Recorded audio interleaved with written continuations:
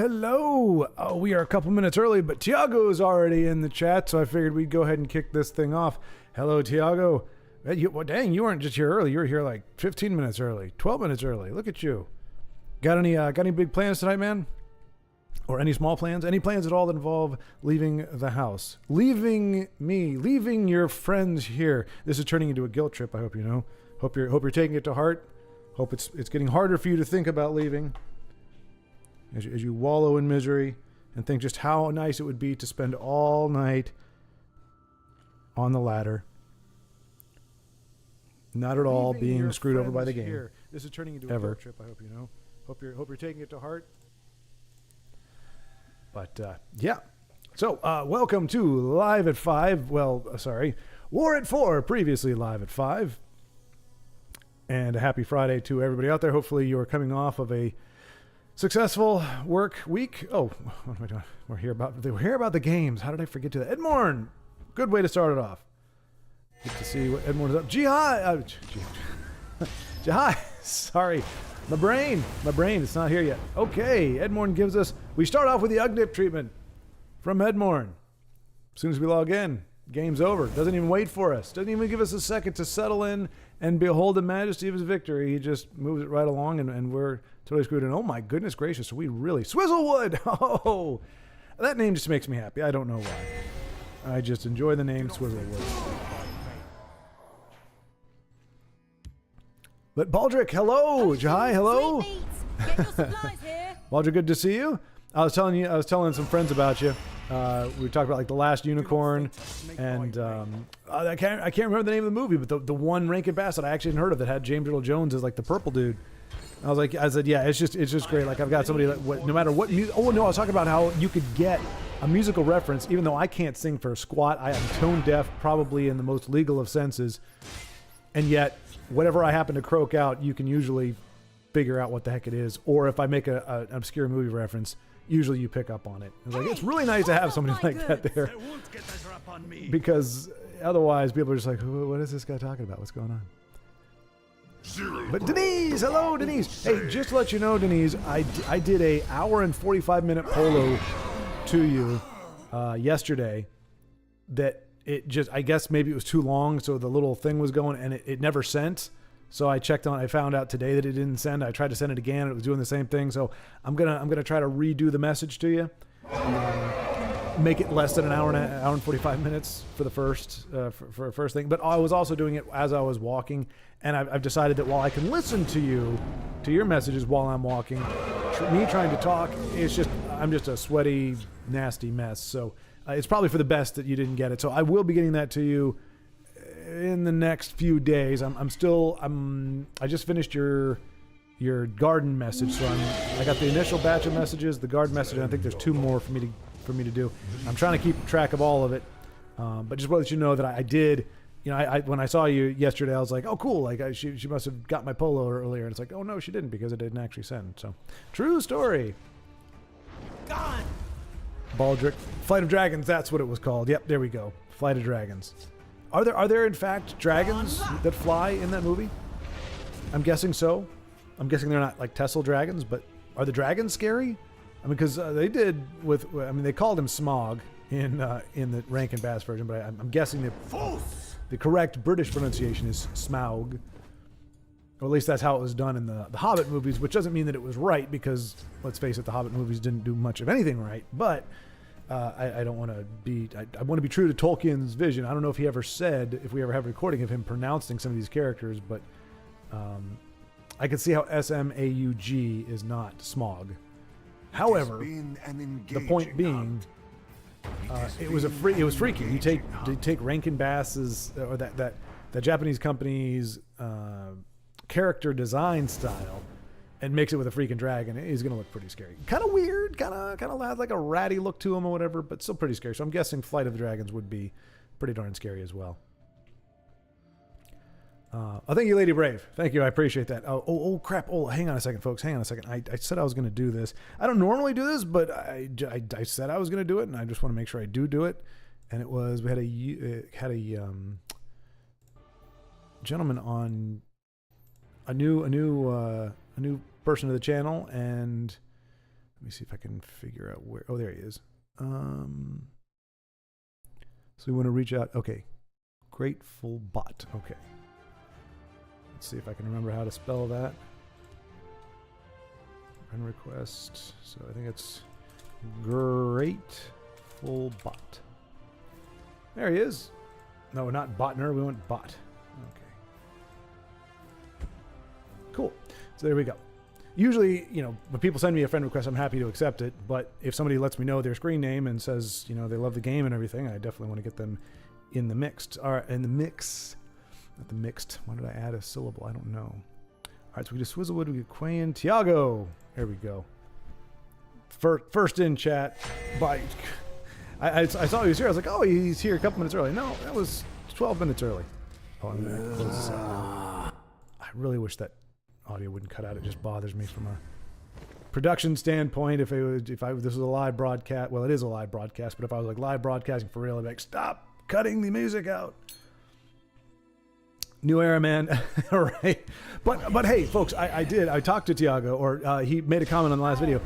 If you remember, oh, there's that. Every time I see 5th Legion trainer now, all I see her is just being completely inept at her job. But anyway, we're talking to Tiago, and I jokingly said the last time, oh, you know, well, I know it was in a video. It wasn't live at 5, but it was in a video. It was like, we see a New Era. I said, but I'm pretty sure, because the comic consensus is New Era, okay, fine, but maybe it should cost one more and definitely be a one of unique legendary.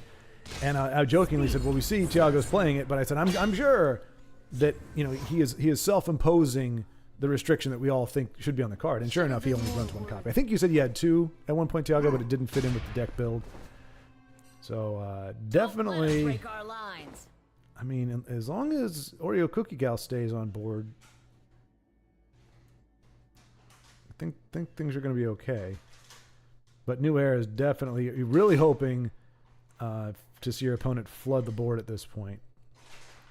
Both Tiago and his opponent are in the Stay Puft Atronach. And goodbye, Oreo Cookie Gal. Hello, Amulet. And of course, the heart is great. And hey, shout out to Tiago for using the mechanical heart. It has been a long time since I've seen anybody use that card. Even in, you know, Arena, you don't see it all that often. I think it's maybe like the 3rd appearance that I can remember of the heart. It was a Kevin Eisenfaust, I believe. He had it when we did we did a showcase. What do you call it? Yeah, show spotlight. We did a spotlight with him, and he had it, but only because he had a partial collection. He happened to have that. It was a drain deck, Dominion, I believe. And so there were other cards that would have been better, they were like Undying Dragon. But he didn't have those, so instead he threw down the heart. And that was fought well. Wow. Once again, an opponent, very few cards in hand, has the answer. Support removal. So that's the way it's going to be, game. That's the way it's going to be. You going to do my friends like that, huh? Not Edmorn. Edmorn won the first game. We didn't get to see much of it, but he did win the first game that we queued into. And he looks like he's fitting to do it again. Sorry. I will not be eating on this stream. I ate in advance. Trying to get back in the healthy way of things. Surrender or die. Let's see. No, nothing today, body bag. Nothing today. Cold pizza. It wasn't cold when it was delivered, but by the time I got around to eating it, it was, yes. I like cold pizza, but curry and chips is better. See, I hear a lot of curry, even like, so, and Edmore, I'm okay. So that time he at least gave us about, what, 10 seconds of content. So appreciate that, Edmore. Thank you for letting us see it, glimpse it, be it ever so briefly.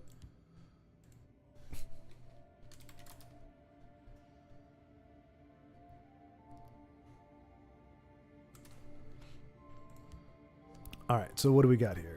We could check in with Tiago again. We got the let's. Oh wait, that's casual. Sorry, folks. Sorry. I mean, there's nothing wrong with casual, especially if there's a dearth. But we got folks playing some more intensive stuff. So let's We especially want to be around if folks are going to break onto the break through their gateway game. Obviously, we're not going to know unless they tell us. But I think last time we got to see, was it you, Body Bag? Actually, yeah, I think it was you, wasn't it? Who actually broke into the next? It was somebody. It was somebody cool. So it might as well have been you, Body Bag.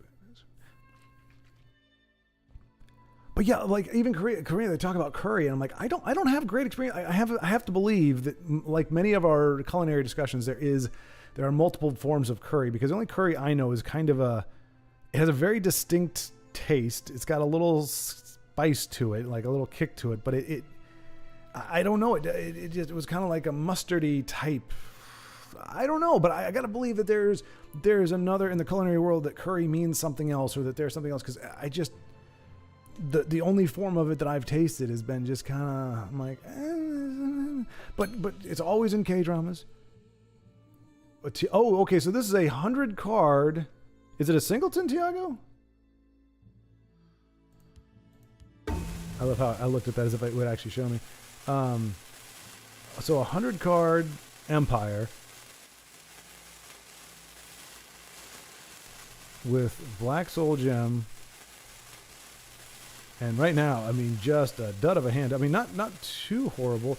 So hopefully Maui Mana G79, Keeper of the Green Pact, is temporarily indisposed. I mean, even that's enough to give somebody a significant advantage. So hopefully... Ah, Geo. Be interesting to see if we can get this fella to trigger. Oh, man. Every time I see somebody, I'm like, dang it, I'm only 6 years and a lot of discipline away from looking like that. But the tan, of course.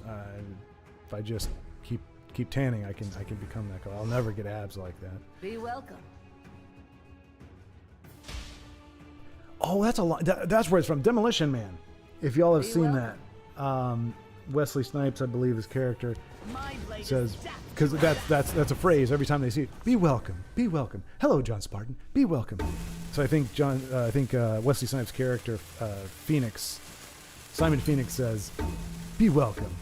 And so Sly is like, Sylvester Stallone. He's got the gun. He's like, "Be," and that was badass. So every time I hear "Be welcome," I just think beef.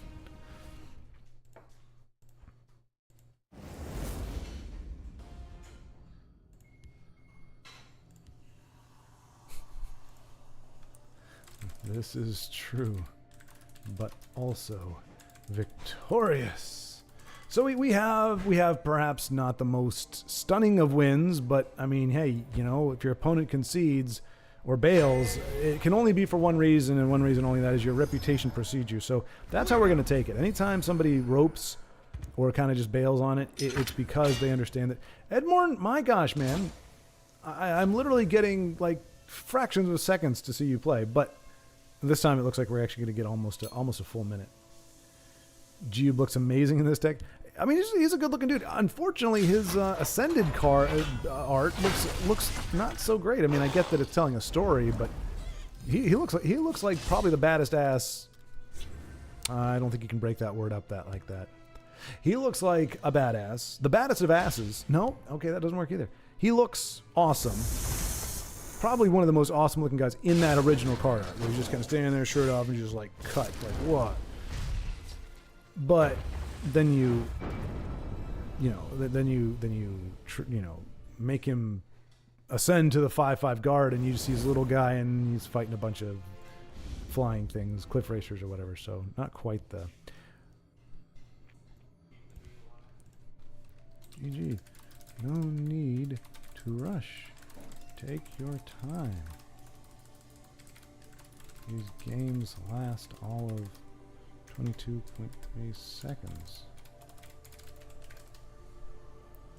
I mean, we'll take the win over a loss, of course. Yeah, I have, Tiago. Indeed. It's more of a wide shot of him fighting the flying thingies. Not quite as majestic but good from a storytelling standpoint.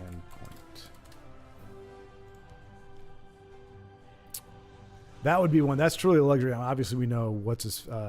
K Fluffy has a version of that. All right. You know what? Let's see. Lanula. Let's see. Rimmon. Shake it, baby. Queen. All right. Let's do this. Jump with Tiago again. Like, I would if I wish I had the luxury of being able to do a premium G-Ube.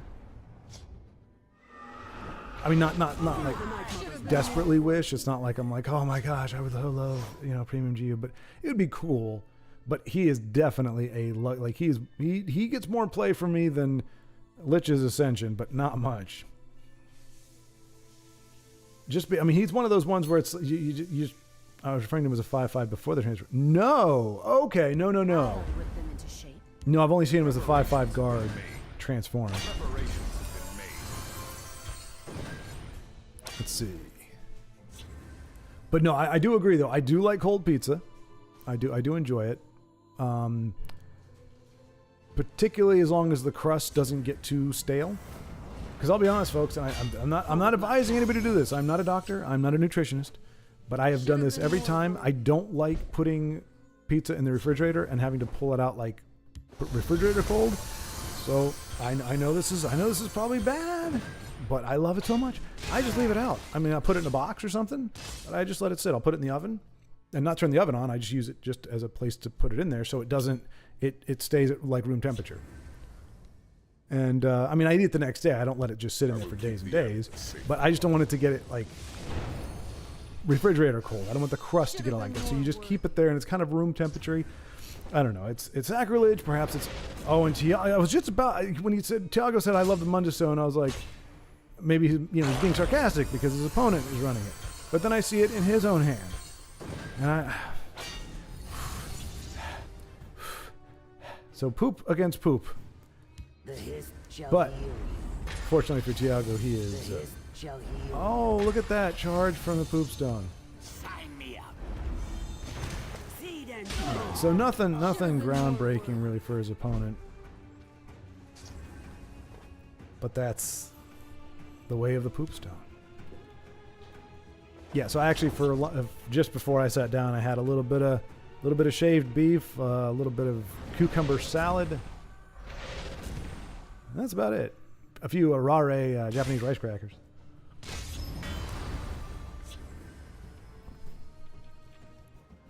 I like mushrooms better on pizza when it's not hot. Interesting, Baldrick. I do like mushrooms on pizza. I don't know that I prefer it one way or the other. There is murder in the air. If I think about it, I think mushrooms and green peppers in particular can help. Like you don't need to get a full supreme. You get one meat like sausage or pepperoni, peppers, green peppers, and mushrooms, and it tastes like a supreme. There's a certain point of diminishing returns on a supreme pizza where you have so many different flavors that you go. Olives are another good one. Which at that point we're talking, that's a supreme pizza. So I guess my point is moot. But still, I made it anyway, and so I'm going to stick by it. Denise says, but I think American chips are more like French fries, so not chunky. Yes, I think our chips are what you would call French fries. Well, I guess maybe not. Being in the UK, you give credit to French for anything, right? So if not French fries, they're just fries. Edmorn, I've been in Serpent 3 times now after falling back from... so Edmorn is not a happy camper today. Not a happy camper. Just, okay. Well, no, he is. Okay, I've been in Serpent 3 times now after falling back from Gateway Game, just made rank 2. Awesome. To the last part.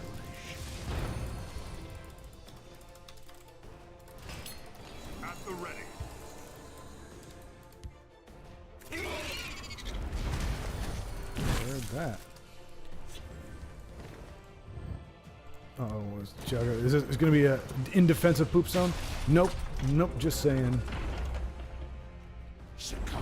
So is it, I guess it would make sense that this is a singleton, but I don't know that for a fact. Oh boy, and things got really ugly there.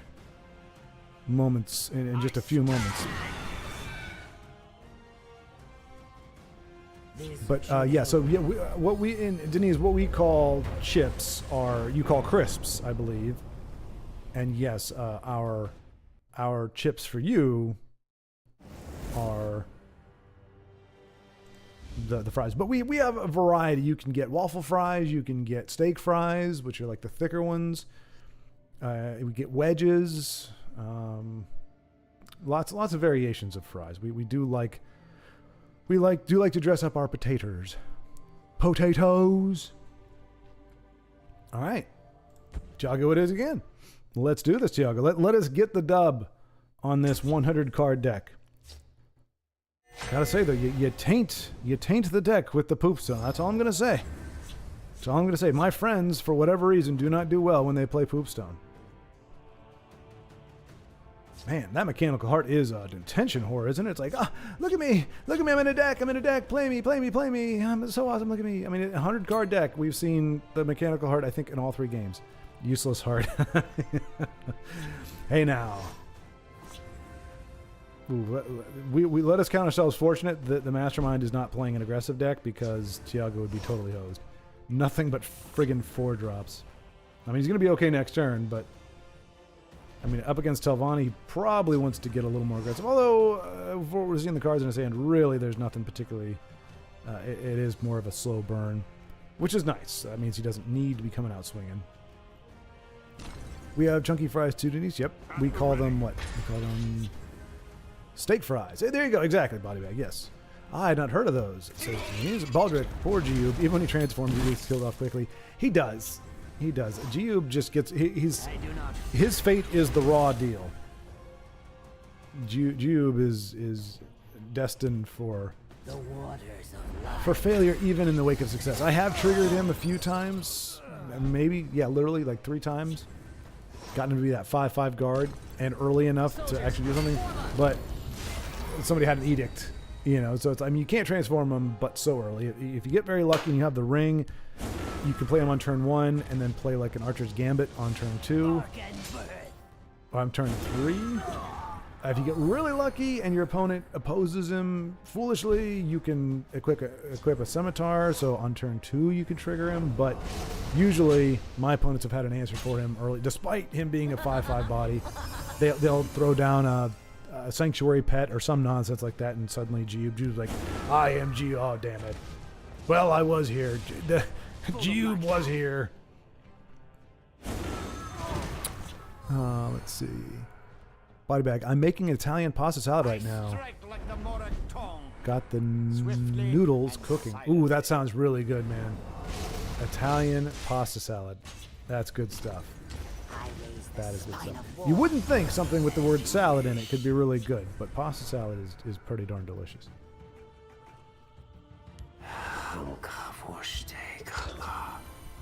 Oh, there's that nasty Dark Rebirth I was talking about last video. Oh, gosh. Right, not a high roll. Okay, well, not the greatest. What? No cruel fire bloom for Kitty Cat's Paw? With her... Nice.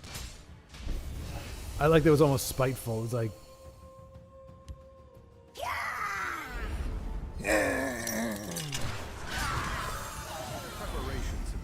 By the way, that was one of the stars for Vincenzo's Babes of Tamriel deck. That's right. Shrieking Harpy. Let's look at her, folks. Magnificent wingspan. Really great scales. Snazzy dresser. And who wouldn't want to wake up to that face every day? But anyway, body bag, that does sound delicious. Denise says, yes, I killed you with my consumed Telvanni the other day. No! Well, that's just mean. Why would you kill Geube? Let Geube live. If you can defeat your opponent and not take away and not kill his Geube, then you're honor bound to do it. That's what I say. Justice for Geube, eh, body bag? I'm going to use Tribunal. I'm tired.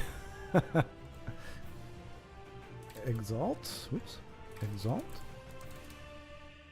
I'm down with some Exalt Tribunal. I don't like Poo Stone because it shouldn't give Imperial Enforcements all charge. Yup.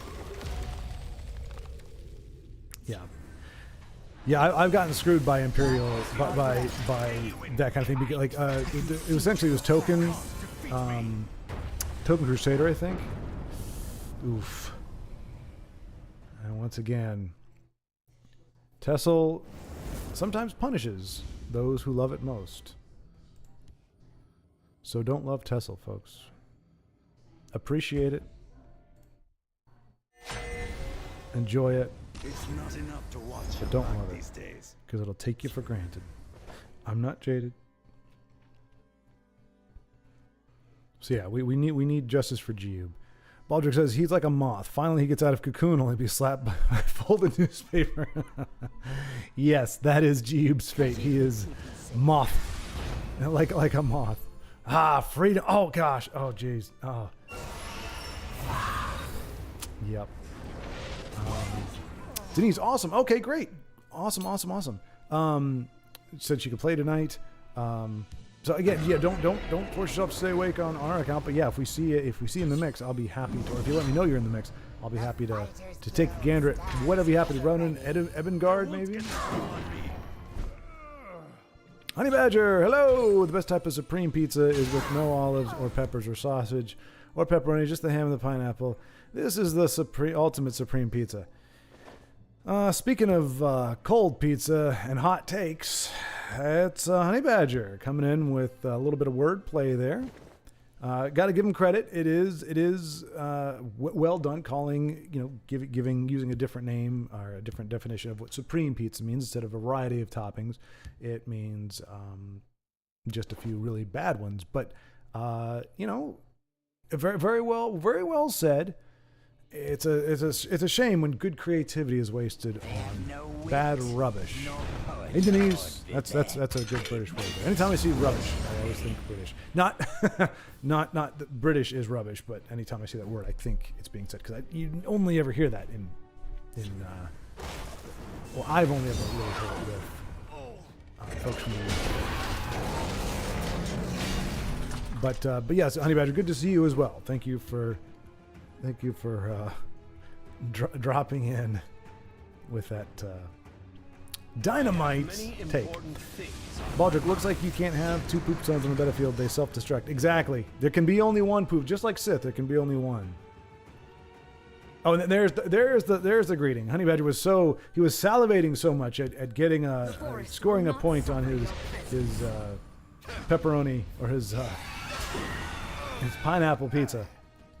And he just now is remembering the cordiality. Look at that. Io with a rarely plate. Something made a noise. Sounded like something broke. But everything looks okay. For now. Okay. Yeah, which is kind of cool. You don't really see this lurking mummy even in prophecy decks, and this is not even from what we've seen in his hand, not even a prophecy deck per se. But let's see if he can have more of the Edmorn, well, the recent Edmorn streak versus the streak that Tiago happens to be on right now, which is getting done dirty by the game. That's a great thing about Heirloom Greatsword. Any body you have on the board becomes a threat to everything else, because it makes them all beefy. Until Supreme Dragon craps on the party. Io says, hello everyone, back from my walk through the woods. Got my root beer afloat, always 2 scoops of ice cream, and I'm ready to conquer. Hello, Io. I've got one of the ingredients for a root beer float. Well, the Zevia version of root beer, minus the ice cream, but the ice cream sounds very good. And I do like the fact that you're very specific in that it is 2 scoops of ice cream, that these are... It's the not mocking the relevant details per se, but it's just funny. It's like I'm going to tell you what you need to know, and amongst those things that you need to know is how many scoops are in my root beer float. But I'm glad you made it back from the woods, got yourself a nice walk, and are now going to be able to enjoy the fruits of that walk. So Io, though, hopefully he is enjoying his root beer float even as the game attempts to sink him. I was trying to think if that could have sounded clever than it was, but I don't think it can. It is Singleton. Okay, so Tiago is running Singleton there, and let's see here. Rumpin' Rufus. Rumpin' Rufus. Yeah, we got, well, yeah, I won't spoil anything. We did get to see him in one of the upcoming videos. Rumpin has great fortitude and great patience. We'll put it that way. So good to see him here. That's what I get for playing weird stuff again. Yeah, yeah.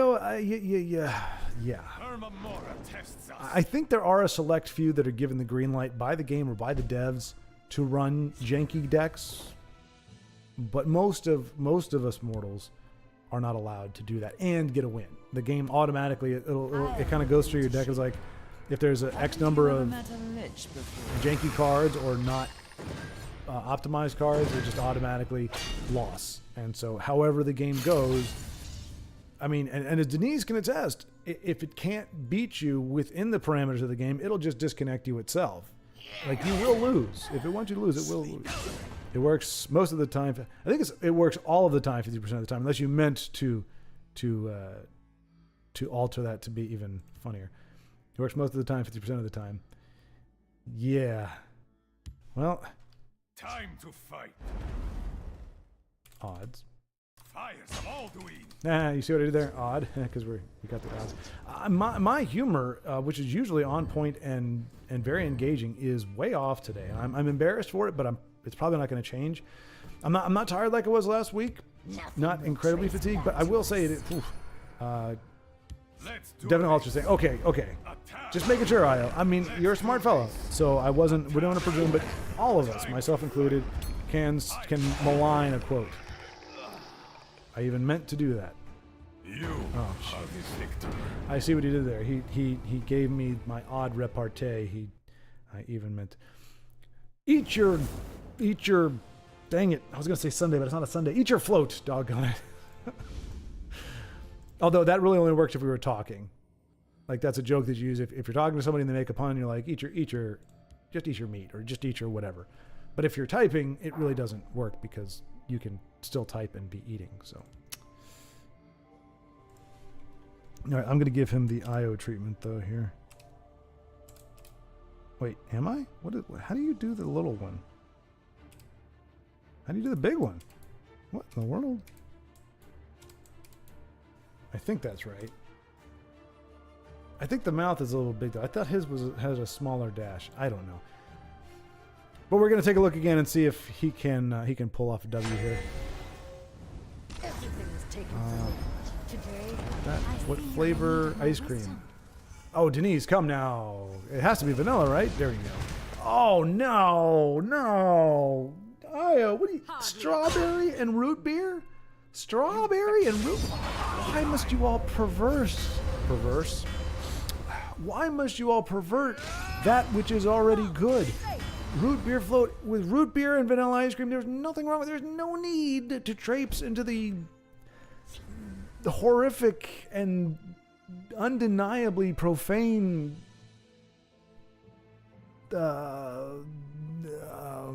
sampling of strawberry ice cream. Really? I mean, it has its place, don't get me wrong, but it sure as heck... Put it on pineapple pizza. There you go. That's for you, Honey Badger. That's for you, Io. I'm willing to incorporate that particular type of pizza in our discussion. Let us have pineapple pizza with strawberry ice cream. Let's just go ahead and profane the crap out of everything. Bodybag says, Io, I haven't had root beer float since I was a kid. It's been a while for me too, but not as long as I might think. I think I did it not too terribly long ago. Not sounding too bad now. Jahai says, potatoes, stir them, mash them, stick them in a stew. Exactly, yes. So got that Lord of the Rings reference there. Okay, so no, I was correct then. The mouth is the correct size. For some reason, I thought he had his had a much smaller gap between the eyes, but apparently that's not the case. So yikes and yikes. I'm just now seeing the situation that Io finds himself in, which is death. That, my friend, is what happens when you let your concentration waver Because you see, even though to your profane mind, there's nothing wrong with suggesting strawberries with root beer float, your mind itself does know. And so when you say that, it just kind of glitches out. You know how the screen can kind of glitch and whatever. So you actually you cost yourself the game with that one, my friend. You got to respect your brain. Your brain knows stuff, and when you try to tell it other stuff, it's like, why, what are you doing? I don't understand. And then it can just abandon you. You know, when they say people lose their mind, it's more like the mind loses them. The mind's like, okay, I'm done with you. Like you've just said and thought very stupid things for far too long, and I'm just done. You're clearly not using me.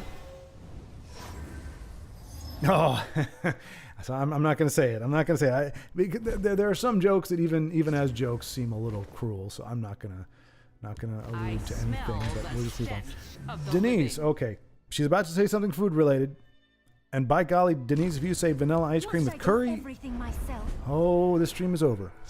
Let's see. Denise says, vanilla ice cream with chocolate sauce melted on top is divine. Okay, there we go. Hey, all right, something we can agree on. Something we agree on. Our international friends and the stateside have something in common. We can shake hands and say yes. Chocolate on vanilla ice cream is indeed. Both of those together are a wholesome pair. Let's see. How's the move stuff going, and any plans for 100th episode of Our Journey?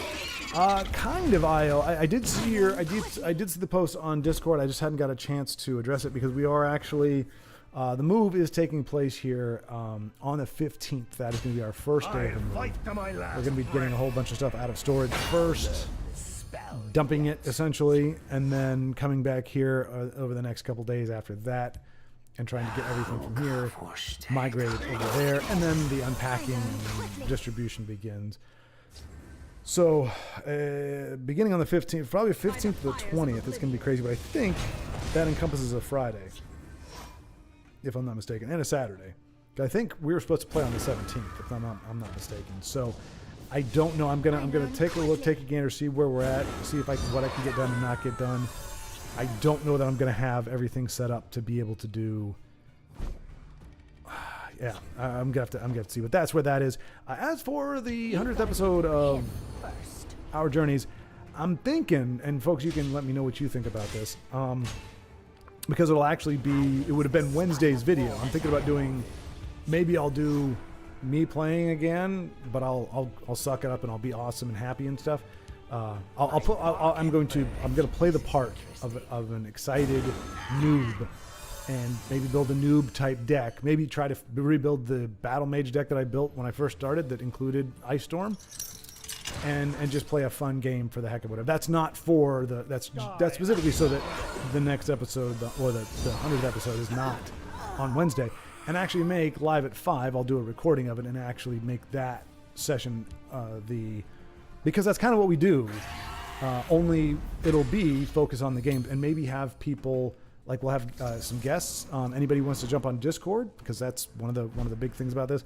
And it's like, hey, we'll watch you play 3 games. So you jump on, we'll talk about whatever, talk about your philosophy on the game. So it's kind of like spotlights, like mini spotlights, and again, the conversation will be about the game. We do that for like 2 or 3 hours or something, and then whatever time is left, after that, we just kind of do business as usual. But that was my initial thought. If you have any better ideas, more than welcome to hear them. I know, Io, you brainstormed a few when you talked about it a long time ago, and I could probably go back in Discord history and see what those were.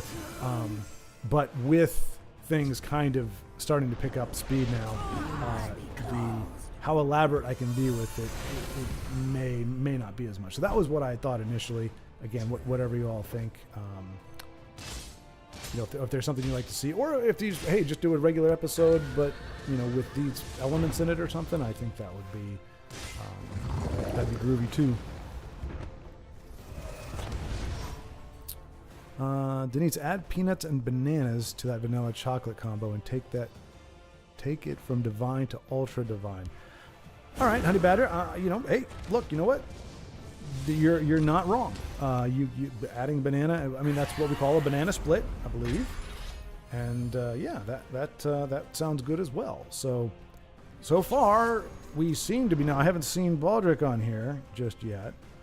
I'm waiting for Baldric to offer a particular combination to all of this that would be a head-scratcher, but perhaps I just haven't scrolled down far enough yet.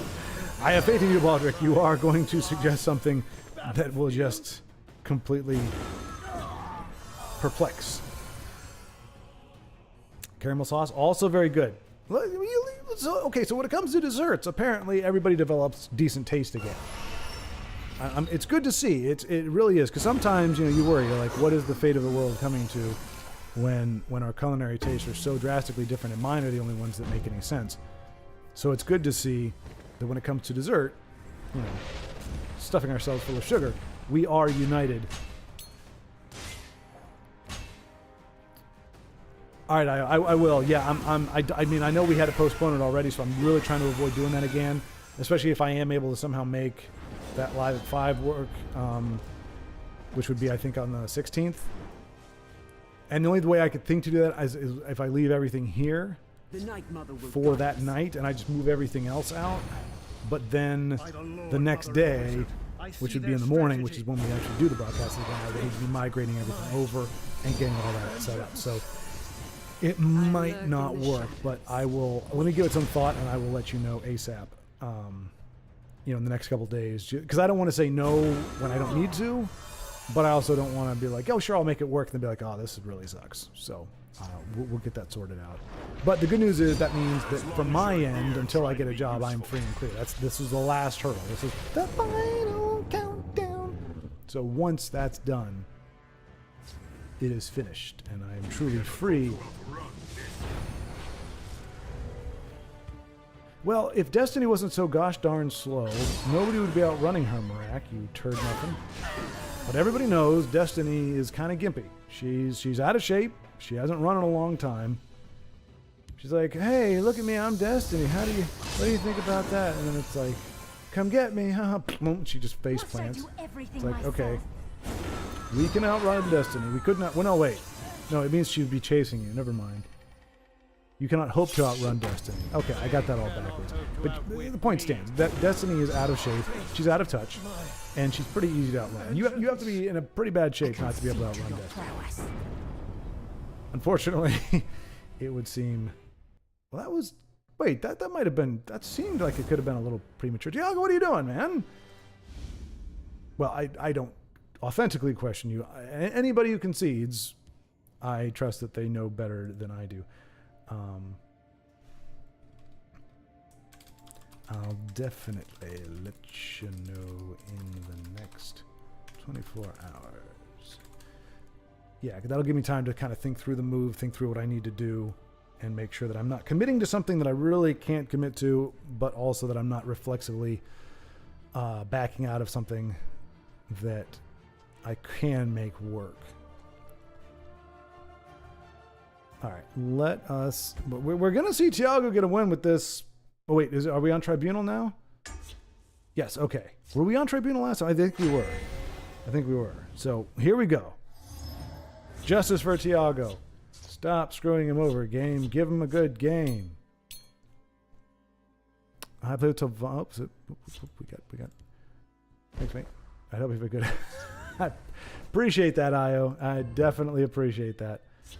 I'd never try to press any of my friends into moving duty, though. Like, if we want to hang out, like, I'm totally fine with it. I certainly have good friends that would be willing to do that. Obviously, Io's one of them. I mean, to be fair, Io is only, 29 or 30 hours away of a drive? I mean, if you really wanted to be here, I think you would have been here, I'm kidding, of course. But I do appreciate it, because I know you would if you could. You will be devoured into shadow. Nice, Tiago. Cheers. That's a concession I can get behind.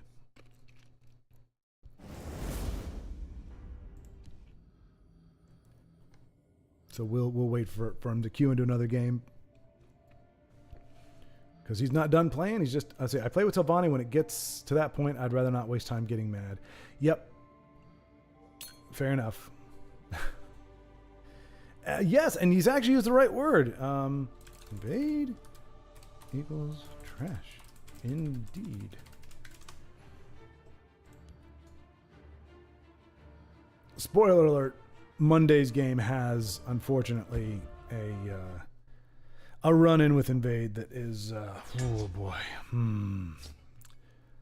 It really puts my commitment to being less malevolent towards Invade, really puts that to the test, really strains it. But hopefully, well, we know Uncle Fester is not running, we can hope is not running Invade with Monk. But who knows? People try to squeeze that piece of garbage trash into every possible deck it can.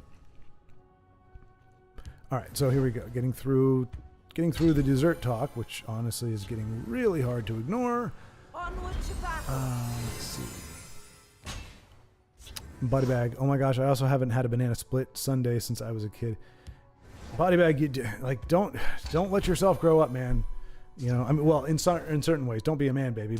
But you know, enjoying the finer things in life, of which banana split sundaes would be a part.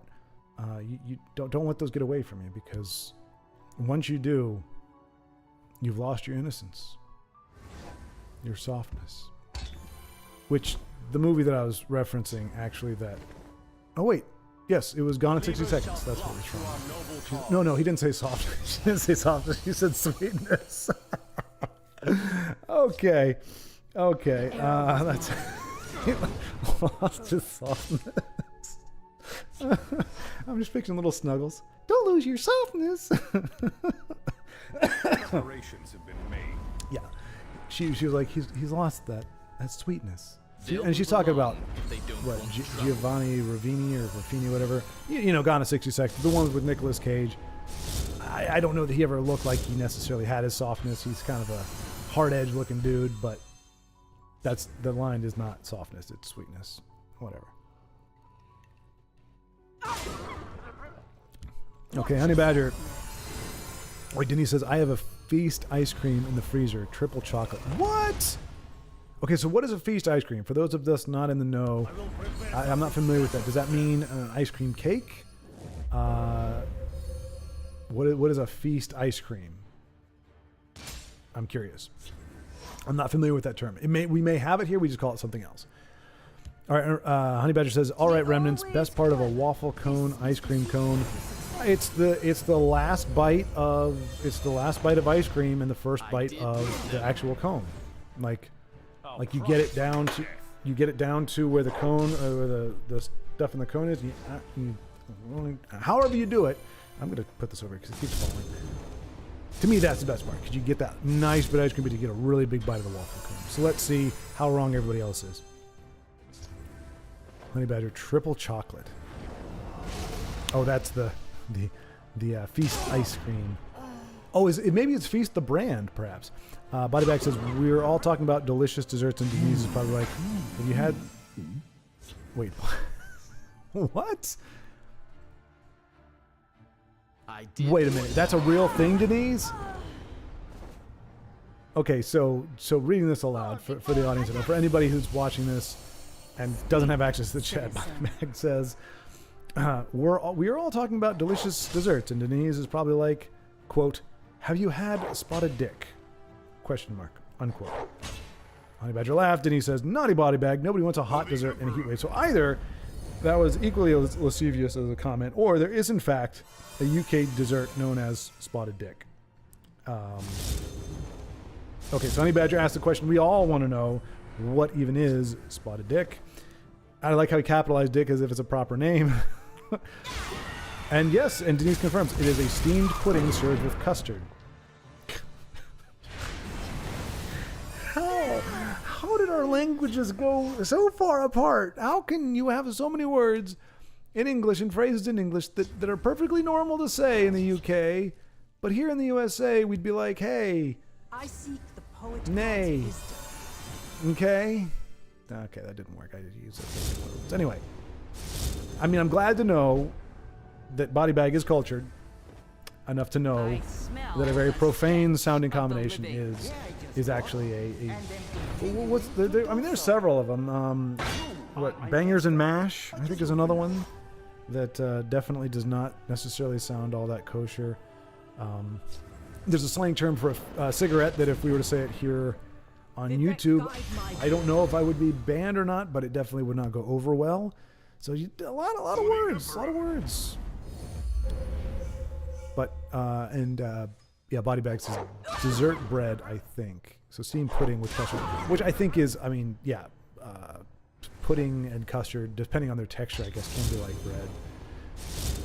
It definitely sounds. Ugnip, hello, good evening. Dessert time. I say yes, everybody. We started on dessert early. Once we established that, well, body bag still hasn't eaten as far as I know. His pasta for his pasta salad is still cooking. Actually, that was a while ago now. He could very well be done eating it and actually be eating breakfast. And that's how far behind I already am. But good to see you, Ugnip. Denise, the fruit baked into the pudding is what makes the spots. Ah, okay. Okay. You know, I'll try anything once, for the most part. So there's a little slight incredulity on my part in terms of whether or not I would delight in it, but it's really hard to find a dessert that I don't enjoy. I really can't think of any, actually. Like even, like carrot cake, I like carrot cake. Yeah, I don't know that there is a dessert that I don't like. Honey Badger, any kind of specific fruit or just whatever? Honey Badger says, Schwartz ain't going to be happy about the Market Archer roof as he's facing off against it. Oh, wait a minute, is that what? Oh, crap, that was 3:30? So that was 20 minutes ago. Jeez Louise, how are you? It's got, okay, I guess Honey Badger entered the chat early. I should have known that I was going to fall behind quickly. Yoicks. Currants or raisins are the most common. Okay, raisins I can see. I'm just thinking like pieces of fruit. I'm like, we talking like blueberries? We talking cantaloupe?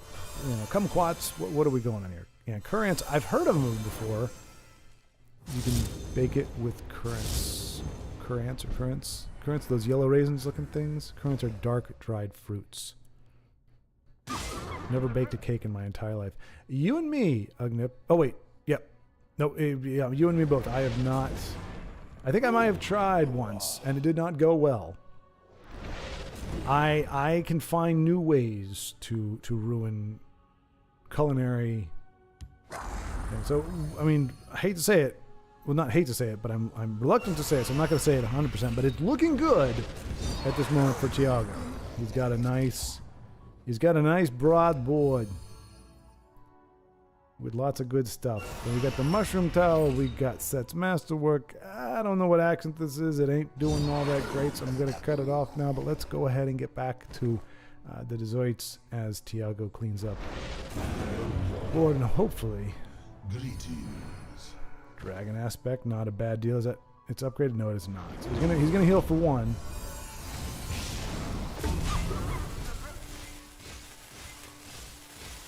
Look at those guys. They don't.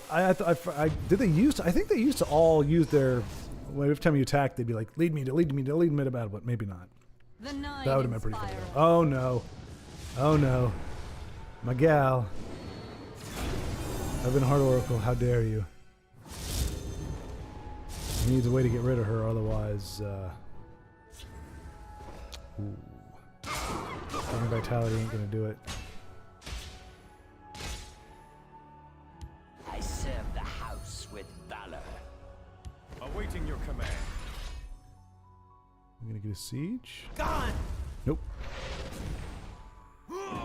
Oh, that's right. Oh, nicely done, Tiago. I forgot that you could, you mushroom tower. You do that. So now the Ebon Heart. She's still alive and she's still very premium, but she is also very not doing things.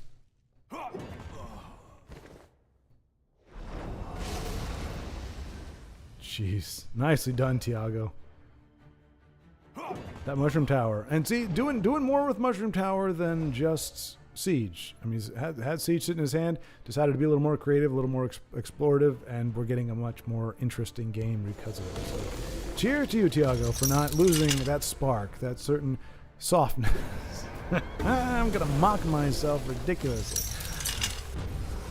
Waffles, anyone? Well, Ugnip, as long as we have an understanding of what waffles we're talking about. As we've established, pancakes already have different meanings depending on where we are in the world. If they don't want trouble. And body bag still, unfortunately, not able to come to grips with the truth, the reality that waffles are just try-hard pancakes. Waffles are pancakes that don't feel adequate enough just being served. They have to have cool little designs and little things put in them so that they're like, oh, look at me, I'm more special.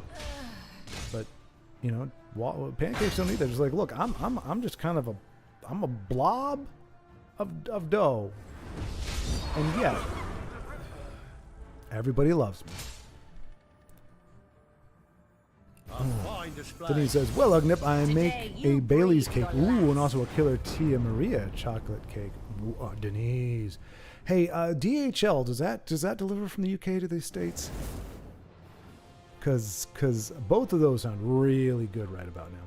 That said, I am actually having to go back on. I'm not going to do the fast, but today was my last day of eating like a quote-unquote normal person. We're going hardcore carnivore and just backing off the food. I do have an upcoming engagement that I need to get in decent shape for, because I will have access to my full wardrobe, so I can wear a shirt that hides my pudge a little bit, but I'm hopefully going to get rid of the pudge and just feel a lot more confident about myself. Yes, at last.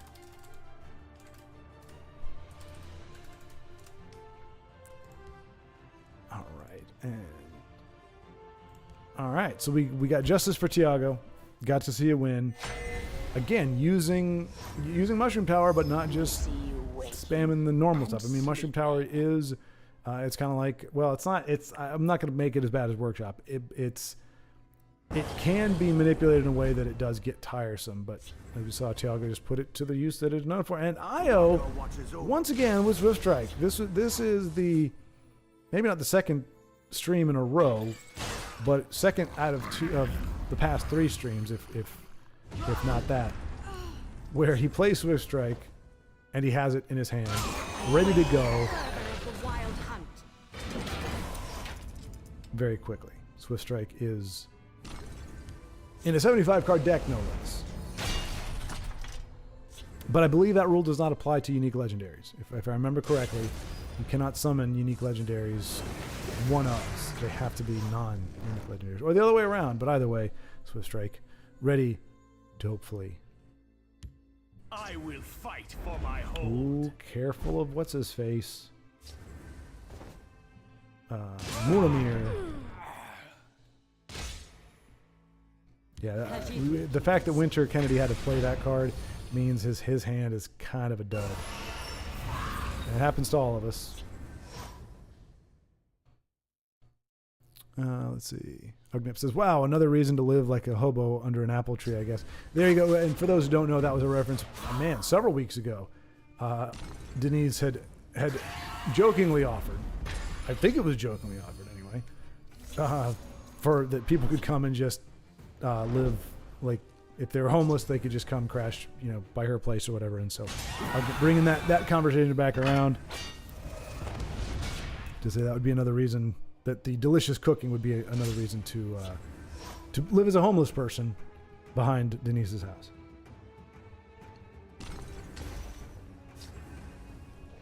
Let's see.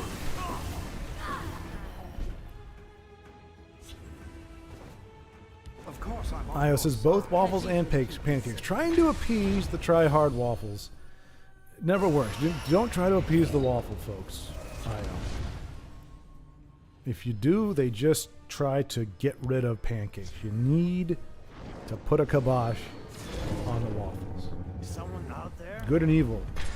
They don't mix. So, oil and water. I was about to say oil and vinegar, which ironically does actually mix together pretty well. Yes, hello, good to see you. Welcome. Joining us here shortly into the beginning of the stream. Baldric, nah, I have nothing to add for today's food and dessert menu. Maybe later. Dag nabbit, Baldric. That's all right. That's all right. The light of the three.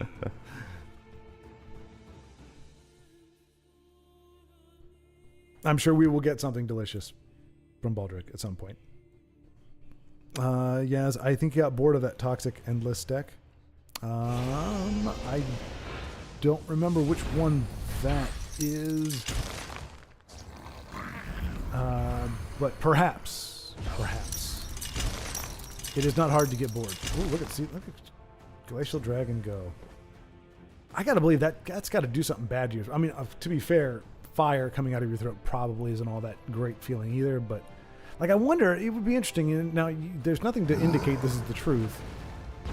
But it would be interesting if dragons, like, spewing fire for them is like regurgitation for us. Like, how it feels. Like, it's like this nausea kind of gets in their belly and they just kind of get it out. So it's like they're actually because I mean, we actually have heard authors describe it as belching flame.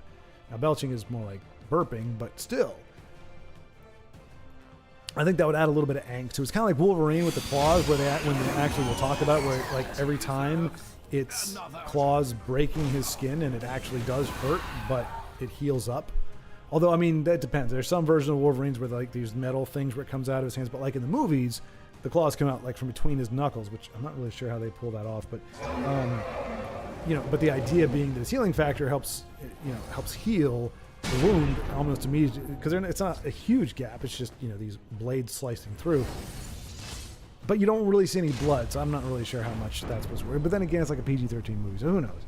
But it adds some angst to the character, knowing that when they use their powers, when they're using something, and a dragon, when it's using its really awesome breath thingy blooper, that it's actually causing them some kind of pain to do so. It's not just like, oh, look at me, I'm all powerful. It's like, no, this power comes at a cost. I like power with a cost. But we give a GG for Io. Right? That was you, right, Io? All right, Poof Yest. Let's see what Poof Yest is doing. Poof Yest, I believe. I keep mixing you all up. I do apologize, but I'm pretty sure Poof Yest is on the boat, or near the boat. Something to do with the boat. If I'm wrong, if it was somebody else, please let me know. Don't let me be stupid. But I'm pretty sure Poof Yest is the one who's been chilling on the docks. Ready for anything. Getting spotty internet, but enough from Starlink to allow him to continue to play.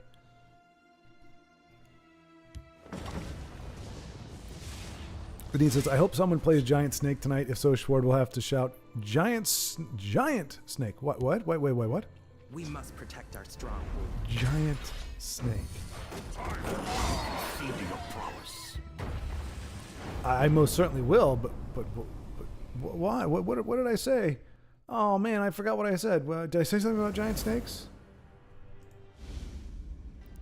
Crapola.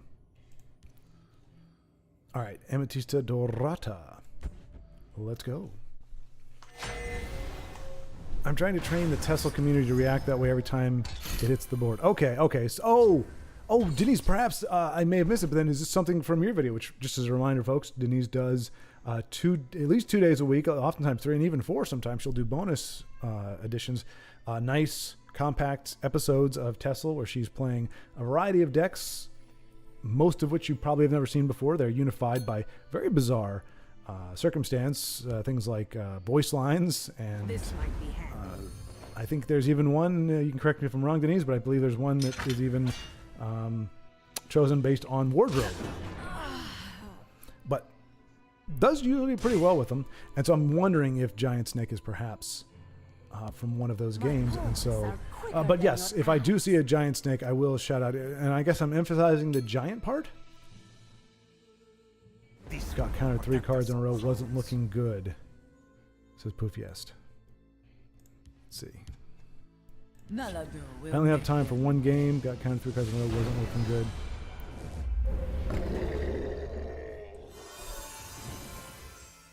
Oh, Poof. What was I going to say? Oh, sorry. While I'm thinking, I don't want to obstruct the game from you all.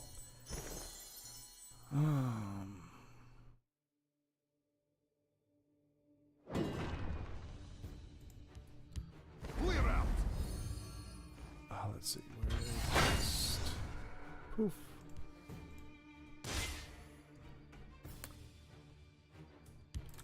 The next I see you're in need of my most wisdom. frustrating. The next most frustrating thing to happen in a Tesla game, other than losing, and it really is. When you if you have one, maybe even two turns where you play a card and you're like, haha, I have the advantage, and your opponent just has the exact counter for you. It only takes 2 or 3 times that happening for you to go, meh, meh, meh, and you just feel like the world is against you. They'll move along if they don't want trouble. But Denise says, I'm trying to train the Tesla community to react that way every time it hits the board. So, giant snake. Is that what we want? An emphasis on the giant part of the snake? Yeah, it says, well, to be fair, invade must be destroyed, not surrendered to. Yeah, but you got to be in the right mindset, I think, to destroy invade. And really, I mean, it's kind of I mean, I can only speak from my experience. When I say, I'm not playing Tesla right now, it's because if it's not fun for you, then don't do it. Don't put yourself through it. If like I said, for me, fighting invade is never a win. Even if I win, I feel like I lost because I just played against a crappy deck, and by what I can only infer is a lazy opponent. So it's not even fun to win against. So I leave it to and hope that there are invade slayers out there who will properly punish. But as you saw, I think as Tiago said, he's like rank 60, legend rank 60. So it has, we do allow them to climb when we concede, but your hope is that there are people at the top that are a little more aggressive. No, it wasn't frustrating. I just didn't have the time. He got me. I'm playing a deck that loses easy. Interesting strategy, Cotton. We'll see if it plays out for him.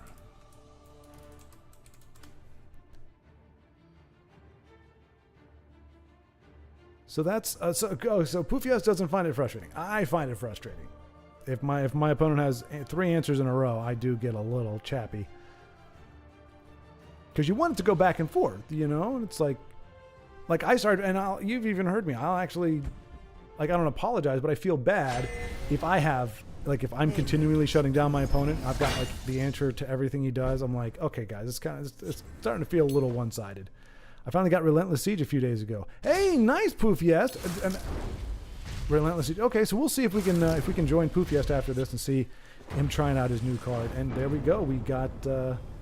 Well, that wasn't Ed Morin's fault, but my gosh, he's on a tear. So, folks, for those who don't know, Ed Morin had been sent to the belly of the snake by some nasty Tesla luck, and is now getting his vengeance. Let's see. Vengeance. Never send Ed Morin to the snake. Okay. Snake. It's hard to purposefully misspell something. All right. And that, it's always a unrelenting siege. Okay, that's the and there you go. He's actually got it in play already. The only bummer with Relentless Siege, and it's doing really well for him, is just that it is death by 1,000 cuts. As an opponent, that is so hard. It's just like thunk, thunk, thunk, thunk, thunk, thunk. It's just, whew. Even more than Relentless Raider, because Relentless Raiders can, well, I guess the sound effects are a little different. They do 2 damage at a time. Well, no, they don't. They do 1. Anyway. Well, no, whatever. I don't know. For some reason, it is just pain. Especially if an OTK. If you got your opponent down 25 and you finish him off with a bunch of 1s, not looking good. He just took my heist. Oh, crapola. And his Gromite Magus just... The hist heals. Deformed Homer Simpson. Oh, and that's what got his heist. So he didn't steal it. He destroyed it.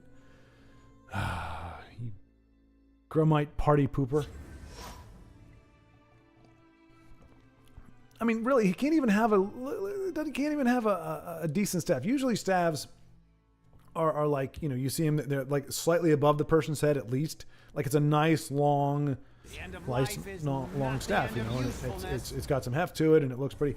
This poor little turd, like he's probably short already. Growmites, they don't look like they're very tall, and he's got like an eye level. It should be at least above his head. He should still have that formidable presence of a big staff, at least for his stature. But no, he's got a dinky staff, dinky loincloth thing. Oh, literally, he doesn't even need a loincloth. He just wears a belt, and that's enough to cover whatever he's got going on. It's just probably one of the saddest creatures in all creation. It really looks like somebody just melted. I command death itself. Cool. You sound super duper edgy. I wonder if that's the guy. It sounds like the guy who does the voice of Vegeta and Piccolo in Dragon Ball Z. Like it sounds like exactly like him, but I don't know why they would hire him to do one voice. Maybe he did it like as a favor. It's a joke. It's like he was in the studio and they're like, hey man, can you voice a character? Like, cool, who?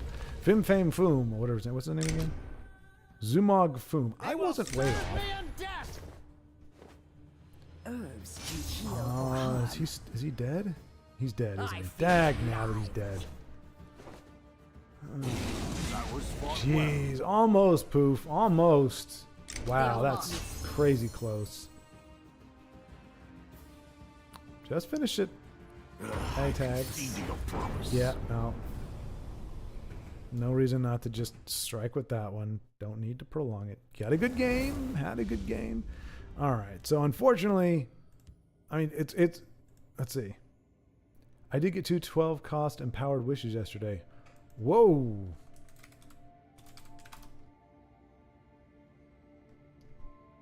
$12 cost empowered wishes? What'd they turn into? See, I was gonna say what did you wish for, but I have a serious question. Why do I get people solid lethal? Sometimes poof. I'm guessing you're watching. So I have noticed for myself, if I'm playing on something where I have to swipe, sometimes I hit the wrong, you know, I'm touching it, I'm not able to complete the motion, so I'm tapping and something's not happening. So usually, or even sometimes with the mouse, depending, it's like I don't have my grip slips or something. It's not necessarily the last card, but there are times where, as I'm trying to close it out, I do so, and that creates a bit of a pause. But being a little less charitable and possibly more realistic, a Dagoth and the dragon that does 4 damage to everyone. Nice. Okay, so we got a Dagother and the dual color 6/6 dragon that. Yeah. Well. Oh no. Okay. Odaving. Okay. I was thinking it was the other. Nice. Wow. And I don't know. Might be Tessel version of Teabag. And I mean, I hate to use crass language, but I mean, it's not overtly. I mean, if you know what it means, it is a bit crass, but the word itself doesn't necessarily wouldn't be classified as crass. But yes, it's a flex. It seems to me. I don't know, other than just somehow losing dexterity, which again I know it's happened to me, but that's usually temporary. Like I'll quickly finish the match. If you don't, why? You know, why can't you just have that other card swing? But yeah. Nicely done, IO. See, the deck can win. Well, this is probably a different deck, though, I guess. No, it looks kind of similar. Is it the same deck that you were having some trouble with earlier? It looked very definitive there. Let's see what Tiago's got going on here. And we go back to chat, which I have unfortunately neglected for a while. Okay. Let's see. I'll play Giant Snake. Let me grab my Dagoth. Okay. Oh, so IO, it was playing. We missed it. Well, we missed that, but we can jump back in and see if IO can throw down a Giant Snake while we are watching in the next game or so. No, I'm certain it was in these toast. Denise says, a feast is an ice cream on a stick, thick, hard chocolate center that snaps when you bite it. The middle is soft chocolate ice cream, then the outside is knobbly chocolate. Knobbly chocolate. Okay, so but I was able to discern most of what you said. I'm not entirely sure. Are we talking? Is that like not nougat? What is it called? Like, you know, crunch, like Nestle Crunch, where it's got like rice or something in there where it gives it, I guess, gives it what I'm guessing translates to a knobbly appearance? Or is it something I always just find it funny anytime you ask a question to get clarification on something, and then when the clarification actually has things that need to be clarified in it. Not inherently, it's just for somebody who doesn't know what knobbly chocolate is. But okay. But I think I get the rest of it, so really, dude? I do not understand the fixation people have with everybody must hear the music that I am playing to the detriment of my hearing. There is no way, shape, there's absolutely zero chance that you have halfway decent hearing in your 50s and 60s if your music is loud enough that I can hear it inside of a house 50 yards away. You are blowing your hearing out, and it's a really dumb thing to do, and it's annoying for everybody else. I don't want to hear your music. I don't care if I like it. If I want to listen to music, I'll listen to music. And even with my headphones in. Now, granted, I can hear ambient noise pretty well with these, but it's just crazy. Just some people, like, you're just walking down, and it's like, I can hear you a mile away, and it's like, I get it. You like your music. Listen to your music. It doesn't need to be that loud, but I can hear it that far away. It just is ridiculous. And like I said, it's to your detriment. There is no benefit to your hearing. It actually is going to make you deaf. And there's nothing wrong with people who are hard of hearing who need hearing aids, but it's kind of suck when you do it to yourself. Like, there's a natural aging process that happens. You know, you get up to your 80s and 90s, you might need a hearing aid, but really, you are getting a premature hearing loss, which just makes life a lot more difficult. And for what? For what? Does it need to be that loud, folks? Sorry. This message brought to you by Crotchety Old Man. So I think I get it there. But how big is it when you say ice cream on a stick? So I'm guessing it's about that big. I think I can imagine in my head, like a popsicle type thing. Bodybag says, nope, cutting the cheese right now, and the noodles are in the fridge cooling. Nice. Oh, you said cutting the cheese. Bodybag is farting. He said he's farting. Sorry. Grow up. Cutting the cheese right now. Oh, the cubes? Is it boss salad with the cubes of cheese? I don't know. I for some reason. Yeah. Okay. I guess. I guess there's many various versions of pasta salad. I think I didn't have cheese in my head for whatever reason. This is my top 10 Dagoth. Was running weird mid-range mumbies before, holding onto my giant snack for the chat. To Valhalla. All right. So we will we'll check with Io as he is holding out. I was gonna say holding out his giant snake for us, but I'm sure that could be phrased better. Probably couldn't be phrased worse. So we've got Io holding onto his giant snake. We got Bodybag cutting the cheese. What kind of degenerates do we have on this channel?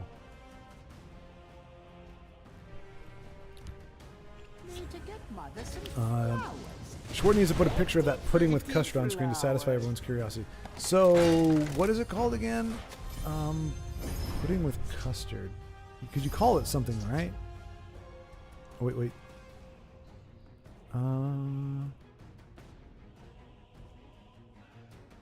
Where's the name? Dessert bread. Okay. So hopefully, Spotted Dick is not going to malign my search. Okay, there we go. All right, so here we go, folks. This is the aptly named. There we go. So it's almost like a sweet roll. All we're missing is the icing, and that's pretty much a very pocked looking sweet roll. So there we go. There it is. But no, that probably wasn't the custard though. Let's see. Oh no. Custard, pudding with custard.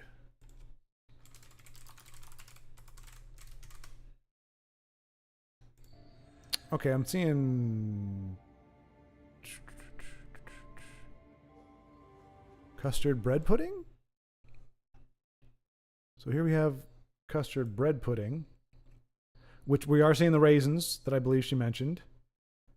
Yeah, that does look pretty good. I mean, we used to have rice pudding, things like that, but kind of looks like that.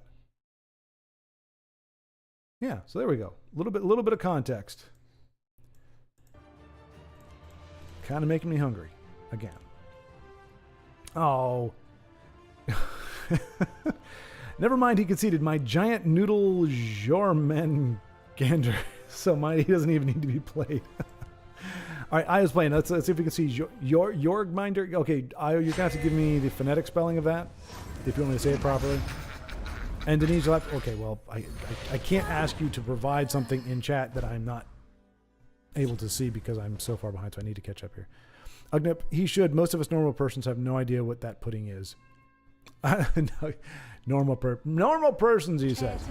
But yes, you are correct. I didn't know either. How do we all feel about chicken and waffles? I'm down with it, as long as we're not trying to say chicken and waffles over pancakes. And that's one of the times. I would never argue that waffles are irreplaceable. I think chicken and waffles. Well, I don't know. I mean, pancakes go with everything, but I've never had chicken and pancakes before. You know why? You know why it is? Especially this is for you, Body Bag. Because pancakes are delicious on their own. You don't want to add anything to pancakes because it dilutes the flavor and it takes away from the joy and wonder that it is pancakes. Waffles, being the inferior and slightly less tasty version of a pancake, and tryhards, of course, try hard. It's going to be like, oh, I need more. I need to build myself up. I need to accent my existence with something else because otherwise I'm just a really crappy version of a pancake. And so it pairs up with chicken.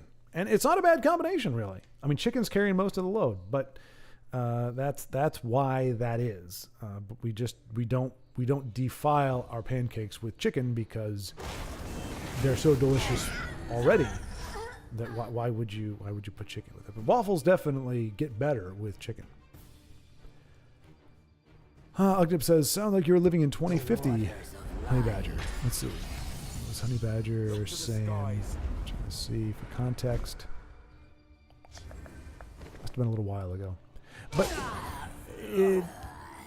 What help would you see? maybe he's referring to putting.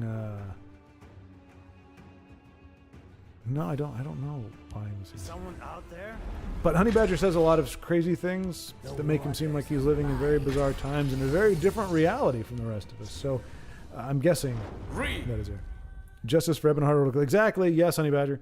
At least that's on point. Do not think to sneak by me. But it was for the opponent, so perhaps not the best time. I don't see a giant snake here. I don't see what's his name. Jormungandr.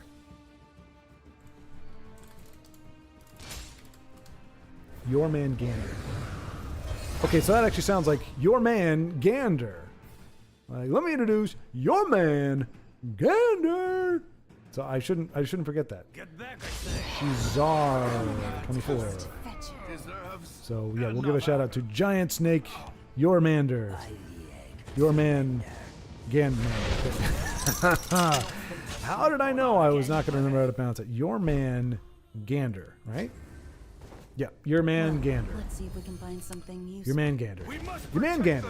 Ooh, I like that actually. If I have a son, he shall be named Your Man Gander. Because it sounds freaking awesome. And it would be hard to spell. And nobody is going to make fun of somebody called Your Man Gander. Or Vendor. Oh, what do you say? Wait a minute. Well, please tell me it's not already being used. Your Man Gander is the world serpent in Norse mythology. Oh, man. Well, maybe I'll just shorten it down to Yor. Sneak by me. Yeah. Yeah, Yor's a good nickname. That won't create any confusion. And then when people ask, but what's your full name? Your Man Gander. Like, whoa. All the girls will be like, oh my gosh, Your Man Gander. He's so awesome. I'm guessing the picture of Your Man Gander is not all that flattering. Okay, forgive the lack of sound. Your Man Gander. Hopefully. Oh, geez. Oh, that's nightmare fuel right there. Good night. Look at this. Okay, never mind. That actually, when you get up on it. But look. Oh, geez. Whoo. So there we go. Whoops. Dagnabbit. That's your man gander right there. Okay. I am totally crapping my pants right now if I'm that guy. That is freaky looking. All right, so maybe I don't want my kid name to be after a serpentine demonic being. Why do all the cool names have to be bad? Darth Vader, your man gander, pineapple on pizza, like those are cool names, but they're just pure evil. Oh, okay, but saying okay, chicken and waffles sounds high tech. Okay, admittedly, of all the things that he was referring to when he said, you sound like you're living in 2050, I did not expect it to be the combination of chicken and waffles. That's pretty funny. Baldrick says, I got my ass whooped today by the same deck Tiago plays. Really, Baldrick? I'm sorry to hear that, man. How are you? Have you broken? 'Cause I remember you said in the last one, you're not looking to having to break top 5 or break out of the Warrior. Are you out of the Warrior yet? I don't know, Baldrick. Have we ever watched you play? I don't know that we have. If we have, I think it's under a different name. But hopefully you got to rank 4, despite getting your ass whooped. Oh wait, no, you got your ass whooped by the same deck. So not that you were playing the same deck, you got your butt whipped by that deck. So the deck that was it the Empire one that he was losing with, or the one that he started winning with? Either way, obviously, getting your ass whooped is no fun. Honey Badger says, I see. It's just that I used to be like, what? No. But I tried them at college and they ain't bad. Okay, wait a minute. Let me reenact this. I see. It's just that I used to be like, what? No. But then I tried them at college and they aren't bad. Ain't bad. They ain't bad. And also they're selling waffles and hot dogs. I guess that's about the kind of the same thing. Combine a underachieving, over sweaty breakfast type food with a meat, and it's bound to make them both better. Although now I'm curious as to whether hot dogs are the same in the UK or overseas as they are here. You just can't take it for granted, folks. I did many times took it for granted. Oh, we must be talking about the same thing. And oh no, it's very, very different. Luckily, we haven't had any international incidents because of it. But you just never know. It could literally be a dog that is hot, and I don't know. I'm not assuming that's the case, but it could be made out of something different. All right, so Terrible Teru, the ingenious, dares to think he can oppose Tiago the blacksmith with his pretty Ebonheart Oracle.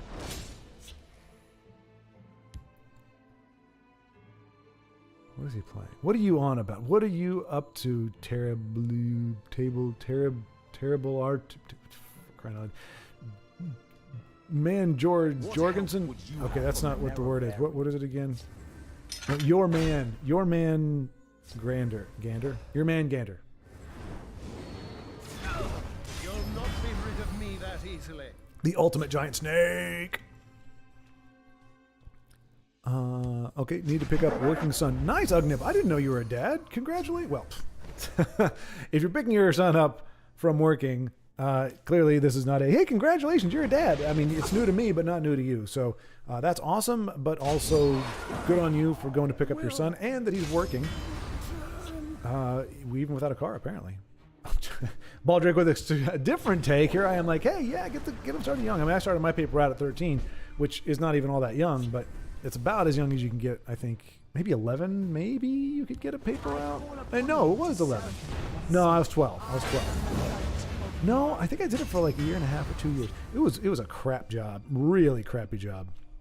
And here's the crappy part. It wasn't actually the labor. I mean, it was a bummer. You have no days off. I think maybe we had my paper. We didn't do it on Sunday. So I had 1 day off a week. Every afternoon after school, you do it. Every Saturday morning, you do it. So like I couldn't spend the night at friends' houses. It was kind of a mess on the weekend. But the worst part about it was having to collect. Like they had pay by mail options, but people didn't want to do that. So you'd have to go around and actually collect money. And of course, if they're not home, but when you go to do your route, you've got to go back later and you're trying to get, and because you have to pay the paper out of your own pocket, essentially. So you are supposed to go collect, and in theory, you collect $80, and your bill is $50 or $40, and so you collect that $80 from your customers, and you use that to pay the paper. So like we'd show up, remember I have to meet in a parking lot. She'd be there, all right, you owe us $80 or $120. And if you didn't have $120, you hadn't collected that amount, you had to pay it out of pocket. So you're actually paying them to deliver papers if you couldn't get everybody on the route to pay you on time. And every single month you had to do that. And we're talking, I mean, it was like $2.75 or $3. But when I got the route, there were people that were in arrears already. And so I'm like, I was like, we've got coupons because they had, it was a book, and it had like you tore off for each month, like a little receipt. And so I've got 3 for this one customer. I'm like, you haven't paid since April. Oh, we paid. Yeah, we definitely did. Well, he didn't give you the receipt thing. Do you have the little thing? Because it's on your card. Well, no, but I definitely paid it. Okay, so now but I can't just be like, okay, and then tell the newspaper, hey, they're telling me that they paid it already. If I don't collect it, I'm out of money. I'm out that $3. So it was a crap system. Anyway, I don't know why I got to know that. But anyway, so I'm like, yeah, working young. And Baldrick is like, child labor. He has late game probably. Oh, yeah, I was probably referring to one of the games. And cultists block his actions. I do remember that game. Yeah, sorry. I will say, I do apologize. And I know we've seen you a few times, but just know that I am a little behind. So when I finally do see the comment, if it's specifically about a game, I might not be able to add too much just because a lot of times I'm not remembering exactly what went down because I'm Denise, all my friends are guaranteed a tent in my garden if they ever become homeless. Now, to be fair, I don't know if Denise mentioned this before. She has bees. And if she doesn't have enough bees, she wants more bees. So she's like, I believe, was it a garage full you said, there was an amount of bees that you said you used to have. There was like a shed full of bees or something. So just know that it is a bee cultivating environment. Bees are welcomed. So if you're scared of bees or you're allergic to bees, you do not want to trespass in the wild and glorious gardens of Denise, for they are filled with those pointy-butted critters that spread flower sperm all over the place. Which is good. It's good they do that. But still.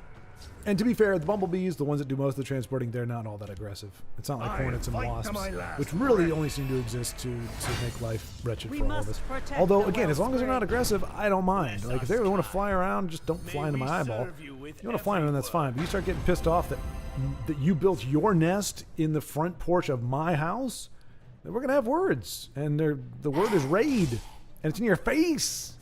I actually have a picture. I actually did an extermination at my old apartment. Walked out the sliding door, and literally right up in the corner there, as soon as you walk out, there was a huge wasp nest.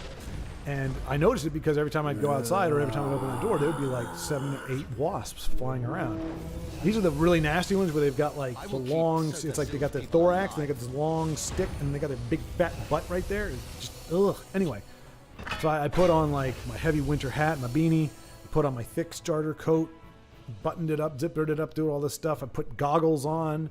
I put a thing over my mouth, and I got a vacuum extension deal. And I batted the crap out of that wasp nest. Oh no! First, I did a sneak attack, and I raided it. And then it was cool because you started just seeing the bodies drop out. And then I just beat the heck out of it and eradicated any ones that were left. I was the wasp exterminator.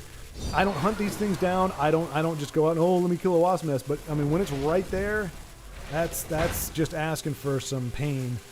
Because all I have to do is have a bad day. Wasp comes home from work and is like, oh man, this really sucked. Last man, let me see one human. I'm just gonna light him up.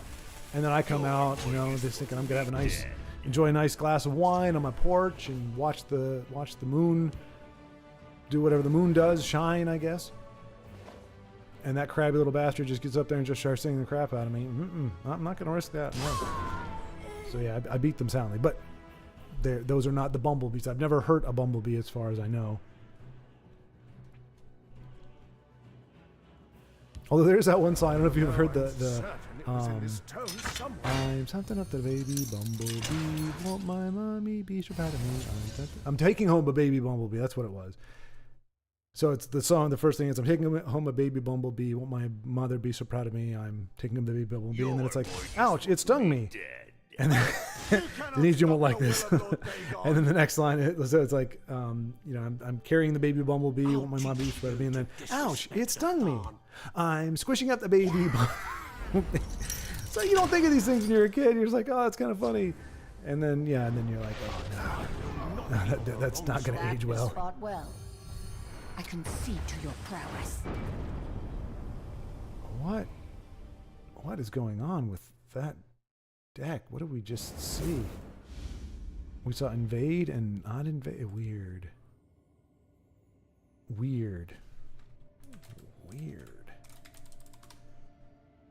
says I. Weird.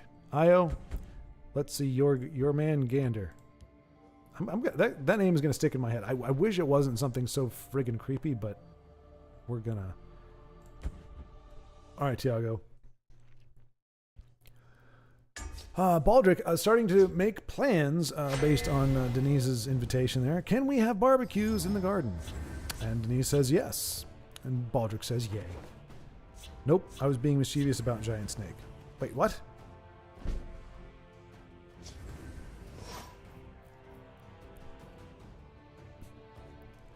Okay, so being mischievous about Giant Snake. What, like, so I'm not to yell at Giant Snake? Is that the thing? I will say, your man Gander! Or something along those lines if your man Gander does show up. This is interesting. Careful there, friend. Grilled tomato. Io says grilled tomatoes and sausage and ... and I can't read the rest. It's kind of all jumbled. Something apple. I don't know. But yeah, grilled tomatoes and sausages definitely. Well, you know what? Grilled tomatoes. Are we talking like a kebab? Because if we're talking kebab, I'd rather have grilled onions and peppers than tomatoes. Tomatoes to me, they're kind of attention hogs when it comes to taste. Like if I have tomatoes or a decent sized tomato on something, that's kind of all I taste. So I don't like to put tomato on too many things. Or if I do, like if I get it on a burger, I'll take it off and eat it first because I don't mind tomatoes. But I don't want to taste tomatoes. I don't want tomatoes contaminating really, really good tasting food. Baldric incredulously, correctly asked, grilled pineapple? You gotta remember, Baldric, people have a very low standard of taste. You know, they just want to throw pineapple on everything. It's a cult. It really is. So don't ask questions because they will try to lure you with their cultist ways. You just have to grilled pineapple. That sounds great. Pineapple sounds great. Pineapple with junior mints. That sounds awesome. Pineapple with. This one won't. I'm trying to oatmeal. That would be awesome to actually. Pineapple and oatmeal isn't all that bad. But, see, the cult is already kind of washed off of me. I'm already starting to work it into stuff. All right. No, I'm certain let's see. it was in this tone somewhere. Oh gosh. There we go. Yep. You have to emphasize giant and draw the word out before the word snake. Okay. Okay. So I'll do it. Okay. Emphasize giant and draw the word out before the word snake. Okay. No, I will do when we see your man Gander. The giant snake. We will give him the greeting and the pomp and frivolity that he deserves. Io says grilled pineapple is pretty good. Compared to what? Starving to death? No. Baldric says I'm trying to imagine the taste. Don't do it, Baldric. Don't do it. Tastes like grilled pineapple. Smarty pants. Ribbon is only the first step. Baldric, you don't say. So we've got some good repartee. Antoine is in the house. Hello. Ametista Dorata. Hello to everyone. Did enjoy the Olympic days. Did you enjoy the Olympic days? Sports never interested me. I haven't watched the Olympics in a long, long time. We used to watch them when I was a kid, like the gymnastics and stuff. Or just really anything. There was just times where, you get home from school and that's what was on the TV. Let's but go then. My time is I mean, to be fair, I haven't had a television like cable, like I'm watching TV since 2015, I think. Oh no, before I had an HD antenna. I have not paid for TV where I actually use the go through the channels where I actually watch the Olympics since I moved out. In 1997. 1997 was the last time that there was a TV in my immediate house. So, like I said, occasionally I'd watch a football game like 10 years ago, 15 years ago using that HD antenna, but so no, I haven't really. But I'm very curious how Italy is faring, Antoine. Mausoleum Delver. Just forget about sea. Mausoleum Delver. Now I gotta look that up too. Mausoleum Delver. Elder Scrolls Legends. Mausoleum. Oh wait, is that the 2-5, right? That's the 2-5 kitty, the 2-5 pilfer kitty that it yoinks your creatures out of your opponent's discard. See, damn, I got that. But yeah, no, I had to look it up because I totally forgot. But I didn't actually finish looking it up. I was just starting to, and I remembered it's the 2-5 Charger. I don't watch. Keep forgetting about them. Yeah, that's kind of the thing. Tiago only plays field lane.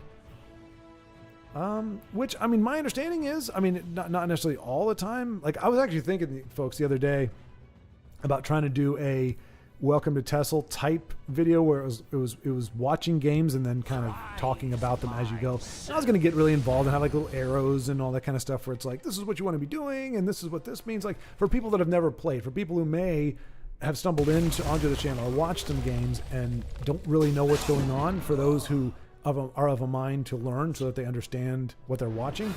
You know, just, I mean, very basic stuff. Here's your Magicka. This is what allows you to do. These are, the cards, and trying to avoid the exceptions, because every time you get into exceptions, it makes the video like 25 times longer, but just try to give the basics.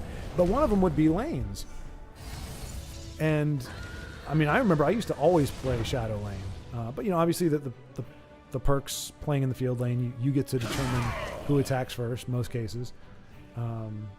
Whereas the Shadow Lane, not so much. But if you got to decide as an aggressive play, if you're trying to hit the face, you got to determine, is it better for me to divide my forces so that one has a better chance of getting through, or do I want to push them all in one lane and try to overpower any guard or anything that comes my way?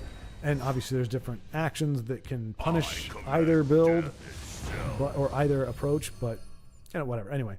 But yeah, from my understanding, everything I saw Conventional Wisdom, like by default, you play in the field lane unless there's a good reason not to. Like you're trying to sneak in, or run out of room, any number of things. But let's see. Tiago, that's true. I avoid playing in the Shadow Lane. Oh, there you go. Okay. Too bad we couldn't see the whole siege. Chicken waffles is overrated, says Body Bag. Okay, all right. So the man cutting the cheese says that chicken waffles is overrated. Which he is not wrong in, folks, because remember, half of that equation are waffles. So chicken and waffles are overrated because the waffles are overrated, but they're overrated by folks like Body Bag. So we have a lesson in hypocrisy is what we've got here. Saying, oh, waffles are better than pancakes, and then saying waffles and chicken are overrated. Again, nobody thinks chicken's overrated. Everybody loves chicken. Chicken's awesome. So what's the overrated part of this equation? It's the daggone waffles. Chicken pot pie waffles are not, however. Oh, goodness gracious. Oh, no, that's Io. Oh, geez, you're fanning the flames of futility, Io. Fanning the flames. Chicken pot pie waffles are not. Awaiting your command. At that point, because you're getting carrots and peas and onions now into the waffle. I don't know. It's no longer sweet and savory. Now it's just. I don't know. You know what? When you look at the problems in the world today, and you people have tried to figure out what it is. Is it nobody wants to listen to other people? Is it tribalism? Is it this or that? When it comes down to it, it's people's ridiculous culinary preferences. That's the root of all the problems we have in the world. If people just had better taste, say like more like mine, the world would be like the problems we have would be cut in half. Most of our struggles, when nations used to war back in the day, you know, when you'd have like warlords and stuff, and people were always fighting, and you had knights and lords and all this kind of stuff. It was about food. It was they'd go to a new land and say, give me your finest, and they're like, here's some chicken and waffles, and it's like, do you bite your thumb at me, sir? Like, how dare you? Why would you serve me such tripe? And they're like, how dare you call my tripe tripe? And it goes on from there. So really, as old as time. I mean, for crying out loud, Eve's like, here, Adam, have an apple. He's like, what? I only like, wait, yes, yeah. Well, he's like, I'm a dummy. I only like pineapple. I mean, I'm not gonna eat your stupid apple. And she's like, well, fine, I'll eat my apple. And then she eats it and it's like, oh my gosh, this is so good. He's like, wait, what? There's a pineapple's better than apple? Let me take that. And he's like, oh my gosh, you're right. Or apple tastes better than pineapple. And so again, Tales of the Time. Original sin was eating a pineapple. It's as simple as that, folks. Tell your friends. Tell your family. It's not about politics. It's not about core values. It's about having good taste. Antoine says, I prefer field lane 2 because it's easier. It becomes more complex and hard to control both lanes unless you play a move deck. Then you have a fair advantage. Exactly. Yep. UCX Mike, hello, good to see you again. It's been a little while. Can someone link me the Discord, please? Got a new phone and my backup didn't save my account. Had to make a new one. I shall send it to you. I don't see anybody else doing it, so let me go ahead and... that's not a slight on anybody. I just don't want to let that slip away. And I have quick access here, I believe. Doop-a-doop-a-doo. Sorry, I don't do this very often. Invite people. There we go. Copy. And because it is my channel, I believe it will let me post the link. And I will @ you so that you can see this. UCX Mike. There you go. Obviously, this is for anybody. There you go. There's a link to the Discord. And we welcome you in the future. When it happens. Roots of the hills. Let's see. By the light of the three. Antoine, but Shadow Lane is safer against Viper when you have to protect your gambling cards like that. Yeah, that's what I mean. Yep, yeah. Default field and then sneak into the Shadow Lane when you need to. Oh, and UCX knew how to pronounce Yaman-Gander. Yaman-Gander. There's a very cool depiction of Yaman-Gander in God of War 4. Oh, no doubt. Your Moon-Gander? Wait, is it your moon or your man? Let me see about the spelling. I could see it being your man-gander, your moon-gander.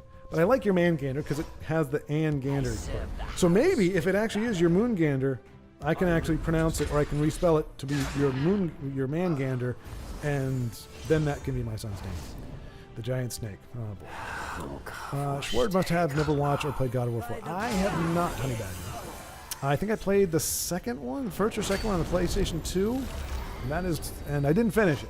Not because it was bad or anything. I think I got. Oh, you know what it was? I had GameCube, and I'd just gotten Thousand Year Door. I smell and that took me away from it, and then my life got really crazy shortly thereafter, and I never got back around to it. I think I still have. It's the greatest hits version. But I still have my God of War 1 or 2 still sealed in plastic, never opened. It's going to make me a millionaire one day, folks. Millionaire! By the light of the three. But that's only if inflation gets to the point where $1 million is worth about $5 or $6, unfortunately. Like you're watching K-dramas, it's like, this costs 500 million yen. How much is that? Or 500 million something. I don't know what they're using the measurement is. I can't remember. That's weird. And it's like, oh, that's $4. It's like, oh, okay. I know, right? Body bag. I was like, wait, Baldric. Like, I know he plays, but I just it never occurred to him he never plays when we're watching. UCX Mike has never played a God of War, no doubt. Wow, I thought I was the only one. That is a giant snake. It's not the giant snake, so I didn't do the giant snake. But there's your man Gander right there. Ooh, boy, howdy. That's a big old giant snake. So, Let's see. Baldric, nah, I'm still in Warrior. Okay, so that's answering my question when I was asking if he got to rank 4. He's still in Warrior, and below, actually, the snake below the Warrior's feet. Oh, no. I'm sorry, man. That's a bad place to be. I mean, not only because, just the physical location under the Warrior, but the fact that you're in the snake. I'm sorry, man. I mean, the month is still young. Let us begin the lesson. August 9th. At the ready. No, my sister 19th. Okay, never mind. Okay, I'm trying to remember. I think there are 3 birthdays. My best friend, my sister, and my nephew all were born in August. So I was just like, oh crap, did I forget somebody's birthday? And I have not yet. They have not been born yet.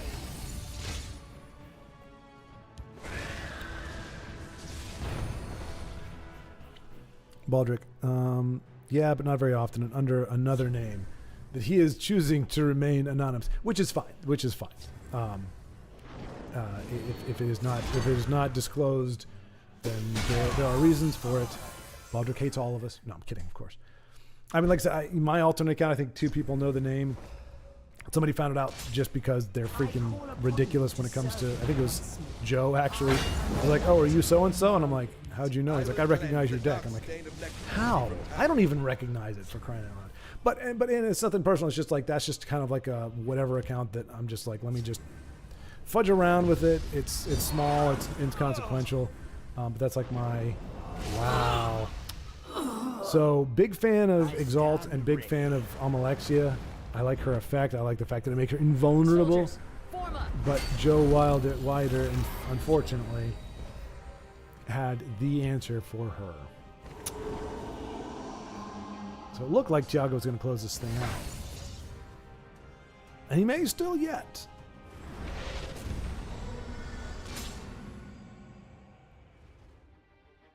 It's getting close. Getting close. The illusion mage is never as he seems. That's another big body.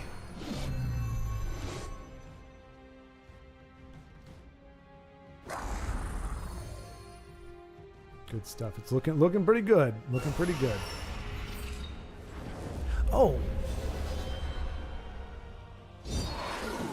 Your son is 20. Well, I mean, that's still for whenever y'all get down my... I love the fact that you guys know how slow I am. Okay, so he's 20. Okay, which is still good. He's working. He worked hard for the money. He worked hard for the money, and you pick him up for work, which is great. It's enabling working that otherwise might not have been feasible. But that's good. So, but that also then is counter to was it I? Who was it that was? Oh no, Baldric I think was child labor. So not child labor, Baldric, not child labor. I said he's probably taller than quite a few people in here.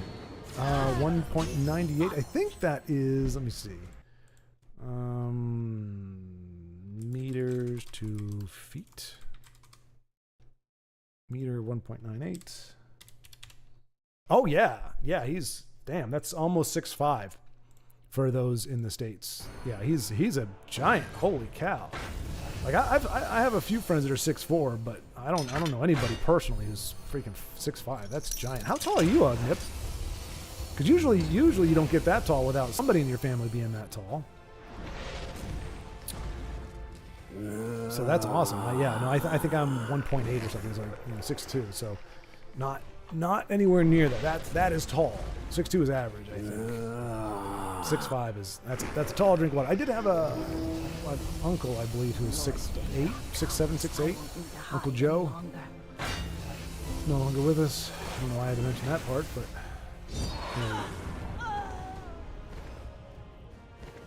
There you go. Bada bing. Putting that mushroom tower to good and creative use. Well done, Tiago. Well done. Good old lightning bolto.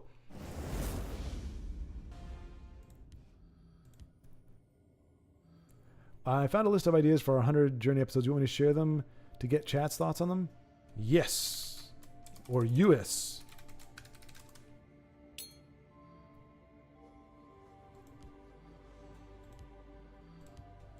Beautiful. That's making good use of the Shroom Tower. Yeah, it's good because that one gets. That's another one. Again, it's not as bad as nowhere near as bad as like your workshop, but because it gets used, you know, as kind of a spam thing, it's the same kind of strategy over and over that you see with it. It does get a kind of a bad rep. Oof. None will leave this And there we go. Exact lethal. The battle is yours. Unfortunately, Irritated Shadow is probably more irritated now, as I would be as well.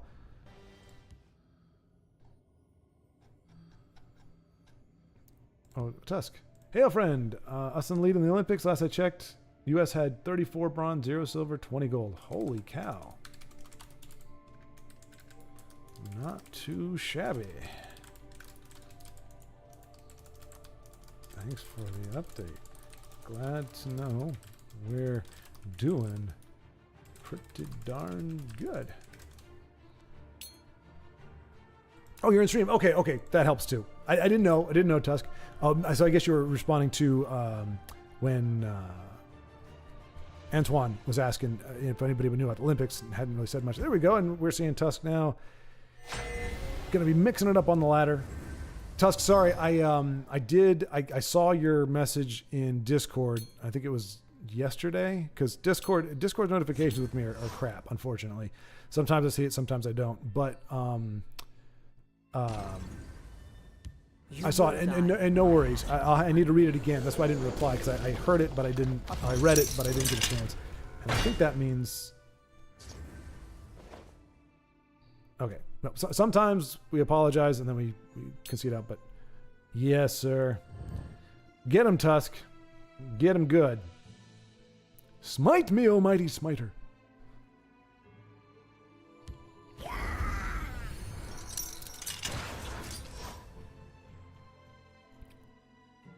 And taller than you already, isn't he?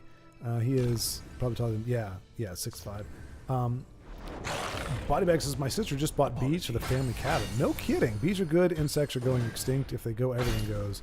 Rip. Yeah. Yep. But that's cool. I've never heard anybody other than apiaries, I believe, is the people who are where you actually breed bees. Does she have an apiary, Bodybag? Or I'm guessing you have to, right? Otherwise, if you buy them, they go away. That's interesting. Like, I've never heard of them, like people buying bees for their homes. Chandler Bing. Bees are sweet, furry creatures. Oh, Denise. Well, here's the thing. Out of all the things that you have said are sweet and cuddly, and what's the other word you use? Darlings. Apologies. Aside from cats. Out of everything else that you've said, I will. Bumblebees are as close to sweet and furry as we can get. I will grant you that. Not the spiders, not the I do not dragon priest king death priest things, Thank you. but the big old thick bumblebees with their big furry behinds. Those are cute furry creatures. $800 of bees in boxes, so it's safe to say I'll be eating a lot of honey. Wow, that's awesome! Dang, Bodybag, you got a lot of like natural stuff going. You got your dad with his syrup business there, syrup hobby, and now your sister with honey. Is that the reason? Is it because protect the bees kind of thing, or is it just let's get us some all natural honey? Apologies. Tiago says... Oh, wait. Invade, yep. With a deck of 95 cards, the quantity doesn't matter. Synergy is more important. Absolutely. As proven very well. And it really is. I mean, that is... And what's his name said the same thing. Karakanzul. I've said this before. He was an old school player, won one of the tournaments... And he was known for running only one or two ofs in his deck. He said you don't need, all those things. You need the right card at the right time. And if you're running three of, the chances of you getting 2 or 3 in your hand of cards you don't necessarily want or need are very high. So I only put cards in my deck that I can make use of and that aren't redundant or whatever. And he, it was funny hearing the commentator talk about him because it flies in the face of conventional wisdom. So they didn't want to be like, yeah, you should do this, but at the same time, you can't argue with the results of a guy who just like blitzes through everybody and ends up winning the tournament. So it was kind of like, all right, well, he's not saying what we think that the truth should be, but it's working out for the guy. So here we go. Jeez. Ugnip says, I had an angry wasp inside my bedroom today. We agreed he should fly back through the 2 doors he came through. Yeah, if you can coax them out there. The scary thing is when they disappear for a minute and you're like, okay, I don't know where you are now. Like, are you in my sheets? Are you in my pillow? Are you in the corner somewhere? And for some reason, wasps like to just fly around my face, which is not really where I want the wasp. But it's like they just come and they're just like, oh, they're exploring. It's like, that's great, but you understand you've got a very, well, for some people, deadly. But for me, I don't think I'm allergic to wasps. I just don't much care for getting stung. It sucks. It's happened to me. Not wasps, fortunately. I did get jacked up by yellow jackets. Me and my friend just traipsing through the forest, minding our own business. Next thing we know, zap, zap, zap. I think I got stung 15 times. Oh, Io, that's right. He's got, okay, so. Oh, geez. Okay, so I thought he was going to put this in chat, but he's putting it here. Probably beyond the character limit in chat. Okay. All right, so we will do this after this game so that we're not blocking out Tusk's game here. But yeah, if like I'm happy. I really wish we could talk to animals or talk to bugs because I would be happy to say, hey, no, you leave. Your home is out there. You do not come in here, or you can come in here, but you have to make your babies outside. Like spiders, I've let spiders stay in my room. I don't like spiders, but I let them stay in my room. But then they make babies, and the next thing I know, I've got like 17 spiders. Like every morning I wake up, there's like 2 or 3 spiders all over the wall, and they're putting webs everywhere, and I've got to clean the webs off. And it's like, no. You get your butt back outside. And if I can, put them in a little cup thing and shove them outside, but then they just come back in. So, but I wish we could just be like, hey, you need to leave. And you're like, okay. Or, hey, get on here, get all your friends on here. I'm going to take you outside. You go have fun out there. This is my house. Unless you want to pay rent, which you can't do, get your butt outside. Get your big old fuzzy abdomen out there. Baldrick says, Body Bags, didn't see the comment. It's... Oh, okay, so we do have a name. Baldrick, do you want me to add you to the list? We'll tell you what. We'll add you to the list, since you're not necessarily trying to keep it a secret. We'll add you to the list, and if you join, or if you accept the invitation, then we'll be able to spectate you when you play. If you don't, I won't mention it again. We'll just keep it low key. And it's a cool name, by the way. Oh, screw you, Tessel. See, even when I'm not playing the game, screws me. What was this all about? But yeah, that's a really cool name. Rhiannon. Wait a minute. Did I spell that wrong? R-H-I-A-N-N. Huh. Is that possibly you? It looks like you, but with 2. We'll try it. Okay, like I said, you don't have to, Baldrick. But if you do, then like I said, you can 24 to face. +2. I can dig it. All right, here we go. Before we jump into more games, let's go. Okay. All right. So these are suggestions Io has for the 100th episode of our friends. Not buddies. Wait, so Tusk, you won, right? Is that?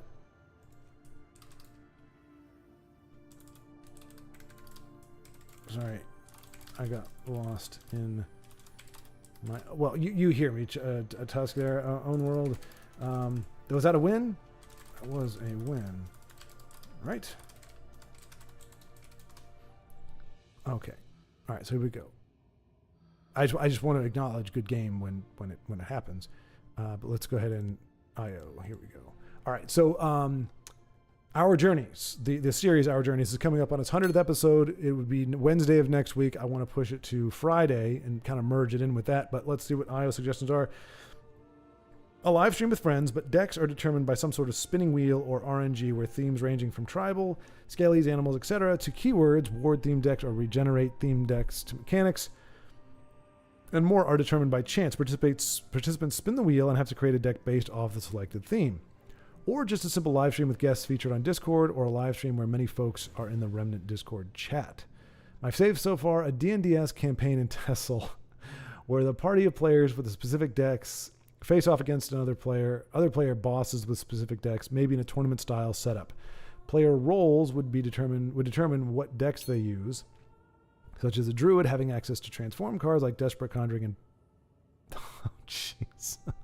Gosh. All right, so that is awesome. I don't have the, at this point, for the last one, I don't have the not the brain capacity, like I couldn't figure what, but really, no, honestly, actually, in that I do not know Tessel that well that I could actually make themed decks for people to play.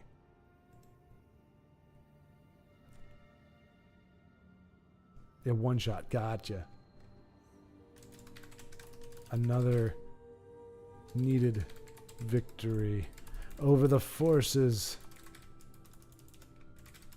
of evil. Trash. There we go. Just so we know. Sounds like you have a great idea.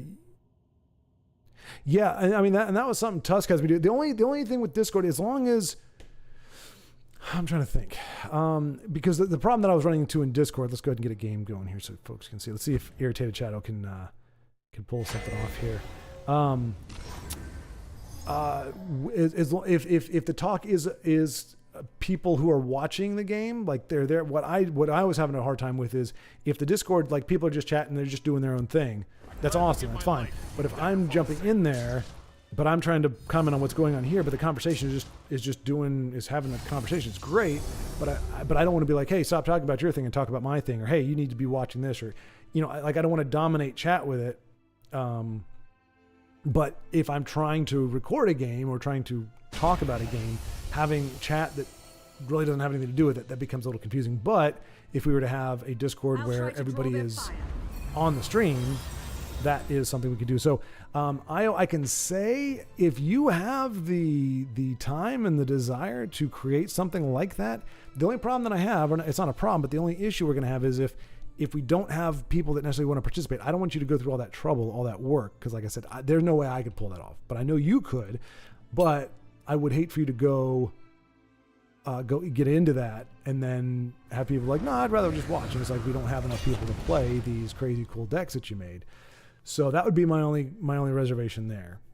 Not that you folks wouldn't want to necessarily, but I mean, then that becomes a kind of a loose commitment instead of like, oh, hey, I'm just going to check out live, I'll check out the stream when and if I can. Now it's like, okay, now I've got to be there and I've got to play the decks and everything. So I would be down with that. I just wouldn't want that to be an issue where it's like you've done all this work and it's like, okay, who wants to play this deck? But I'd be totally down if y'all are like, hey, all right, so let's do this. Because I just learned how to do this.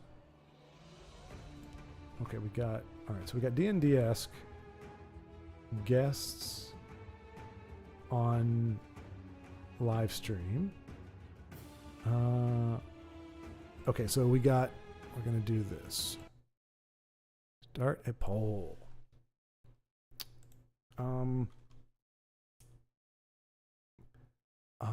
Let's see. Celebration of 100th episode options. We start with yes is actually going to be let's see, D&D style with themed decks. Oh, they have a character limit, so I can't go into too much description. All right, so we've got D&D, we've got games with Discord chat, and we have what was the other one?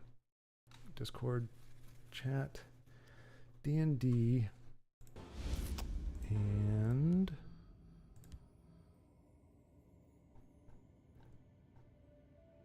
oh, right. RNG generated tribal deck.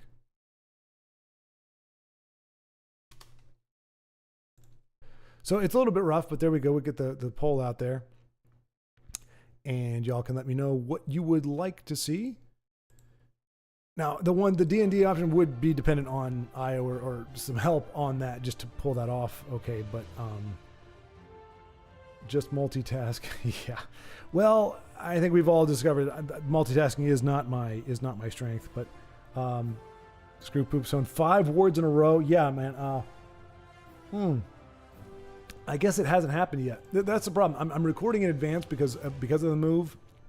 I'm gonna have like a week where I can't do this, so I'm trying to record in advance and get ahead of the game. So I've recorded games that you all have not seen yet, but there is a poop stone game that is about that obnoxious. So you have that to look forward to. All right, let's give another Tusk Shadows game. Let's see. He's up against Poop Stone, who's been giving out wards like they're candy. Oh. Okay. Who had given out wards. The more you multitask, the better you get. Probably not wrong. I mean, practice makes perfect, right? Or practice makes decent. All right.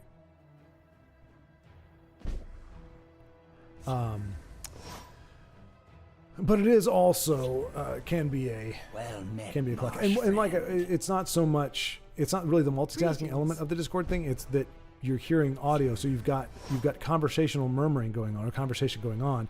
I can shut up and just let the conversation go, which is fine. But if I'm trying to talk, then essentially I have to silence the Discord.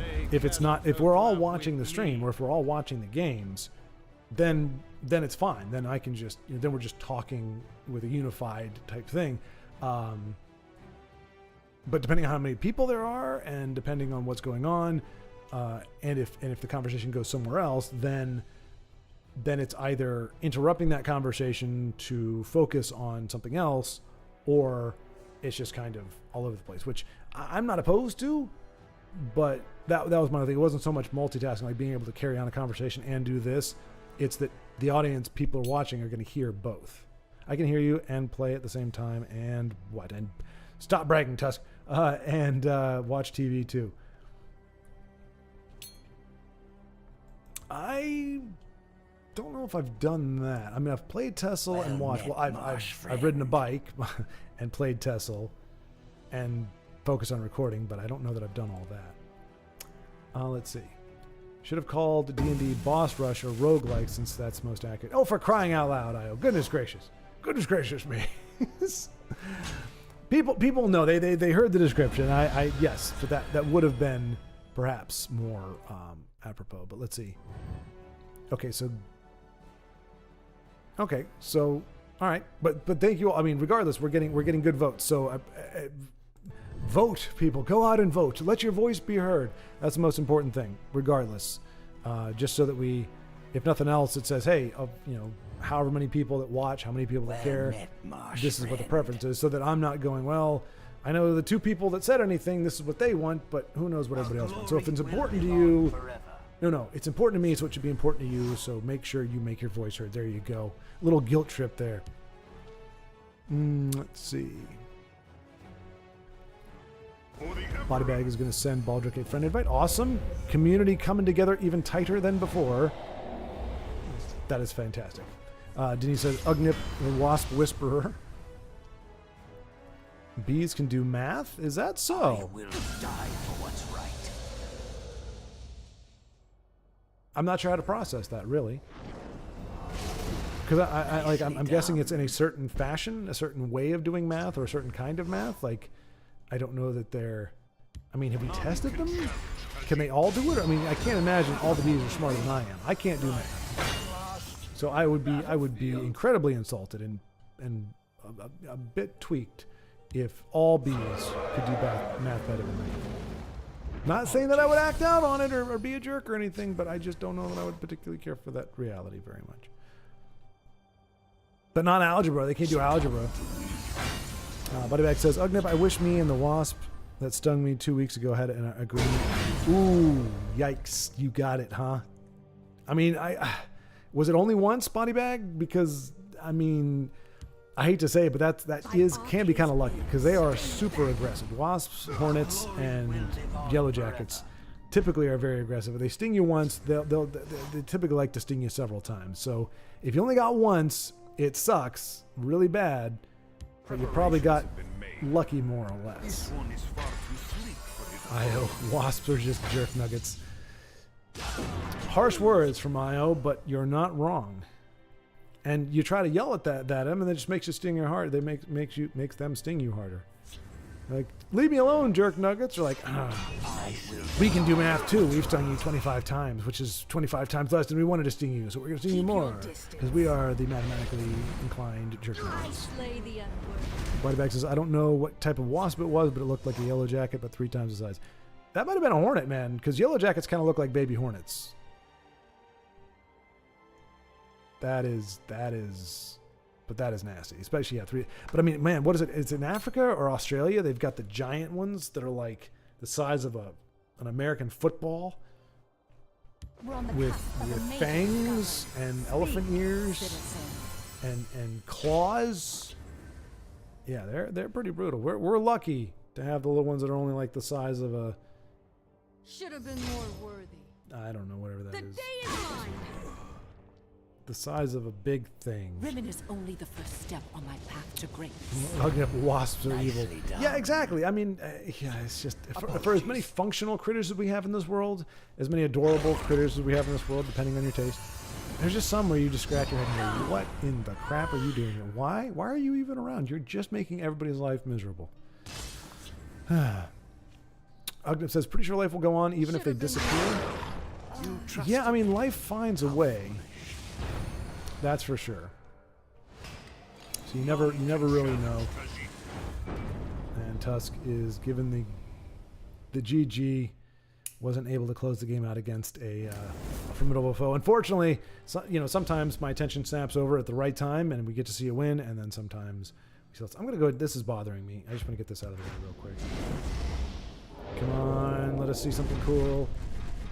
Never mind. Okay, see, it just goes to show you. Amazing people such as myself draw very abysmal cards and packs. That's why I do not have my premium collection. I'm guessing that was lame, Tusk? I may have overextended. Perhaps. I just picture that. Doggone it! Why can't I keep that thing upright? It's kind of a funny thing if you imagine it as like a movie. I may have overextended just a little bit, but we're getting. So what is this? After you summon a creature here, a random friendly creature gets +1/+1. I feel like we're seeing that gauntlet. Oh, what is this though? Barracks. After you summon a creature here with 4 or more power, draw a card. Nice. Okay, and Miss Music Man. Get away! Pourquoi, Miss Music Man? Is there really no better deck to use in this format than Invade? When Lord Dagon, because it doesn't even trigger the card draw, does it? The gate has to be. Does it come down as a 4? Doesn't matter. It's Invade. Why are we talking about it like it's an actual deck? Playing aggro, done with ladder. Fair enough, Tusk. Fair enough. Again, I certainly, I know the pain, and we know what my current sales is. But thank you for giving us some good game. We did get one good definitive win there. You got to see you take out Invade, which is always a good thing. That goes a long way for morale. you've got to go through him first. Denise says Hornets are scarier than Wasps. Yeah. I mean, I can say, well, Wasps, they look. Well, I don't know. No, they both look pretty scary, and they're both very aggressive. But yeah, I would tell you what, the scariest one is whichever one has happened to fly around my face. Looks like Tiago is going to get rushed down by a, and that doesn't help. My gosh. All right. To be honest, where are my easy drops? Might just wait. What? To be honest, where are my easy drops? Might just... Flame? Huh? Alright, so Tiago is striking back. Got his harpy. Shrieking harpy. He could still close this thing out. I mean, that's... He doesn't have quite enough yet. Oh, it does come out as a 4, so it does... Wait, you have to have 4 more power. Doggone it, game. Tesla, why are you encouraging this? You're begging Twits to pull this crap. Because it always spits it out in the shadow lane. Make it 5. Oof. As we talked about, it looks like it's shooting this dude who is not a belligerent giant. Foul breath, imbecile. Get away! White Feral King. Ooh, that's a lot of black hands, but... Okay, so that's going to do well for him. Snake Tooth... Oh, never mind, okay. Interesting. I mean, he can do 4 damage with the black hand messengers. I thought he might do the... he's gonna Fighter's Guild. He's gonna Fighter's Guild. Hopefully. I keep a Crown spare Quartermaster. blade. And he's gonna have to... Okay, he can do that, and then he can do Black Hand. So he's gonna do this. Oh no, he can't do both. Oh. Okay, there we go. Okay. Somehow I missed that part. Perfect. Nice, Tiago. Nice. Very sneaky, very sneaky. That's a great... That's the second time I've seen that particular card. The gal that allows you to battle creatures. Completely missed by folks like myself. You know, when you think about creatures with breakthrough, that's a brilliant inclusion and a great way to finish that game off.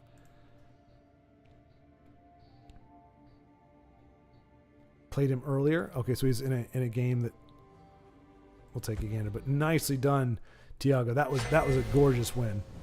I keep a spare blade in my boot. Oh, jeez. Ugnif says, to be honest, what is scary is to get a bumblebee up in your Bermuda shorts. Well, in your shorts, I guess. Or Bermuda shorts. Okay. I'm not sure what Bermuda shorts are, but shorts, yes. Or any critter inside of anything that's in that, protecting that area of your body, absolutely. Holy cow. Did that happen to you, Ugnip? Or is that just, like, on general principle, that is a scary thing? I'd rather get stung in the face.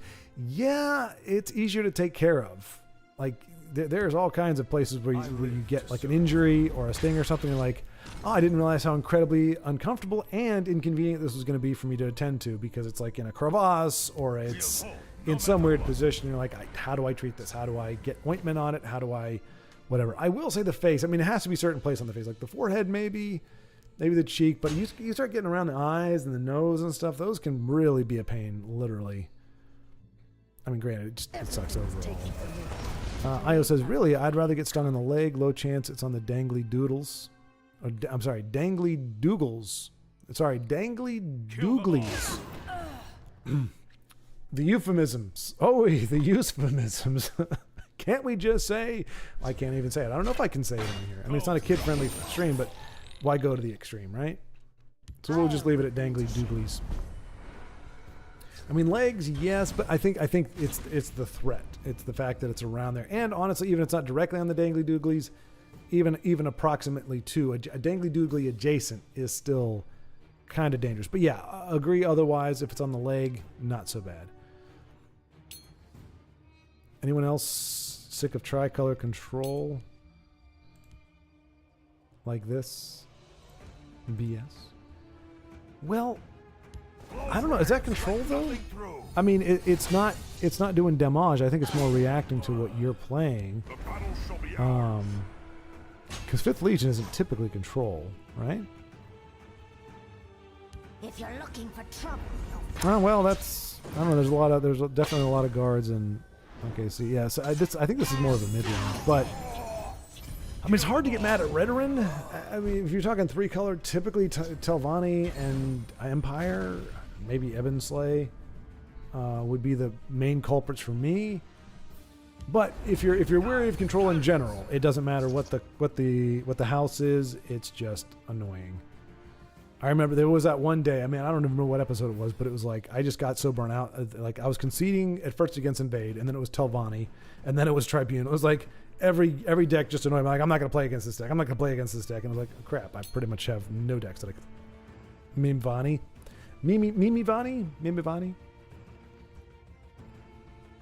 I mean, there definitely are very classic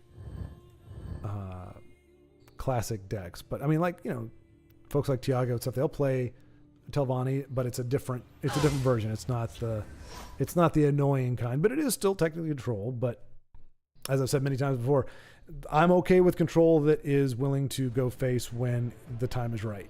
It's the I'm going to wait for you to lose, wait for you to concede control that I particularly have some beef with. I mean, it's one thing to say I want to play smart and not break runes for my opponent when I'm in a very precarious situation. It's another one just to be like, I'm just going to wait until you concede, or I get enough stuff to definitively crush you in one turn. But even then, they can drag it out. I've had control players where I've passed 2 turns while they've got 27 points of damage on the board. They only need to do 20. I pass the turn a couple times saying, hey, go ahead. And they're just like, nope, I'm going to play with myself some more. My dangly dooglies. I like my dangly dooglies. Look at me do the stuff. It's like, nah, we're done. Okay. Oh, so Ugnip, that was then from personal experience. Ugnip did have a bee in his pants or in his Bermuda shorts. I thought the Bermuda part was a little bit specific for just a random, like, that would be terrifying. So Ugnip has had the trauma of a bee in the Bermuda shorts, and it would be terrible. Yeah, absolutely. Because it's in a confined space, you never know how much it's going to do, where it's going to do it, but all of that is high vulnerability targets. Nicely done. Bodybag says cable companies got too greedy. They had a monopoly going until the internet saved us. Yeah, but then what is the internet doing? What is streaming doing now? They're essentially going back to a TV format. They're like, now we got commercials. Now we've got, you've got to pay more to not get commercials, but even then you're going to get some commercials, just not as many commercials. And it's like they're starting to go back to the TV sponsorship method, but now it's not just like, oh, okay, Netflix, I've got to pay for commercial on Netflix, or I got to pay more not to have commercial on Netflix, because everybody saw what Netflix was doing. Is like, oh, we want a piece of that pie. Now you have 25 different stream options, which are like channels. So we're pretty much just going back to the way we were. It's just not a cable box, and companies, By the egg. They present it as if you're you get these movies or these shows, but you only have them for a certain amount of time. You're not guaranteed. I remember I wanted to watch Gallivant. Great show, by the way, for anybody who's interested. We'll give him a GG. Got a little rare, but still got the win. Satisfactory. Spoken like a badass. That's what you do. You downplay it. Just like the results were satisfactory. Whereas I'm like, oh yeah, I won a game. Oh my gosh, how cool is that? Let's see. Some more brainstorming. Oh, let's see. Looks like RNG generated tribal decks are in the lead. If the special episode is on Wednesday, I wish everyone the best with it since I'm working that day. Well, that's what I'm saying. I don't know, because again, like trying to set up a time for that. That's why I was thinking if we do it during the live, we make part of live at 5 or at 4, whatever. We make part of that the episode instead of doing it on Wednesday. I'll do something else on that Wednesday to save it for so the 100th episode will be celebrated on live at 5 here, because we already have people here. Whereas if I try to do it on Wednesday, I've got to try to schedule people between now and then, or we've got to try to shenaniganize it, and I think that could make it very, very difficult. And I'm just speaking as somebody just trying to coordinate a tournament, which is. The first round is 8 people? No. 16 people. I mean, which that's a lot, to be fair, 12 to 16 people. But just doing that, you've just got varying, especially since we're all over the world, you've got varying times of availability. So I figure it makes more sense to make use of the fact that we're already kind of all gathered here at one time to do something that is going to be more more interactive. Might as well use the format that is already interactive. Neutral mono, interesting. All right, but let's see here. What do we got? What do we got? What do we got? All right, Zen Sky. There we go. Zen Sky. Casual match. Zen Sky, what are you doing? What are you doing, Zen Sky? Goodness. Zalamel. All right, we'll let it play out. We'll let it play out because we haven't seen Zen Sky yet tonight. But goodness gracious. Goodness gracious me. This is not a casual stream. This is professional. This is business. We're here to see violence and mayhem. Massive destruction. Casual. All right. Let's see. Io says, I hardly watch stuff anymore, even with all the streaming services. Yeah, exactly. Brovington, hello! Greetings, good to see you. And I'll give Brovington a greeting. Excellent, excellent. It's always good. It's always good when folks can get a hello, especially since I'm lagging a little bit. That was 4:44. So, oh my gosh, am I already an hour behind? Jeez Louise. Baldrick says, speaking of flying pests, we have wasps coming from the forest to our garden. They love to suck on the maple trees. Interesting. I always thought wasps fed on children and hopes and dreams. They just like to suck those out of folks. But I guess they actually like maple trees. Well, then you have like wood wasps, right? Or something like that. They eat wood. They're like termites, kind of. Baldrick said, it's like watching flying drunks because they do get drunk from the juices. Oh, they fall on the fence while trying to walk. That actually does sound pretty darn entertaining. Baldrick, if you're able to, see if you can capture that on a phone or something, and we can see if we can get that out to people. I'd like to see drunken wasps. A long, hard day at work. Oh gosh, gotta get home. Gotta get back to the nest. It's been a hard day. Been a hard day at work getting this maple on my liver.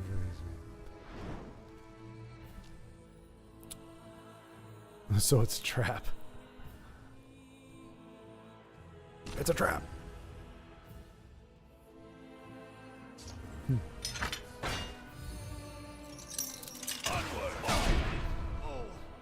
Bromington, yeah, no, I was glad to bring it back. Really, it's can't wait for 100. Yeah, trying to sort it out. It's like I said, unfortunately we've got move prep coming up this week, and I'm trying to get stuff done in advance for the next 2 weeks. So unfortunately the 100th may not get as much love as I would like, but I'm gonna give it some thought and see what we can do. If it's on Wednesday, we'll kind of have to do, because then if we're also doing the tribal stuff, the RNG generated tribal stuff, because it's RNG in terms of that the assignment is random, but we actually have to create the tribal decks for people to pick, which means getting the decks made and then creating deck lists to send to people as they are awarded their different decks to play against each other, which can be really cool. Again, I think it's going to be better done here when it's going to be interactive like that, just because it can be hard to get, especially during the week. On a Wednesday, getting everybody in, that could be pretty challenging. But I'm glad folks are interested. Very glad. Glad to see folks are interested in both the 100th episode and just the journeys at large. It is always good to see our friends kicking butt and taking names, or just taking names of the people they don't like. Bottom of Snake lost again. Why do people play the sweatiest? Yeah, it's the douche with the execute of the support. No support for you, Zen Sky, he seems to say. Blackworm Necromancer, and he can trigger it, and he's going to play it. Blackworm takes to the field. And boy howdy, what a letdown that was, huh?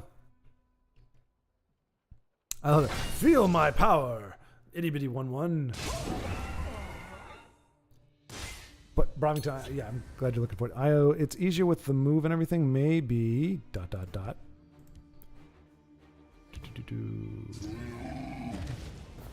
With moving everything, maybe we can delay it a week. Yeah. Maybe I'll stall a little bit. Because I want to keep it, if we can, really keep it as 100th episode. So maybe we'll figure another format to do for a couple days. Like I said, I already got Mondays done. I can do something different for Wednesday, and then I just have to do another Monday, maybe, and Wednesday. But yeah, we'll see. We'll make it special somehow. We'll figure out something to do for the 100th. But I mean, I want it to involve people. Like, it doesn't make sense for it to just be like me doing something. It's like the whole point is our friend's journey, so we want to make sure that the friends are a part of it in a more interactive way. Is my hope. May the ancestors bless us. And so having friendly matches with folks with these RNG inspired tribal decks, going head to head, would be a lot of fun.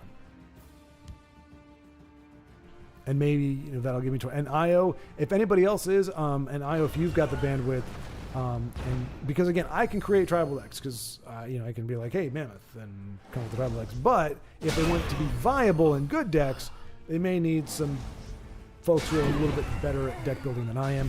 It would still be fun/funny, but I mean, because everything would be equal essentially, because everybody would have crappy tribal decks.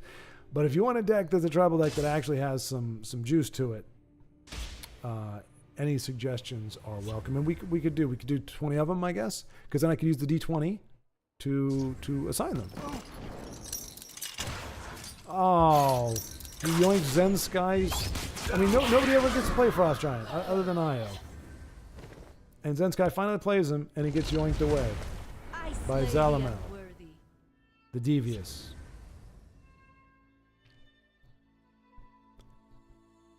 Let's see.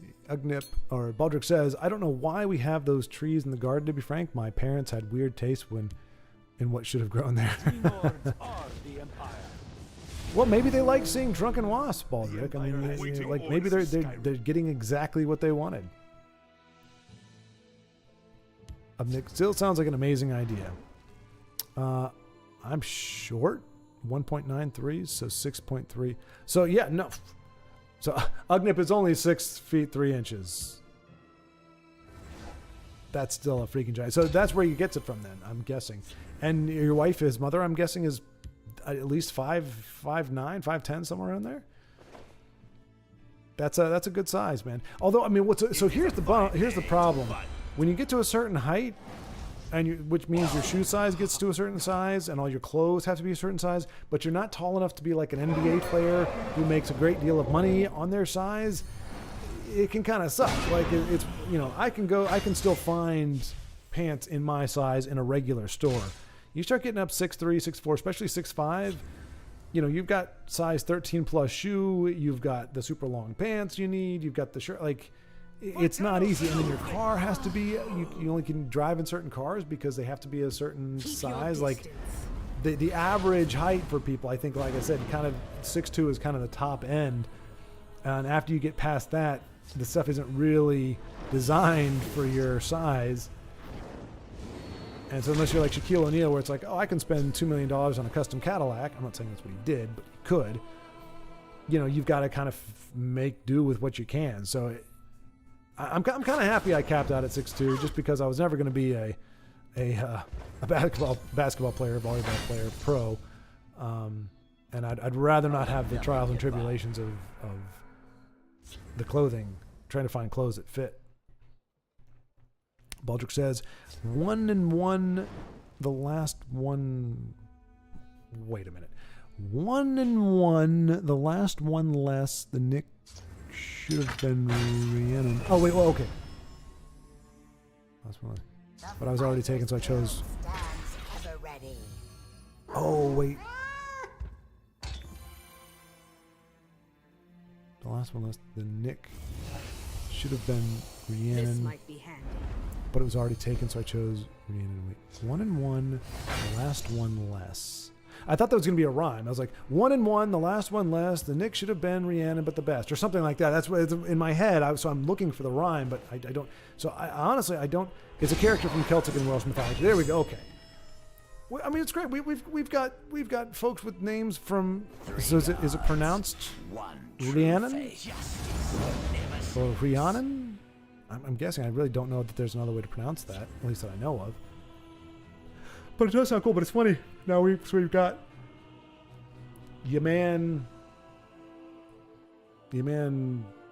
Madame,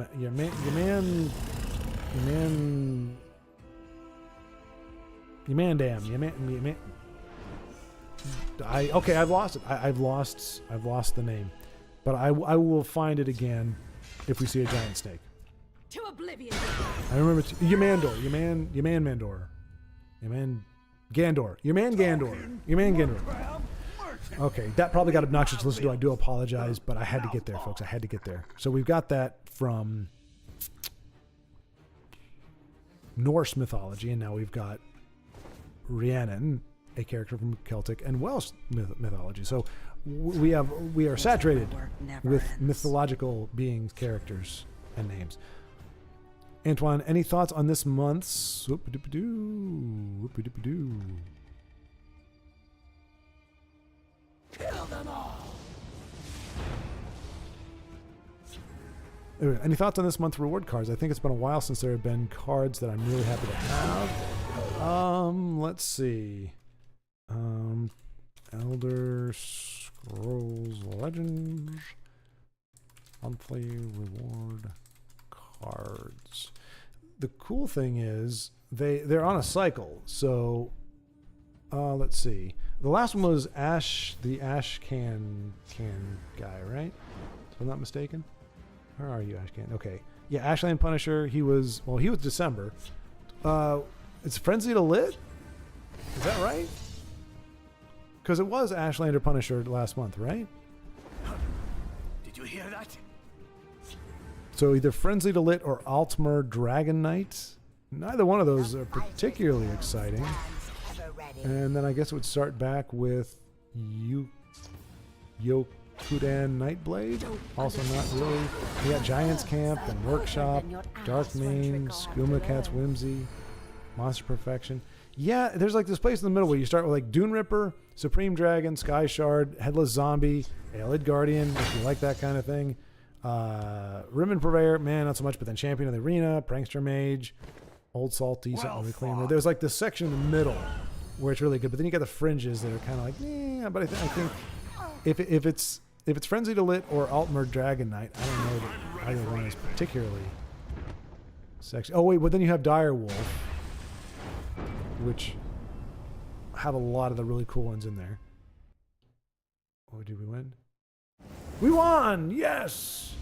I knew it. Haha.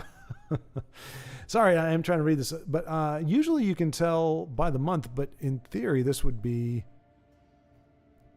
if we're going into September, or no, I guess we're in August. It doesn't really say. But yeah, I don't think we're at Pure Blood Elder. That's actually a good one though.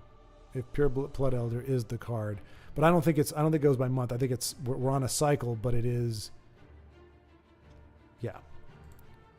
So, and if any of you know definitively, please let me know and we can talk about it. Sounds fun. Okay.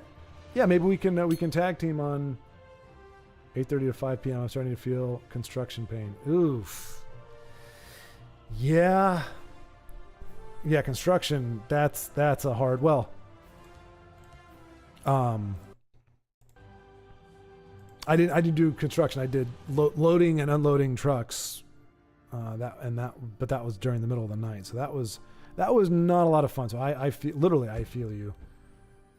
But construction, depending on the nature of it, I mean, if you're digging ditches out in the heat all day, that's 20 times worse. Fun battle deck, nail biting game. Zen Sky, well done.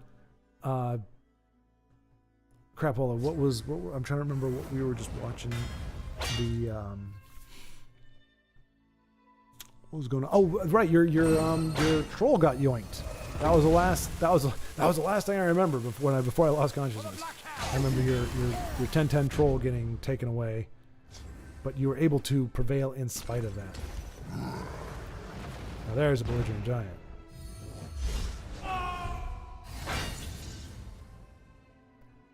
my first big mistake in Skyrim was being stupid enough to save while I was being chased by a giant, and the moment I unsaved, he bashed me into the sky like a ragdoll, which meant that I was perpetually my last save, which was before that was probably 20 minutes ago. So my most current save every time I started the game, I'm in the game and I'm punted in the air. So I had to go back to I had to replay the last 20 minutes because there was just no way for me to win. Ooh, that's right. I remember now. You had that job before, didn't you? Tusk, as I recall. I thought I remember you mentioning the decks. But yeah, that's legit. Because sometimes you see construction and it's a guy holding the stop sign. You know, like, all right, that guy's probably not really that hard put. But then you see some of them digging the ditches, and or doing something like that where you're actively building stuff out in the heat, and that's brutal. I mean, even in nice weather, that's brutal. But let alone in the freaking nastiest part of the summer. Let's see. Michael Bailey. Hello, Michael Edmorn. I wish someone would adopt Irish mythological cycles. Those would make a cool show. Would adapt Irish mythological cycles? Am I misreading that? Irish mythological cycles? Oh, okay, it's a thing. Mythological cycle. A conventional grouping with Irish mythology. It consists of tales and poems about the godlike Tuatha De Danann, who are based on Ireland's pagan deities. Interesting. And there's a lot of them. Okay, so I thought I may have misunderstood you, but no, that's actually a thing. I was not familiar with that framing, that terminology. I mean, are Celtic gods better than the other ones? Because a lot of the gods, man, they're turd muffins. You want to talk about jerkholes? Like, goodness gracious. Hopefully, there's at least like one or two where you're like, I really like these guys, and if the rest are kind of like jerk faces, you're like, all right, whatever. I can at least root for these guys. I'd retail twice before, perfectly square and level. Oof. Yeah, that's.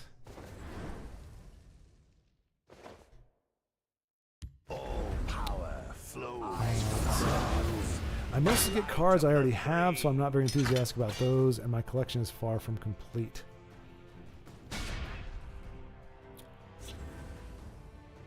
Yeah, I don't know how close mine is to complete either, to be honest. Not as close as it should be, but that's because I keep crafting premiums, and I don't. Like, I think I have all the playable cards, or the cards that, in theory would be playable, but... Antoine, I was happy for the 3 premium Dushnik Jarl Archer. Yeah, I had to actually buy mine. I wasn't able to get Legend that month or those months that the douche was presented in premium, so I had to craft it myself. I'm glad they allowed you to do that though. There are some cards I think that you can't craft unless you like the alternate art for a lot of the cards. I wish you could craft those, but at least you can craft the monthly rewards if you weren't skilled enough to get in the top 1,000 that month. Because it's a must in any deck with red. Yeah, agreed. The douche is quite formidable and useful in a variety of situations with the pings. And yeah, I mean, it's great in like a Doomcrag deck. It's good in even a one of maybe in like a, well, obviously in like a mid-range orc, but even an aggressive one. Maybe just to keep an opponent's cards off of you while taking out bothersome. Tusk is missing 30%. That's not too bad. Because, I mean, there's probably, I would say, what, 10-15% maybe the cards are not unplayable literally, but they're like, it's like your 5/3, whatever, Flatfoot or whatever it is. It's the card that keeps coming up. If you type in invade in your search, it's the one agility card that actually shows up. It's not an invade card. It's a I guess it's Footpad Invader or something. Anyway, but it's like a 5/3. It doesn't do anything. And it's like for that cost, there's like 20 other cards that would be better. So you can play it, but it's to your detriment. So there's probably 10% of the cards are like that. So you're probably only out on like 20% of the good cards, or the cards that could find their way into a deck. Antoine really loves that card. I do too, but because I'm also like maybe not as much as Denise, but I am also I chafe at supports. I use on occasion myself, so there's a little bit of hypocrisy there. Excuse me. Whew. But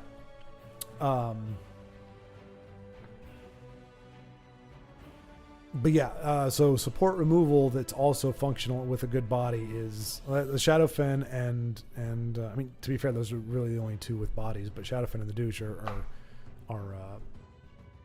almost always auto includes. Especially, I mean, Shadowfen, honestly, to be able to remove a support or silence, that's a pro. Oh my gosh, Daddy Dagoth comes down 9/9. Look at that body. Look at that big old body. That is not good news for Tiago. Have you any? Yes, I do. Ooh, nice prophecy, but...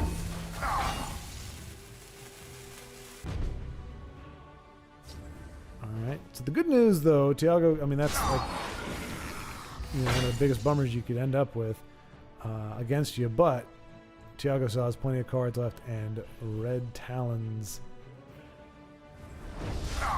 He's going to be top decking pretty soon. Oh, gosh. I thought I had all the energy. Well, here's the thing, I did, but then I went on a 5-mile walk in 100-degree heat. And then you'd be surprised. That kind of thing will take the energy right out of you. You may not think it would, but it definitely does. And I'm trying to get to the point where I'm in a good enough shape where I can do that kind of walk and not be tired, but I've not gotten there yet. So I wake up, mostly have energy, but I've also got myself. I will say I'm thrilled. I don't know if y'all remember or not. I think I talked about it, but like there were like 6 months where I could not get more than like 4 hours of sleep at a time. I would go to bed at 9 o'clock at night, 10 o'clock at night, and I'd be up at 2 or 3 in the morning. Could not go back to bed. Could not fall back asleep. Don't know what happened. Couldn't do it. If I stayed up for 2 or 3 hours, then I could fall back asleep for another 3 or 4, which got to be absolute hell when I was working overnights. But I got used to it. I mean, not used to it, like adapted to it. I just came to expect it. I'm like, all right, screw it. I'm not going to get enough sleep. So that was the standard for almost 10 months, 9 or 10 months. Got to Texas. I think it started stopping like towards the end of our tenure in Indiana. But since I've been here, I can get my 8 or 9 hours, but I've been pushing it back. I have a hard time falling asleep before 1 o'clock. So then I'm up until, I'm still a little funky right now. I'll just put it that way. Michael Bailey, Baldrick says to Michael Bailey, yeah, that would be cool, referring to the Celtic cycles, I believe. I like those stories. Bought myself a year ago Children of Lear book, or Lyre, illustrated by Jim Fitzpatrick. Michael, an enthusiastic, that's cool. Fenian Cycle, I think, is my favorite. Fenian Cycle is great. This is so cool. You guys do this so often, where somebody will come up with something that I think is just completely obscure. And to be fair, it's usually Baldrick. But here we go. Baldrick, Brovington, and Michael Bailey, all something that I had never heard of until today. All of them very familiar, and actually, it's not even like a passing familiarity. People actually know what this stuff is. Brovington says it's called Setsy Fly, and it's in my country. Wow. Given your description, I have mistaken the flying pests. Oh, no, wait. Okay, no. Brovington, I think, is... Oh! Brovington, you're referring to... Okay, so I thought Brovington was talking about the cycle. You're talking about the giant wasps that I was referring to, the giant bugs. So they're called... Let me see. TSC... Oh, come on. Oh, gosh. Oh, they are horrible. Oh, look at this. Look at that. Look at that. Oh, look at that. Ew. Look at that swollen abdomen. It's, what is it? So it's like a mosquito then. It's sucking blood. Is that right? Oh, gosh. That's even worse. Bloodsucker. 85 with 80% humidity, 25 feet from the lake, fir creeks while building the base and adding treks to the deck. Yeah, that kind of reminds me of Firefly. Why'd you? Oh, fish fly. Okay, I was like, wait, I know what a firefly is. Let's take another gander at IO here. Those are nasty. I mean, I still think, for my money, cicadas are the ugliest looking thing. I mean, thank goodness they don't actually sting or bite or anything, but they are still the ugliest insects I think I can imagine. Especially the version, because there's different types, but the ones with the freaking red eyes. I mean, come on, you don't get any more freaky looking than red-eyed. Speaking of cool stuff, though, spiny Hajmoda. Look at that big old guy. Oh, you're so cute, you little dragon. Try being a 12-10 Hajimoda. Almost sounds like a car, doesn't it? The Toyota Hajimoda. Nicely done. 3,000 miles to the gallon. It definitely, the character design definitely looks like it should be a 12. A clash for the Nicely done, IO. So I'm guessing you could say, I mean, is this another one of your decks that is not optimized? Because Hajmoda is not a thing, like, typically.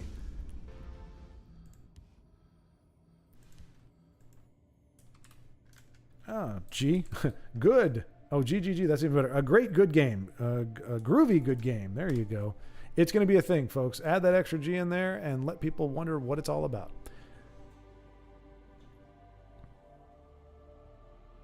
Given my description. Okay, so yeah. Brovington, what country is that? Is it Africa? Well, Africa's not a country. It's a continent. Is it, like, where is it? I guess. Oh, yeah. Yeah, cicada shells. That's the thing. You see the shells and you're just like, oh, that's so creepy. And then the idea that one of those is alive somewhere, it makes it even worse. Had to smash. Beefy Hajmota.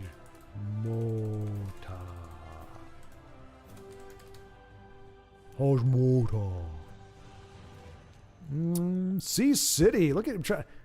Well, wait a minute. Let me see. My friend. Oops. Why can't I make that go away? Oh, okay. I do see Joseph is in chat. I was going to say, look at him trying to sneak in the game and not say anything, but I'm again, I forget that I'm behind. Baldrick says, I have mistaken the flying pests we have. Although we also get wasps doing the same. I was thinking of hornets. Thanks, Schwartz, for correcting me. Okay. I mean, either way, they're literally a pain, and they're very aggressive. Both wasps and hornets. But hornets, again, they're more like yellow jackets. They don't have the segmented well, I mean, they have the thorax and the abdomen, but they don't have the wasps. Usually have that. It's a waspy appearance. There's a reason why that we actually have a word waspy in terms of appearance. They're very lithe, very thin, very lean. It literally just looks like it's there nothing but to give a brain to the stingy part and fly around and make hell for everybody. And they're the sick bastards that lay their eggs. They get on spiders. Now, I know none of us, Denise, cover your ears. You know, not all of us love spiders, but it's pretty screwed up when the wasp gets on the back of the spider.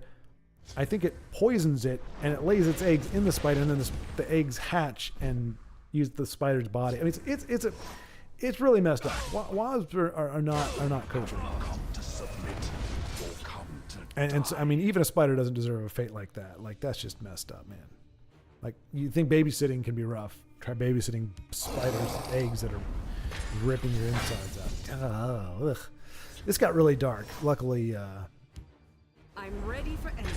we can put that behind us. Michael Bailey, fun fact, hornet bees, wasps are in the same order as ants. Yeah, I shouldn't say I knew that, but I'm not surprised just because, like, your raid and stuff, like your stuff, it usually kind of lumps them all together. Which is interesting, you know, because ants are, well, I mean, although you do have really crappy ants, fire ants. I mean, I don't think I told you guys. I went on, before my last job came to a very abrupt conclusion, went on we were doing a shoot in Alabama. Yeah, I've mentioned this because I was talking about it with Joseph, but went to Alabama and ended up standing on a fire ant hill. Walk Didn't realize it, with our and my leg got mauled by those little bastards. And boy, that was not a good 2 or 3 weeks. I mean, I had lotion smeared all over my. It was bad. So ants can be jerks too, but happily most of them aren't. But then they can just be pests. You get ants crawling over the place. It's like, come on, guys, like stay out of the house. You got to. The world is so freaking big. You got so much room everywhere, but the oceans you can go. Stay the heck out of my house, please. I see you're in need of my wisdom. I'm Patrick. I got stung in the chin by a bee once. I look like Popeye. Garsh. Okay, that was horrible. But I could just picture the big old butt chin. And Ugnip, yep, can confirm he did have the bee in the Bermuda shorts. Sounds like what do you call it? Like a parable. Have you heard the story of Ugnip? The bees in the Bermuda shorts. No, Daddy, tell us. Well, it was terrifying. The 6'3" giant of a man brought to his knees by being stung in his dangly doodlies. And there's Io, in case I'd forgot, dangly doodlies. Ah, yes. We are the mature and the groovy, baby, yeah. Just closer. How do I tell them that because of this feeding process, I have no... No, never mind. I was going to quote it, but you can't butcher it that bad and keep going. You just have to hang your head in shame and move on.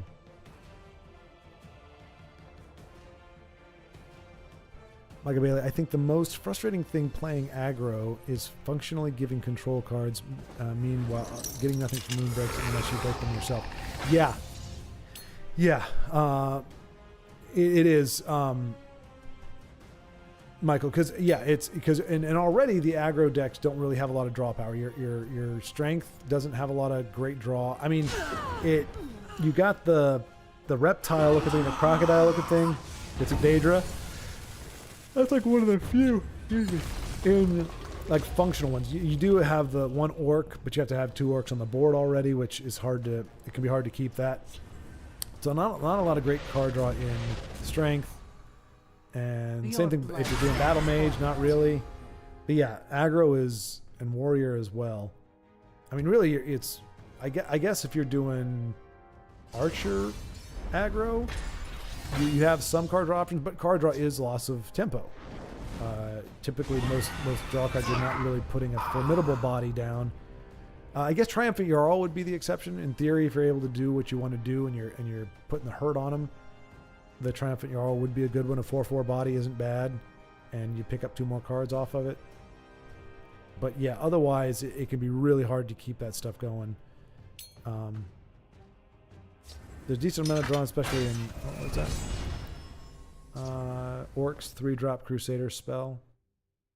Well, Crusader, yeah. They've got one of the ones where you only have to have in the wound. Pull the stinger out. Ooh, that's the other thing too. You've got to see. There's a spider shed. Oh, spider shed like a crab. Ooh. Difference between wasp and a hornet. Yeah, we could make that an educational thing. The differences between wasp and hornet. I mean, I guess there are some where they kind of look similar, but usually you can tell just by the profile. Although we should never profile insects, folks. You never want to accuse a spider of being in a hornet. You know, they get kind of tiddly about that. But also, Michael Bailey, there is that one orc card that does damage. Any damage that you do to your opponent or to your the amount of damage he takes goes to your face. He never gets played, but that's kind of ooh dear. Okay, not too bad. Oh, there's the giant snake. There's an egg. All right, here we go. Here we go. Are we gonna see it played here? I think we will. Here we go. Killing you will make an excellent story. Don't do me like that, Joe. Killing you. You did me like that. What? No, yes, you did. Careful there, friend.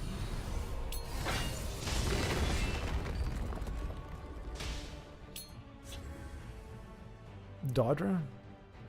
Well, no, there's the one orc. He's a 3/2. If you have 2 orcs on the board, or well, maybe it's 2 red. It may be 2 strength, but it's an orc. And if you have two strength cards on the board, you draw a card. But in willpower, it's a little bit easier. You've got the 2/1. And yeah, you got the 3/2 Daedra. As long as a creature, and that's the key, it can be any creature, your creature or your opponent's creature. As long as there's somebody that's injured, you get to draw a card. Sea City's got the big board, and we know he's sitting on that giant's neck. So, granted, Rodazar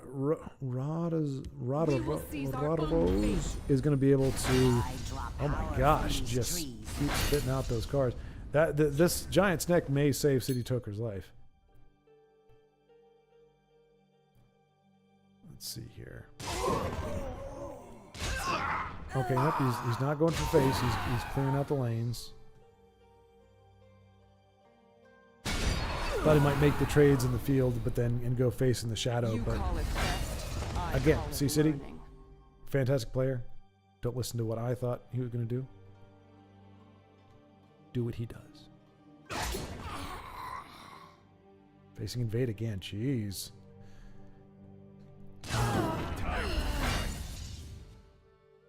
Long games can get really boring, says Io. Io, how can you say that? That's your wheelhouse, isn't it? You love control type things, right? For some reason, I thought you were. I know you aren't an aggro player, but I didn't think you were a.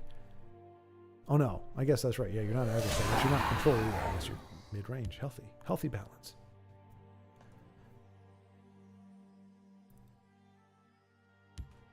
I raise the spine of battle. La da da dee da.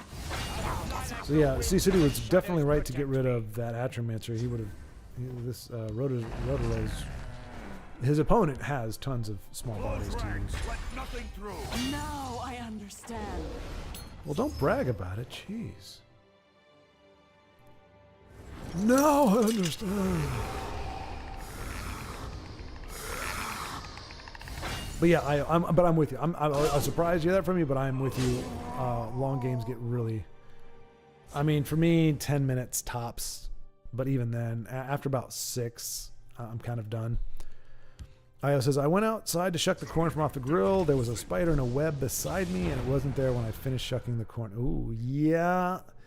Yeah, those creepy little bastards. It's like they know how to freak you out. They're like, there's no way they inserted themselves into your food or something, but at the same time, it's like they made their point to go away just so that you're like, okay, where'd you go? Hey, come on, little guy. Just let me see you. Let me just know that you're not in my food. But that is disconcerting.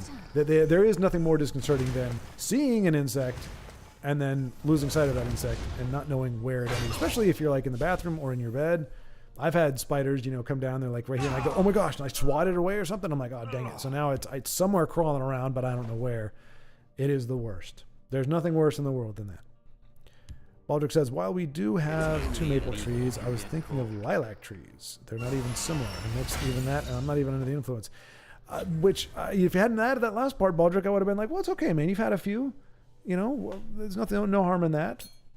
But clearly, Baldric, being completely honest, has rendered himself excuseless for his misconceptions. But as we've all seen here, my brain has not been functioning at maximum capacity for quite some time now, so I'm not one to disparage somebody else for having a similar bit of confusion, especially when it comes to trees and bugs.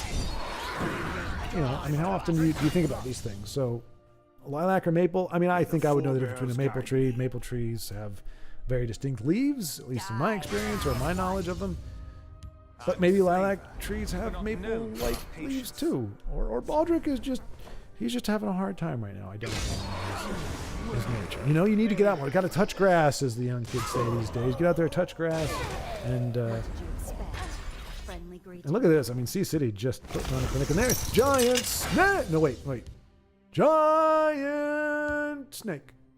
Is that what we're going for? Is that it? I don't know, but it's a nice premium giant snake named your man Gander. Your man Gander.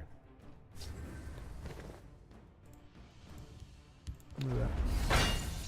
More than 5 feet from a spider. Sorry, arachnophobia. Trees and bugs all the time.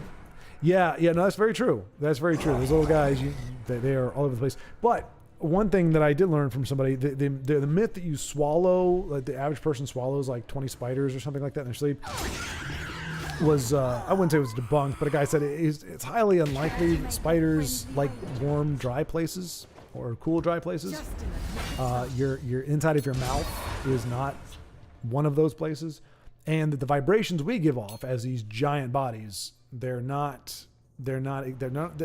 look at that and go, oh, I want to cuddle up close to that. So they just see us as these big, noisy, vibrating things, and they just as soon stay away from us. They're not necessarily trying to climb up on us, and they're certainly not going in your mouth. So we don't have to worry about that being a thing. But as Tusk, I think, rightly pointed out, we are always very close to our little insect friends, and we just got to be bold and courageous and not let ourselves be scared by things that are so much more smaller than us, even though those little guys can pack a punch. Oh, all right. I think I'm getting almost down to Joe's entrance here. Honey Badger, hey, I'm back. My 14-month-old niece was crying and needed attending to. Currently, I'm trying to type one-handed with my niece on my lap. You're doing a fantastic job, Honey Badger. Everything is spelled out perfectly. Tusk, pay attention here. That's how you type without. Although, well, okay, no, I'd say about at least 40% of this is. I can infer your meaning most of the time. You don't swallow them at all. Something you actually freak them out. Yep. Spiders aren't insects. Fair enough. Creepy crawlies. We'll just call them creepy crawlies. They all fit in that category as far as I'm concerned. All right, Io. Let's see if the corn-eating, spider-eating Io can take away a win here after Joe is able to play his. Joe was able to play his snake before Io could play his. But Honey Badger, what about your aunt and uncle? Like, wouldn't they typically be taking care of your niece? Why are you taking care of your niece, especially on Ward 4, where your undivided attention is required elsewhere? And 14 years old, that's not nearly old enough. My nephew is almost 4, and that's not old enough. He's got to be like 6 or 7, so that we can have a quasi-intelligent conversation. That's just the way it is. And I told him so. He's like, Uncle Jesse, can we talk? I'm like, no, sir. You have nothing smart to say. Grow up, son. 3 more years. 3 more years, and then you and I can talk. If you can think of something smart to say. And, it's not just, stupid stuff about paper and lighters. There we go. Zensky playing Frost Giant. I'm so proud. Exactly. Yep. I'm sorry, folks. I keep hitting close on here. Probably I should put the guard back on. But in theory, I shouldn't be looking over here as much. But I forget that I'm reading chat more than I look at the game. So I keep turning my head into the microphone and keep getting this once. But the good news is, I guess it'll be the next. Well, maybe not the next Live at 5, but the one after that. I will be back. I will be in my little studio area. And I can position the mic in a better place because I don't have to worry about having a gross echo if I don't. Let's see. Baldric says, Eye of the Storm. Well, yes. So Io is proud of Zensky for playing Frost Giant. You two are the only ones in the world who play it, not because it's a bad card, but just because other people just don't understand the power of the Frost Giant. Baldric says, to Io, maybe the spider just hitched a ride. Probably went to see some friends. Not helping, Baldric. Not helping. Hitching a ride. I mean, it's one thing to try to, make them seem more friendly. We all know spiders are not friendly. They're crotchety.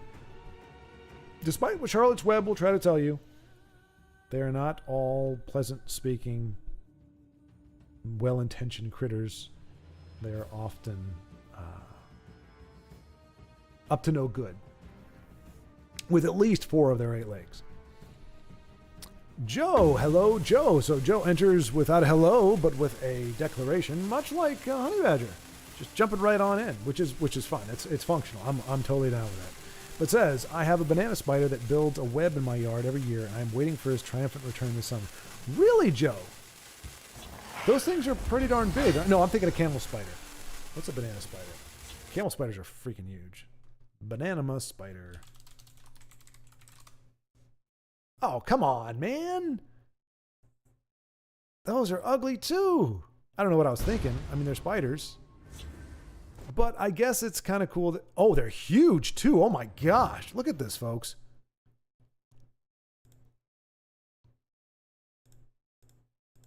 I hate that when you... The image... Come on now. Open image, new tab. No. No. Ah, screw it. I shall show you. That. Look. No. Stop it. Go back. Look at how big that is compared to that. Is that how big your banana spider is? I mean, look at that thing. Look at that. Like, compared to the hand, that's a big friggin' spider. Golly day. Well, I don't know. I mean, I know some of you are about to go to bed. I don't know if this is helping or what, but I don't know that I'm gonna. And Io, seeing something even more terrifying and hideous than a giant spider, is the trash.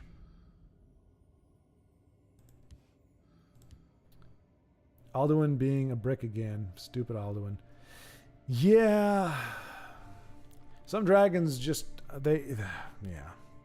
I mean, Alduin, I mean, you figure he's the world eater, the end of all things. He's going to be kind of a jerk.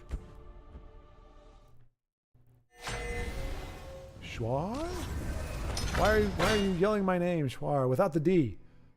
You're lucky I acknowledged it at all. And Sea City. Doing the things. Dragons are lame. Ah, Tusk. You have much to learn. You were wrong, by the way. Purple makes them lame. I think Dragon Archer is still my favorite. One of my favorite decks, to be sure. And then Sorcerer. You can trust me. I'll take them with me. Let that be a lesson to us, folks. Anytime somebody says, you can trust me, that's their opening line, you know that you can't trust them. But yeah, Joe, I mean, that's interesting. I mean, it's cool that it's kind of like a friend of yours. I mean, like I said, I mean, if they were sentient, well, that'd be even worse. Well, I don't know. I think I asked this before. Would it be better for them to be sentient so that you can communicate and say, hey, you stay in this part of the yard or not? Or would you rather have it but then you can't kill them. Like, there is really no option. If they're actually talking to you, you can't just be like, you're done. Wait. And what if you kill one of them by accident and swear revenge? Like, I don't know. I guess we're probably better off with them not speaking English. Or any language, really. I even tossed an empty Coke can in them from time to time. So Joe is cultivating the giant monstrosity that is the banana spider. Are you sure it's the same one, Joe? Or it's not it's kids or something? Like, I didn't think spiders lived all that long. Baldrick. Okay, good. We're getting a little clarification. I butchered the first sentence. The point was you sent the request to the wrong person. Okay, gotcha. Okay, Baldrick, gotcha. Well, that's what I thought you were saying, but I didn't see how it was spelled differently than. Oh, there we go. Nice. Thank you, Baldrick. Appreciate you, buddy. Made it easy for me. I was gonna go in and try to Tuscan again. If you. We draw power from their blood. My darkest magic. Well, yeah, no, will take okay, them so down. Tusk, if you're saying dragons, well, so to be fair, I only need the Alduin loop, Parthenax loop bastardizations, those aren't proper dragon decks. Those are exploitive and unkind and stupid. So we're talking pure dragon decks. We're talking, I run Alduin in my dragon deck, but I also run a ton of dragons. So the only way I can play him is by playing a bunch of dragons, which I'm more than happy to do. And that's what he's meant for. He's not meant to just be taken out solo and crammed in there with a reanimate and, midnight burial. Yeah, Baldrick, sorry. Somehow I misspelled it, even though I was double checking my spelling. So I appreciate you giving me the hand up there. Bromington says, is it possible for a mud crab merchant to offer you another mud crab merchant? Yeah, I would say I would think it's possible technically, probably not likely, but really, what's the likelihood of a mud crab giving you any particular card? It's a lot of cards. I mean, everything but an action and an item, right? No, or is it anything? Is it just creatures, or can it be anything? I think it's anything, right? Even if it's just creatures, the odds are so small. But I'm guessing it's possible, which would be kind of crazy if you could chain those together. Joseph says, the monthly rewards are going in the opposite direction right now. We just recently got Frenzy to Lit, the Nightblade, and the Dragon Knight. Okay. All right. So thank you, Joe, for that. So that means... Elder Scrolls Legends, monthly reward cards. That means we are at... Okay, so we did Frenzy Lit, Ashen Punches, Renegade Magister, I guess, is the next one. Which, I mean, I'm trying to think. Joe, was it you? There's somebody who was using the Magister. He's the 5/5 body that doubles your damage done with actions. So your lightning bolt will down to 8, but it's not just it doesn't do the damage. It does it twice. So I think if I'm not mistaken, it's essentially 2 lightning bolts. I think that's how it works. Unless you shoot it and then you shoot it again. But maybe not. Maybe it's just a big old 8 power lightning bolt. But he doubles your... Well, I can look at it, I guess. After a friendly action damages an enemy creature, Renegade Magister deals that much damage to that creature. Okay, so it's the same creature. So you don't get 2 lightning bolts necessarily. I mean, you do, but they both have to go to the creature you targeted initially. So you can't just hit a 4 power creature or 4 health creature and then hit another one. But I mean, the good news is Ice Storm does 6 damage to everything. And Io now has shifted from his Dagoth. Now he's playing Telvanni, but not your mother's Telvanni. Now, Tusk, you're fine. You're fine. I just I gotta blend it in as best as I can. And again, yeah. I think, folks. I think things are gonna get pretty nice and just better overall once this move is over. I feel like everything's kind of coming to a head right now, and I just think in a lot of ways, partially because of my decisions, and just partially because of how things are going. In general, I'm a little funked. Ooh. Wow. I want someone else, like Dagoth to get me through this semi-charm kind of life, baby. Murios, A clash for the ages. His opponent is not going to see what's coming. Oh, never mind. That might be the suckiest thing of all. Getting a Dagoth that could easily turn the tide, but not having the match get a plan. Yeah, Tusk. Well, you see how rough it is. This is me trying to multitask. It's going okay. It's going okay. Until you look at the chat and you realize that I'm still behind by like 6 hours.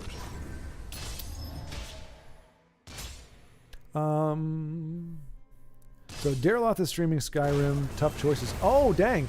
No, guys. Hey, again, certainly unfortunate that it's at the same time, but don't feel bad. I mean, because again, he's a great player. So I mean, obviously, you're gonna do what you want to do. So I don't have to be like, oh, but don't feel bad if you wanna check out another great player. Well, check out a great player who isn't just watching.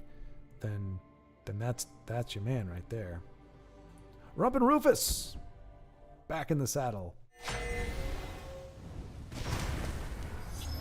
Okay, so Joseph said that they sometimes skip. Okay, so it's not what it used to be that it was on that cycle, and you could predict what card was coming next.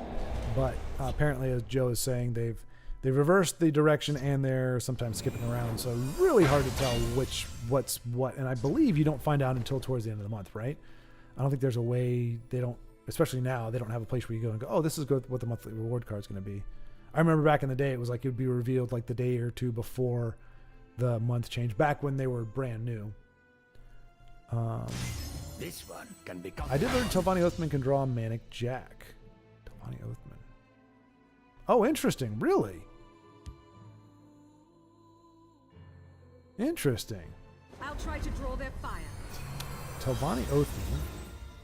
That's the guy, he summons 2... Well, right, he draws a card, right? He draws a card and spits out the 2 guards, right? I think.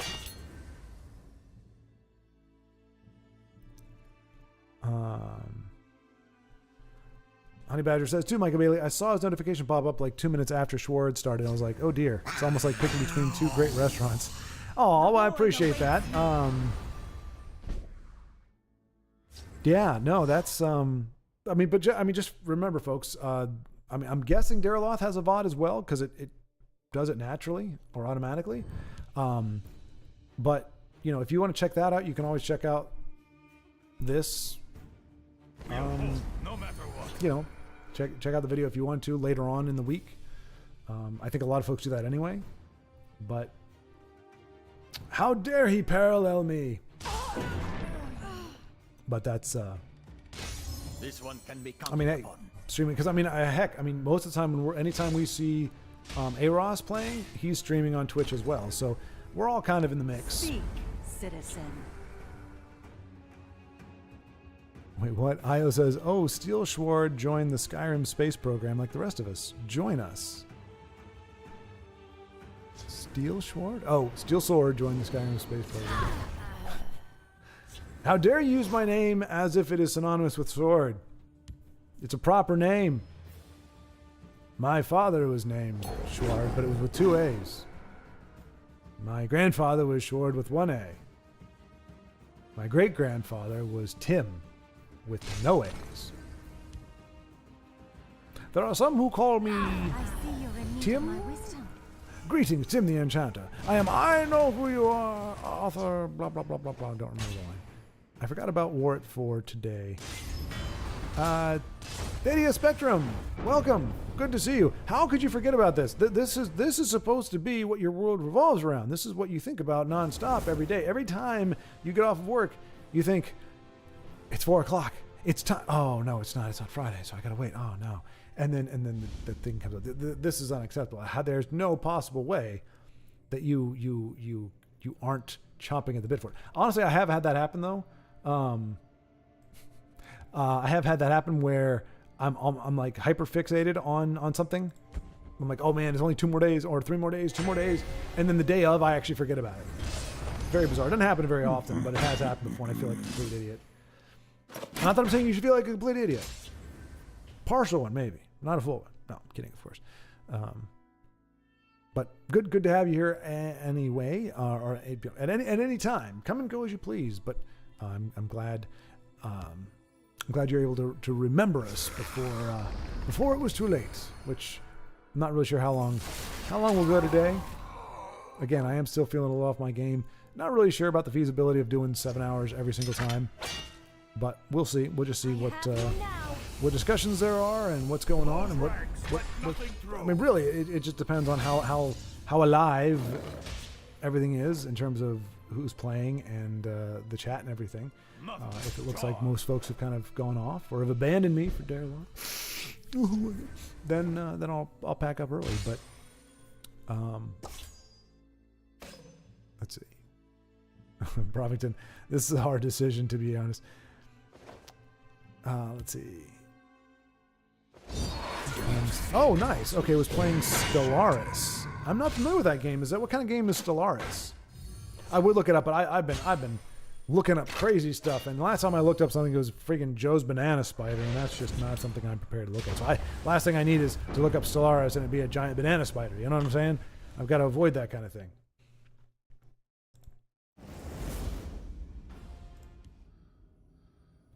Let's see here. Go back to Rufus. Rufus is in the event. Oh wait, we got Sword of Gem. There we go.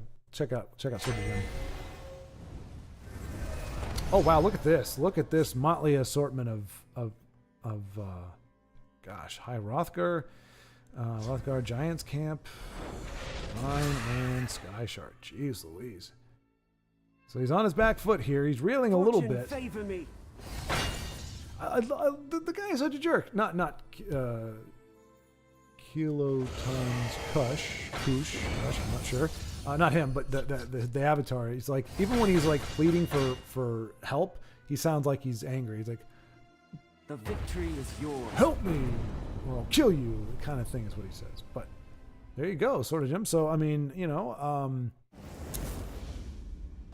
that's one way to turn the thing around. So nicely done.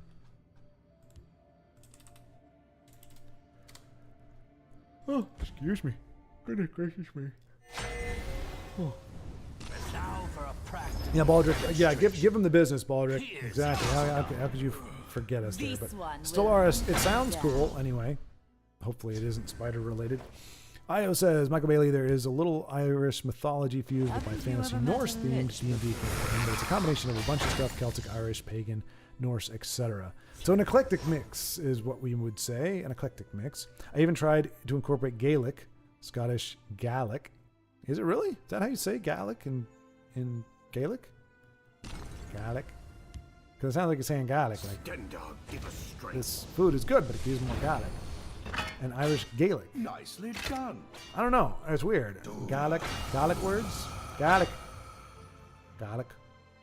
Okay. Here's how it's done. Downward spiral of pronunciation on my part there. Big sweaty daddy Dagoth. Yes, indeed. Oh, and was that 550? Okay, so no, we're not talking about the daddy that I just pulled a second ago. We're talking about something that happened long in the past. Man, I almost feel like I'm an archaeologist. Like I'm going back in time and reading these messages that were left by strange and magnificent creatures. And I mean, I could come back to the present at any time, but then I would leave all this history in my wake, and that's just not good. I also, there's an image I would like to purge from my mind. Oh, there's an image. Okay, I'm guessing you're not talking about the fruitcake or whatever it was. I'm guessing that is one of the spiders. Michael Bailey says, Irish mythological cycles, ironically, one is just called the mythological cycle, but the other two are Ulster cycle and Fenian cycle, which Fenian, I believe, is a favorite, are like fully documented stories similar to Roman mythology. Joe says, if anyone needs a busted Arsenal gauntlet deck, 27 wins, easy peasy. Not surprised at all. Poopstone coming to the board. That's all right though. Rump and Rufus can handle Poopstone. He's got a nice hand here. I mean, he's up against some pretty stiff competition. It's too late to run. You're dead. It doesn't really have any removal at this point, so I'm guessing. Okay, never mind. So now he's in a bit of a pickle. We can go 5th Legion, Phalanx, perhaps, or Pit Lion. Well, he's got a few options. Luckily. Never give ground. Okay, so not doing the 5th trainer play, 5th Legion trainer play. And this is an event, remember, so cards get +1/+1 when they come into the lane. Unfortunately for him, that's I think why we're seeing this little guy here, because he is a bit of a body, but he is cheap, so he's actually kind of just it's a +1/+1 buff in general. So just kind of a nice way to go about it. Okay, the deck code I just posted in the one is the one I used last time. So Joseph, surprising no one, is kicked butt in the gauntlet this time. Or the one he used last time also was good this time. Obviously 27 wins. That's crazy good. So anybody looking to get some cards, some card packs, some gems, some gold, play the gauntlet. And if you play the deck that Joseph gave you, you might not have the heart of the card. You might not quite get 27 wins, but you're going to probably at least get your money back or your tickets back. Just need 3 wins. So give that a try. The deck code I just posted is one I used last time. There's technically one more cycle of kings, but that is one is pseudo-historical. Okay, so we're referring again to the mythology there. Joseph, if you follow the same general curve, you can win this gauntlet in any class, though. Fair enough. Snowball field. I don't know why I read it like that. Snowball field, draw those shadow. Okay, snowball field, draw through shadow.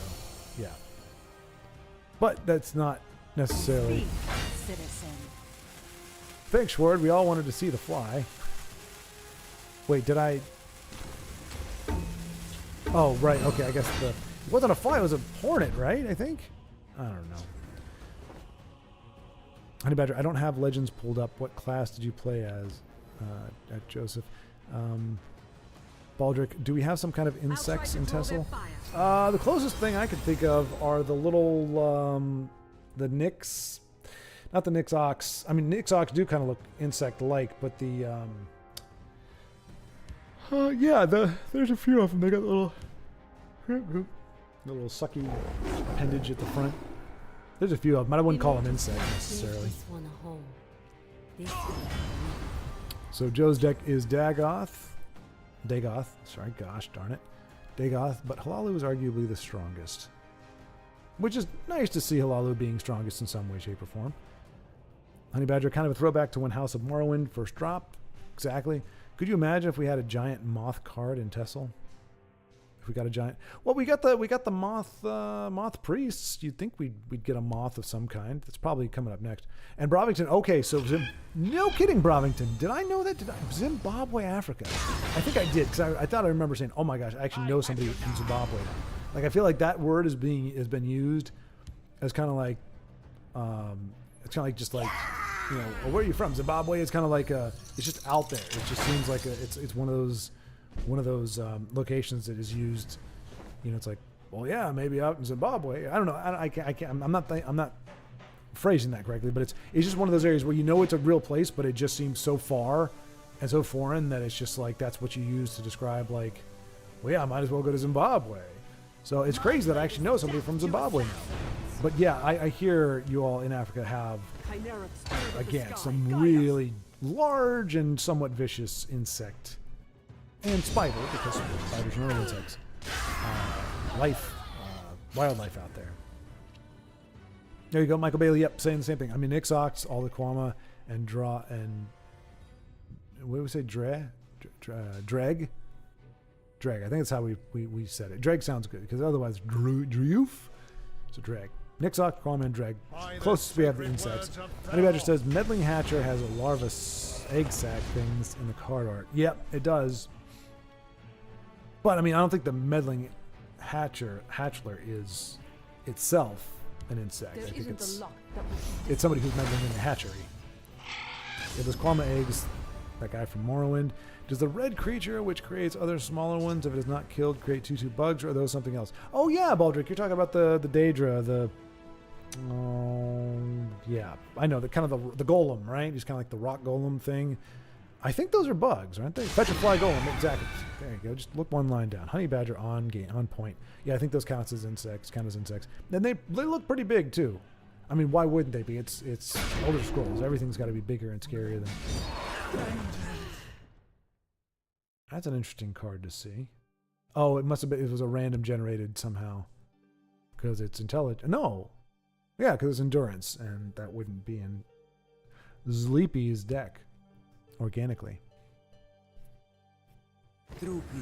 Yeah, Michael Bailey pointing out, doesn't know if Daedra count as insects.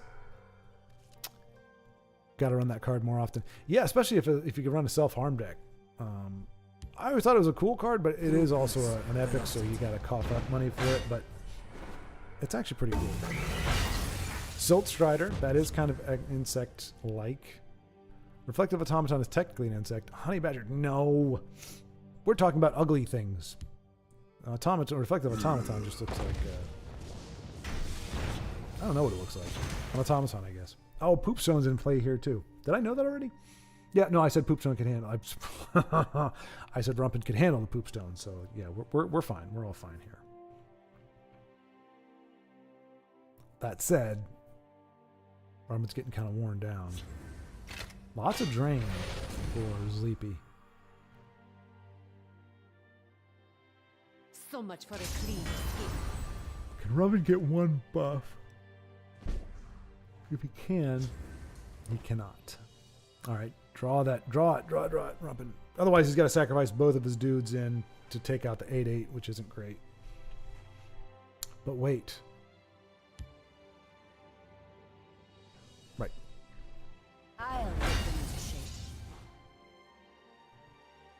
Okay, and we've got a mic drop, I guess, from Honey Badger. Boom, Assassin Beetle. I mean, that is probably the most definitively insect card we have.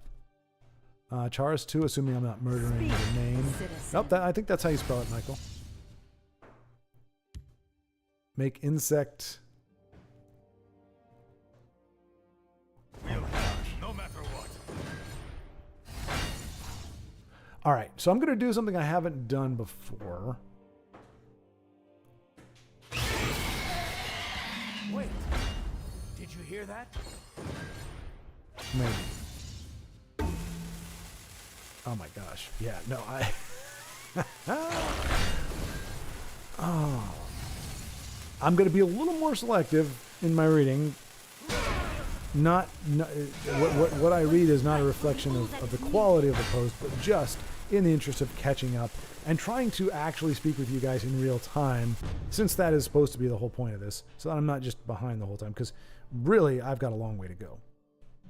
All right, so let's move on down. Let's see.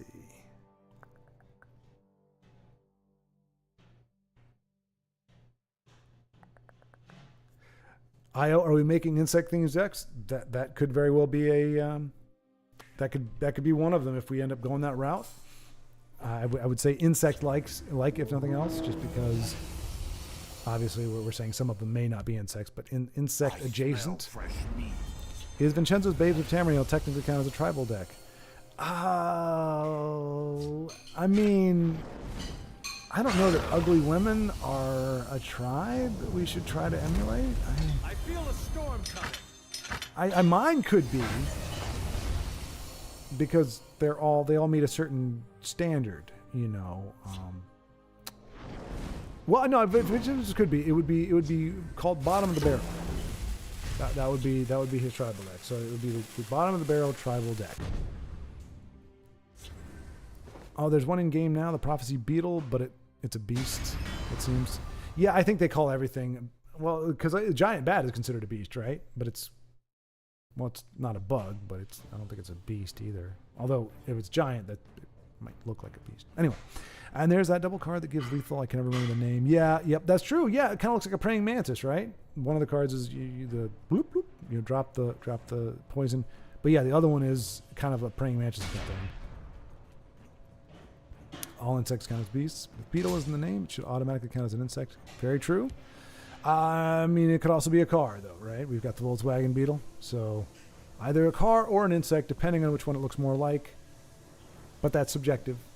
Some might see it more looking like a car. Some may see it more looking like an insect. You can't expect everybody's perception to be the same. Honey Badger, again with the reference, Elytra Noble. That is the card, yep. Considered tribal deck, the Babes of Tamriel. No, guys, come on. There's nothing babes about the Tamriel deck that needs to be. It literally is cards of Elder Scrolls of the female persuasion, mostly. I think the deck would be perfect for the Tribal 100th Anniversary Showdown. Hey, what if for the 100th episode the decks, if applicable, should have 100 cards in it? Ooh, hey, there you go, Honey Badger. There you go. Now, I think it would make the tribal decks a little difficult, just because you're only going to have. I don't think you're ever going to have as, you know, even in the more popular tribal stuff, you're not going to have enough to fill a 100-card deck. But I do like that idea. I do like that idea a lot. It's very thematic. It's very on point. I like it. Joseph says, I don't mind spiders. If there's one in my house, I'll just let it be usually. That's very nice, Joe. That's very kind of you. Like I said, I didn't mind it either until they started making babies, and then I just had spiders and spider webs everywhere. And it literally got to the point where I was having to clean up spider webs every morning, and I'm like, I'm not okay with that. Like I don't. That's where I kind of draw the line. But there's plenty of spiders that don't make webs. They just make little hidey holes, you know, sanctuary pet type things. Honey Badger, an invade deck disconnecting, never gets old. Yeah. They should permanently disconnect it, you know what I mean? Okay, that sounded really sinister. All I meant was don't log into the game again. Hand over the coin. Yeah, Baldric, exactly. Can't make a 100-card wolf deck, but maybe. But really, I don't think you can make even a 50-card wolf deck. Like, it would have to be a wolf and something else. Like I think most of the more offbeats, like the mammoth and stuff, you're only going to have 16 to 20. Does the math work out on that? No, 21 maybe. 21 to 24 cards in your deck that are that are part of the tribe. So maybe 100 card deck or tribal. We never got Serana. That would have been the babe. Serana. Oh, yeah, the vampire gal. Yeah, that's true. How did we not get her? They got all these vampires in here. We got Night Town Lord. We got Blood Magic Lord. How do we not have Serana? That would have been great. Yes. Yeah. Although, you know who I missed out on by not playing agility? Because I did mage. But Naryu and the assassin aspirant. Yeah, I think a Dagoth. Wait, no. Dominion. I think Dominion would have the most babes. You know, if they added Serana to the game, it would be an auto include for nearly every person making a deck. Yeah, you know, unless they were going to be jerks about it, and they're like, just so that people don't do that, they kind of make her not quite as cool as you would want her to be.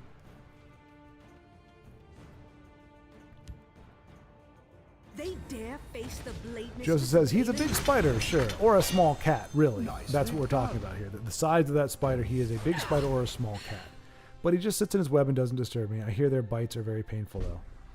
I mean, when its mouth is about the size of a human's mouth, yeah, I bet that would hurt as heck. But I mean, also, it's, you know, it's not like a Black Widow where they're poisonous, they hurt, and they're kind of, or brown recluse, even worse, where they're really small, so it's hard to keep track of them. It's hard to see if you're about to step on one. That, you could pretty much ride it.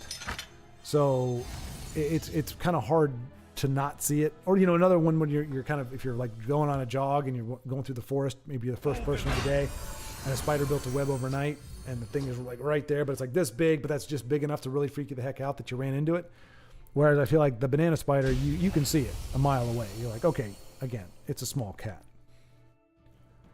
Honeybag. Speaking of which, is sad that Tesla didn't get a Dawn Guard expansion. Yeah. Oh yeah. There's a lot. There were a lot of great Dawn Guard characters, including who's the main guy? I can't remember his name. I like in my head he's Idris Elba. That's not who he is, but it reminds me of him a little bit. Some of the characters that he would play. We could have gotten all the Hidden Value stuff. Yeah. Oh, the Hidden Veil stuff. Yeah. I think that banana spiders are what spin their webs between the rows of hay bales we have in our house. Oh, jeez. We think of the Dawn Guard cards. Isran, that's it. Armored Troll, Rune Shield, Axe, Warhammer, the Dogs, Scalelang, and Bran. Oh, Honey Badger, you're such a nerd. Oh, nothing. You can't know all these names off the top of your head unless it's Lord of the Rings or Star Wars. Like, those have been around long enough that you know, since the dawn of antiquity, that you can justify knowing those names. But for you to be this familiar with so many abstract names, the dogs, for crying out, he knows the names of the dogs in the Dawn Guard expansion. That's just crazy. That's just crazy, man. It's weird because we got a bunch of the vampires. Exactly, yeah. And then the vampires, gargoyles, bloodstone, chalice, Lord freaking Harkon's sword. Oh yeah, we didn't get those. But, oh, and then you've got the arrow, the bow, the heavenly bow or whatever it's called. Not so fast. And I agree, Honey Badger. Dawn Guard, excuse me, Dawnbreaker was an unnecessary nerf. Totally should. Ariel's bow. There you go. Wow, that's funny. Like he wrote it in all caps as if he was anticipating me grasping for the word Ariel's bow. Yep. I'm just glad that I got that achievement before the nerf. Oh yeah. Ariel's shield. Ario's cargo pants. Ario's pumps. Ario's pocket watch. Renegade Magister makes Firebolts deal 4 and Fingers deal 12. Yeah. And Fingers, I guess, would actually work out well because you're already able to choose your targets, so you would actually be able to do multiple. So you'd still be able to do multiple targets, but you're doing 12 damage. So you just that one would be crazy with that. The other ones, like I said, it seems like you have to keep targeting down the creature you first attacked with it. Gelbor and Vorthor, the last of the Snow Elves. Oh, Tusk just won a game on casual on turn 1. Hey, your name, I told you, folks, your reputation precedes you. You're known as, it's like, oh my gosh, I'm up against a member of the legendary remnant. There's no way I can win. Tusk Shadows, I hear he's a bad mother. Shut your mouth. I'm just talking about Tusk. Concede, quick. Before we play Invade, or, oh my gosh, Rump and Rufus. This game's been going on so long. And look at, I mean, this is epic, but... Preparations have been made. Oh, there's just no way. that Encano with the breakthrough is enough to... Oh, man.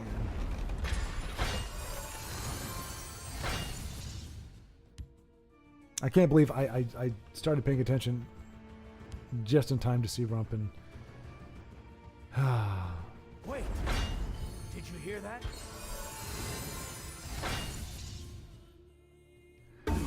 To quote Agent Smith, that is the sound of inevitability. My sword is yours. So really good on those blue decks that can generate firebolts and can be combined with Fork and Dogfang. Yeah. Durnhivir. I really have never taken the time to pronounce almost any of the names in Skyrim, so this is a little bit awkward for me. My sword. Durnhivir. We have Soul Tear. If we ever get another archetype, I would like Reiklings? Reiklings? I'm not familiar with those, Mike. Technically drained vitality was a Dawn Guard inclusion. Could be. That's true, yeah, because isn't that what Serana, that's her power? It's like one of them, it was the red, where it's sucking the life out. Well, no, because it doesn't, you don't drain off of that. I don't know. Could very well be. Reiklings would be cool, similar to goblins in my opinion. To me. Goblin offshoot in the world. I don't know if we need more goblins, folks. Come on now. Haven't we got... Oh my gosh. Charge. Charge.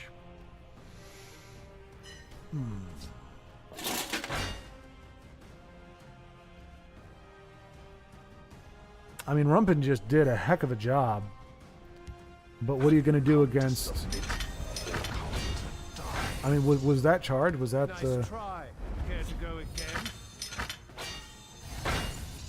Well, no. Yeah, because they can... Well... Boom, boom, 10. We'll see. Yeah, he's got it by 2. This was a worthy contest. Yeah, Rumpin, you did a fantastic job, man. That's a lot for you to be up against. Attack. Wow. And he actually still would have been alive if it didn't get charge on. What are you doing, Sleepy? Come on, man. He gave you a good game. He's a good sport. Why you got to prolong it like that? That's just messed up. But good game, Rumpin. Man. Yeah.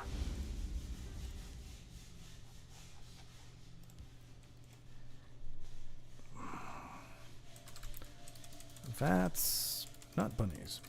That's a kind way to put it, as is noxious. Sorry, man.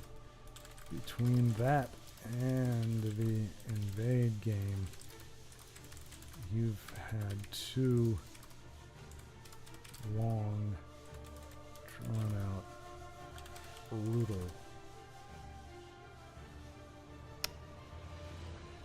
endeavors. Don't know how you bounce back.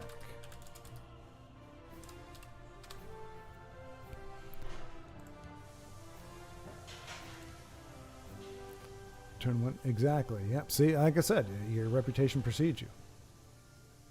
Do I ever get sick of my opponent having perfect draw? Nope. Nope. Never gets old. Never gets old, Tusk. I totally enjoy perfect draw for my opponent because, you know, here's the truth, folks. If my opponent didn't have perfect draw and amazing RNG, I would never lose. So I appreciate that the game tries to keep me humble, tries to nerf my incredibly amazing powers of play. It keeps me humble. Not be on the wrong side of history.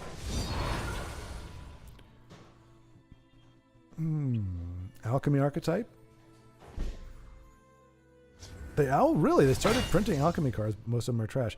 I mean, no surprise, considering the other cards they did print were also trash. That's something new every day.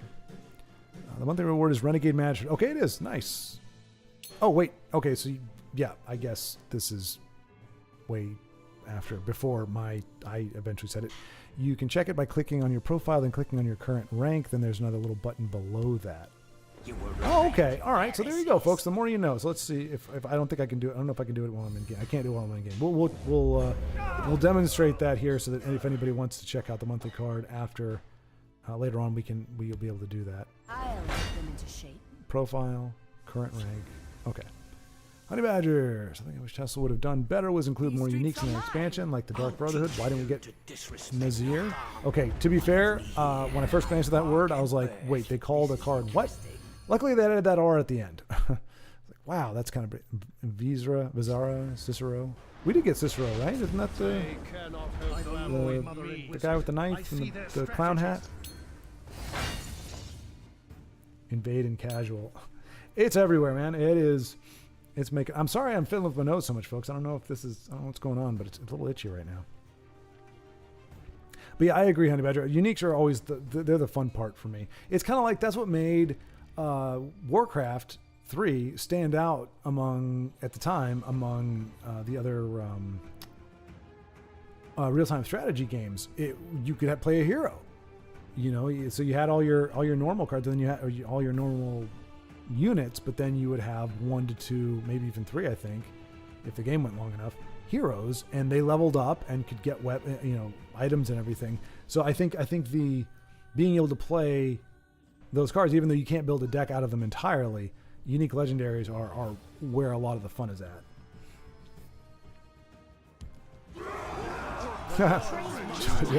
We did get Cicero. He's more annoying in Tesla than he is in the game. I guess if you're up against him, for sure. Honey Badger, of all people. Mr. I know the lore so deep and so thoroughly, and yet forgot about poor Cicero. Poor Cicero. You get mother some flowers. Pretty, pretty flowers. Well, this one was fun. I just wish they hadn't hit 3 profs in a row on their singleton list. And charge on poop. No, Rumpin! I was in the middle of talking. And Sorta Gem, unfortunately, falling to Schaffer without really getting to put on much of an offensive display. Alas. Alright, Io, once again. Into the fray.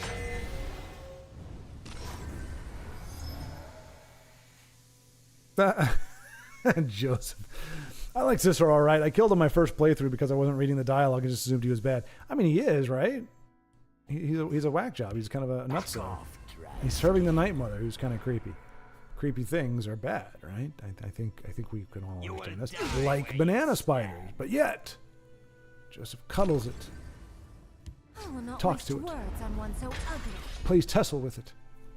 That would be kind of nice. Like you get a shot of Joe sitting there and he's little spiders moving its arm, doing a little swiping on it with his little arms. Find out that it hasn't been Joe playing the whole time at all. It's been Banana Spider.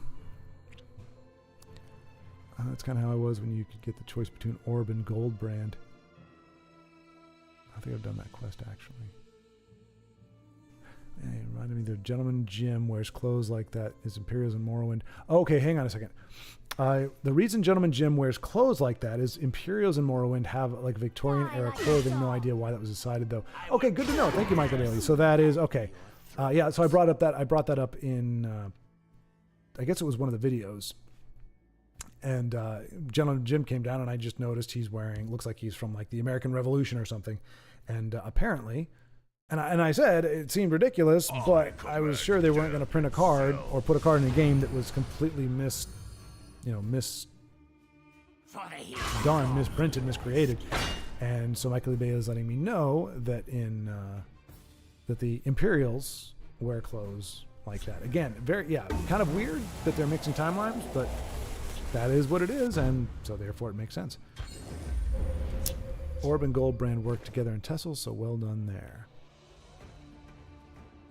High Hrothgar Faded Wraith combo. High Hrothgar Faded Wraith.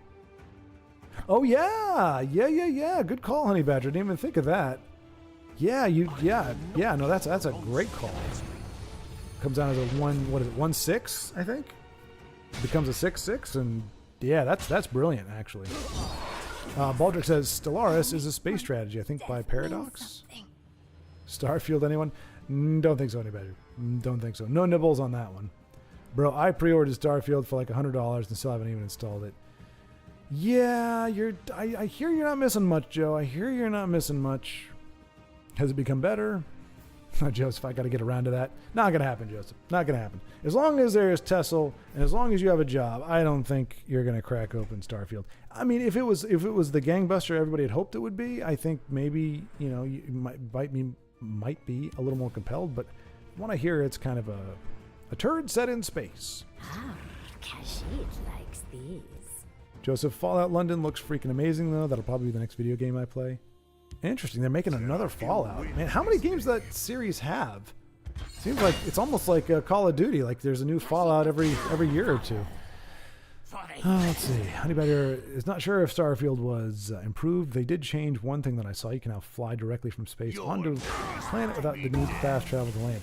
It doesn't fix the story, from what I understand, or the characters. I mean, I don't know. It seemed that there was a lot of problems with Starfield. And so improvements on mechanics For the ages. could only be so helpful. Everyone does. Cliff Racer? Nope. Squish the Wimpy. Nice. Good call there, Io. Good call. Gray Fox running interference for I will not be on the wrong side of history, Tharn. Sweet. All right, evening with casual. All right, another casual. All right, so we got a couple casual matches going on. We got Tusk also in casual, so we'll go ahead and check out Tusk in casual. See if Anne's doing pretty good against Invade in casual. He's got 3 points of damage with Thievery. They will meet their maker. I mean, the gate does have some. Okay, 9 Magicka, a gate with 8, and a lot of cards. This could go south pretty bad. Might not, but there's a good chance of it. Hopefully not for Tusk. Hopefully he'll be able to close this thing out next turn. And Danny's 21 could very well be roping because that's not out of the scope of these kinds of decks, but it could be a good sign of him just going, he does not have what he needs in order to spit out the guards, drains, and charge and lethals that he needs to turn this thing around.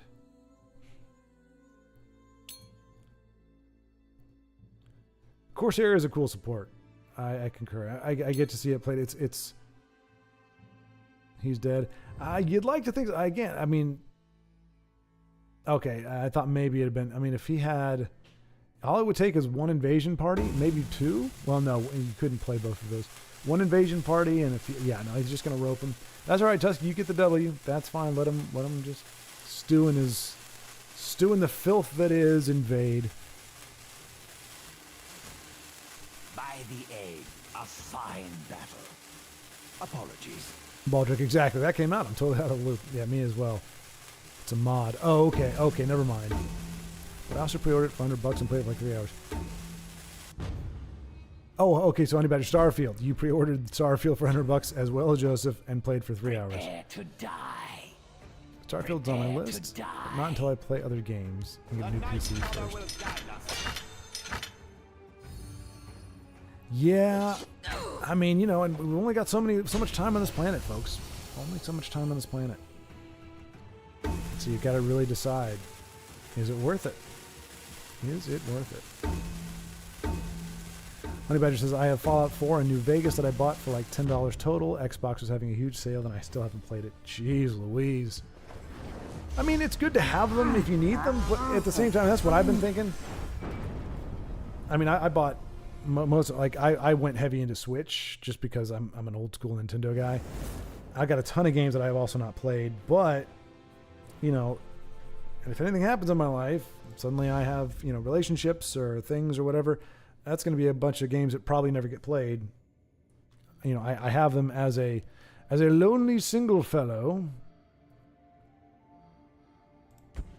But, in theory, I can't stay single forever. Oh, pardon me. I will not be on the wrong side of history. Sorry, I was becoming too intelligent. I had to blow some of that out of my nose. So now I'm back to being average. I didn't come here alone.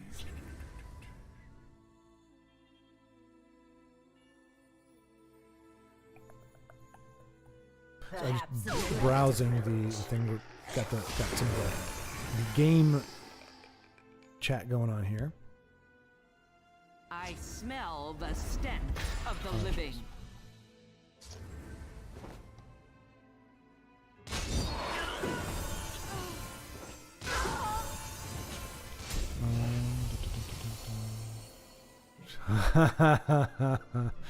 Damn, Joe. Joe says the game starts with you not having any guns and you only have a knife and melee weapons. And this is Fallout London.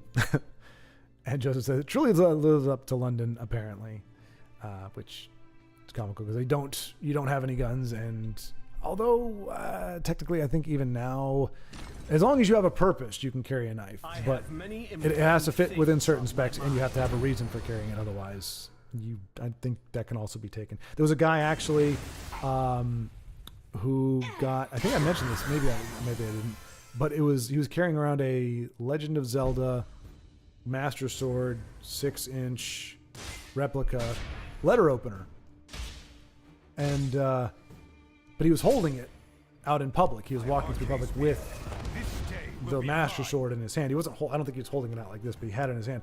The police saw him and eventually arrested him for it. I think I can't remember how much time. And I mean, it is important to note that he did have priors as a thief, I think, or something. So he wasn't squeaky clean necessarily. But as far as I know, no assault with a deadly letter opener. But just thought that was interesting. Obviously, there's context there. Who knows what he said to the officers or anything. But it's just kind of weird to think somebody carrying around a replica Master Sword letter opener can get busted. But I have many important things. That's quite a timely jest there, Joe. Quite a timely jest. Baldrick says the last game I played was Thank Goodness You're Here, a silly British game where you fix small towns' problems by slapping things. I have many important things. For some reason, that sounds British. I don't know why. Very Monty Python-esque. We'll see about this. Honey Badger says, "Oh, here's a question for you all, Remnants. If you could go to any Elder Scrolls game and be whatever character you created, which game would you go to?" Interesting. Unfortunately, my answer is very boring because I only have one. Nicely done, IO. Got through Control Telvanni before it could rally its forces and heal. Oh, goodness gracious.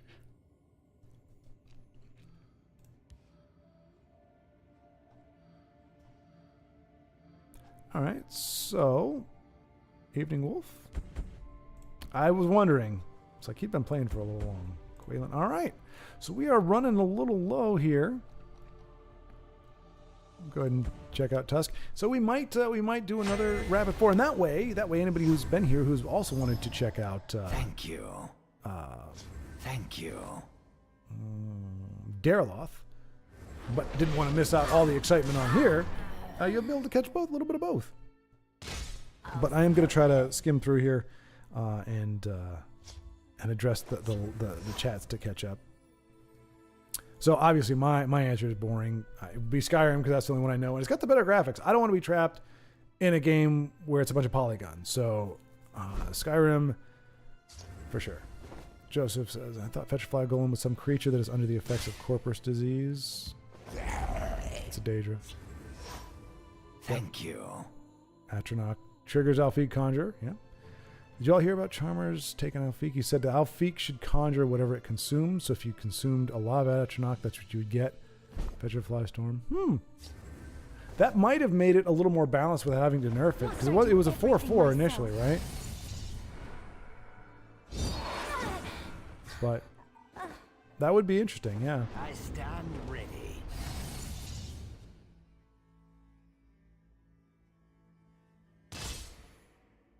But Apologies. yeah, I that's an interesting take. I didn't know Charmer actually said that, but that not a bad idea, or at least one worth considering that I'm sure everybody actually has. And I like Joseph actually puts out there. Actually, Rufus should have traded before playing into the field lane. He wasted his buffs. So, a nice illustration of Joe acknowledging that he's pointing out gameplay stuff on a Tessel stream. Like, why are you talking about strategy, Joe? When clearly we should be talking about food, dessert, and other games. Thank you. Apologies. Baldric says, Tiny Badger, I think Morrowind because... Okay, so Baldric chooses Morrowind. I think I would contract Corpus very soon there or be mauled by cliff racers while stepping out of my house on day one. So Baldric would choose Morrowind because he likes it but doesn't think he has long to live. A dire prognosis or a prediction. By the egg, a fine battle. Apologies. Oh, that's hilarious. So that wasn't just Baldric assuming. That actually did happen to him. He got attacked by cliff racers and was killed on day one. So you must be another one who would definitely love Geob. For Geob, as I understand, hunts the cliff racers, right? That's his whole shtick. Oblivion for Honey Badger? Because he hasn't played it. Best friend's favorite game. I think it would be cool to run around as a Knight of the Nine and kill invading Daedra. That does sound pretty tight. You know, you're taking a chance there, stepping into a game you've never been in. You never know. You could be like, oh, what I wouldn't give to be in Whiterun. I will spill your blood. I don't know. Killing invading Daedra is fine. Fighting them and then, you know, dying to them is even more. Michael would choke to death on one of the many ash storms. You know, it's the sad thing is, you know, we all live our lives as heroes in our own stories, but there has to be somebody that chokes on the stuff, right? I think that actually happens in the game. Like, we would all like to be, or like to think we would be the heroes, we would be the ones to make a difference or whatever, but it's like, when it comes to the RNG of life, none of us have an advantage, and so you're just as likely to die in an ash storm ignobly and sadly and tragically than you are to be the hero. But not us, not the remnant. No, indeed, we would be the exception. We would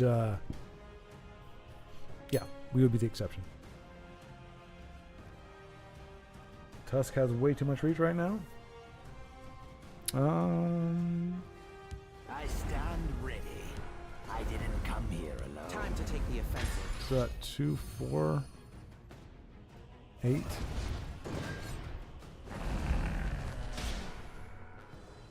It's going to be interesting. There's that Silt Strider we're talking about. Very insect-like indeed. See, and I'm just, I don't know. Big insects doesn't make them more friendly, bigger. Like I wouldn't want to be. It's like kind of like a cockroach with long legs. I wouldn't want to be around it when it's tiny. I sure as heck wouldn't want to be on it if it's like 6 times my size. Nicely done. So I would choose whichever game doesn't have one of those in By it. the egg, a fine battle. RNG generated tribal deck? Like spin a wheel to pick your race? Exactly right, Joseph. Exactly right. Just finish the deck and then edit out anything not part of the tribe. Let's do this. Take out something that isn't tribal, auto finish, edit out, repeat. Kind of that process you're describing, how people can hack in those sweet An alt arts in the unfortunate gauntlets. mistake. What? Hold on. Joseph says, funny that process you're describing is how people can hack in those sweet alt arts in the gauntlets. Well, hack isn't the right word. Why is Leap missing a rune? The first one is still intact. Anyone else seeing this? I missed it, Honey Badger, unfortunately. Similar thing happened last time. Thank you. But it was the last rune that was missing. Okay, visual glitch, yeah. I mean, as I said, I've had the game come up sometimes where the person's name is not there. So I guess there's... And somebody asked not too long ago why we're still getting updates. Like sometimes you log in and they'll say, you know, updating assets, 22 out of 33 or whatever. Nicely done, Tusk. Nicely done. But and I think it's because they're still doing updates and upkeep on it, in a manner of speaking. So that's so yeah, probably cleaning up these visual glitches that you all are seeing. And Joseph says, yes, you can see a banana spider coming unless you're out camping or something and have to take a piss in the woods or collecting firewood. Yeah, I don't know that I would piss in the woods if it's dark. Or I think I would just open up my tent and just pee right where I'm going to step the next morning. That seems like a good plan, right? And I don't know, Joe, I don't necessarily see the Banana Spider coming. You could hear it coming. You could feel it coming as it tromps on the ground. Doom, doom, doom, doom. These things are huge. Huge. That's usually how they get people around here. Okay, see, and that creeps me out even more. It's not like that's how they bite them or whatever. It's how they get them. So what do? They bite them and then they drag them off to their lairs? What secrets do you seek?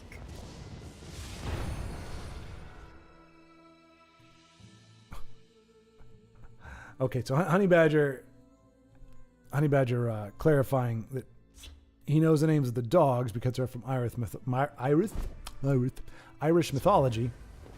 He just doesn't remember what they did. Oh no, okay, we're watching Io. So, surprising no one, Tusk is running Soul Shred.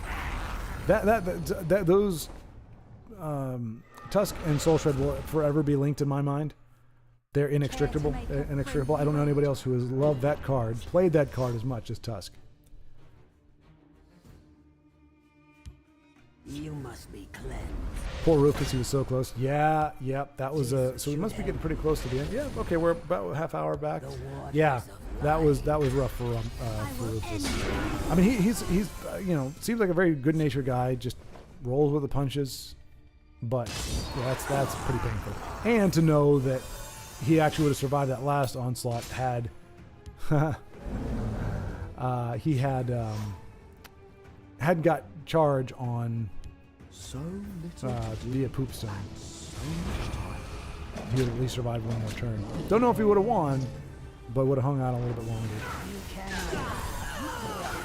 Rumpin hit 3 to 4 last Rune Prophecies against Singleton deck. That's wild. Yeah, that's what. Yeah. Oh, you saw. That's what Rumpin noticed that as well. That was brutal.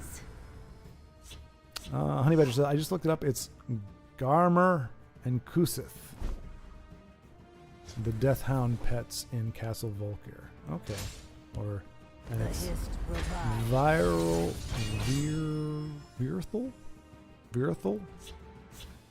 Really? Virther? Repelled. Virther. Really? Virther. I misspelled it. What is Kusith a reference to? I feel like I've seen that name before in Final Fantasy games. And Tusk is about to shred. We'll see if we can join him and see the fruits of his labors. Ooh, look at that.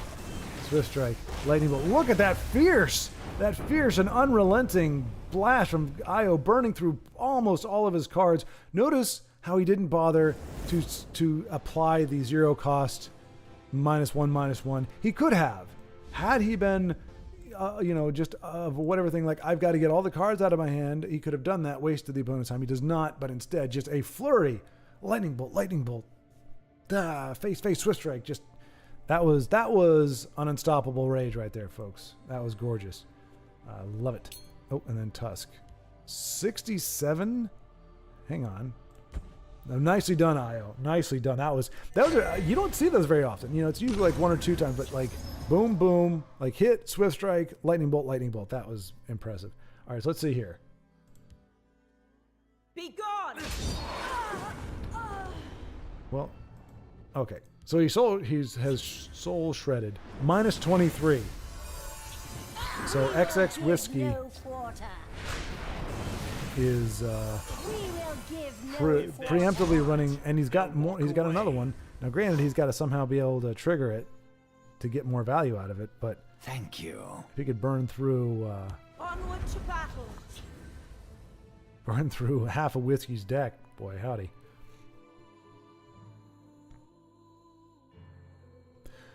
Kusith is a reference to Kusith from Scottish mythology. He was a large, ghostly hound associated with death, copied from fandom. Okay, I believe it's Final Fantasy. I've seen that. Maybe not confusing it with Kate Sith, which is the fat cat thing from 7.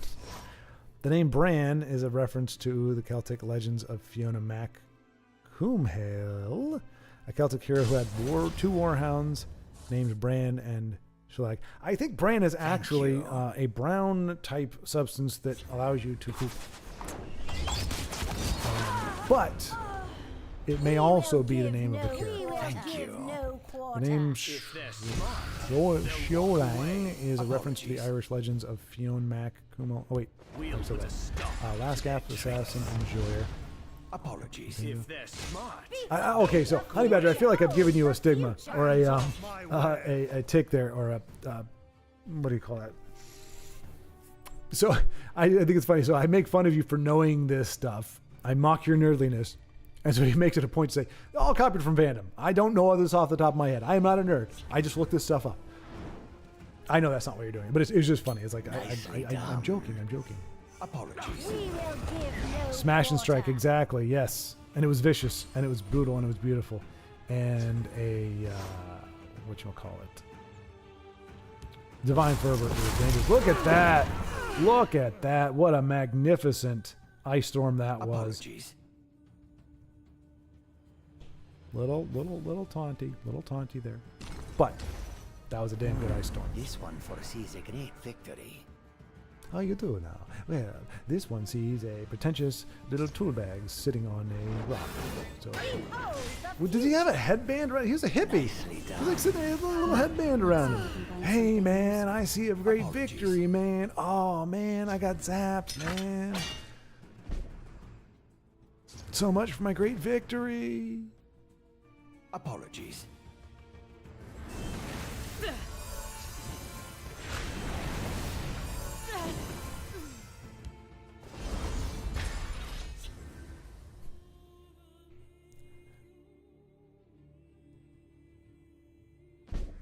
So we got Song of the Sea is a splendid animated movie. Feels like my work Kate Sith never is inspired ends. by Cat Sith, another Scottish monster. Man, Scots and Celts had crap tons of monsters, didn't they? Holy cow. Kusith is in the Persona games, not Final Fantasy. All right, so hey, we're getting the record straight here. So Kusith is, which Joe recognized from Final Fantasy, or thought he recognized from Final Fantasy, actually in Persona.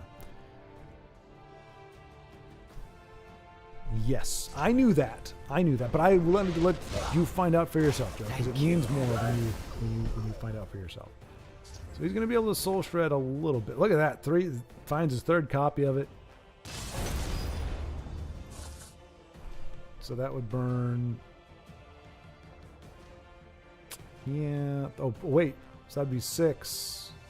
That'd be 18 cards plus the 23. That's 18, 33, 40, 41 cards, 45.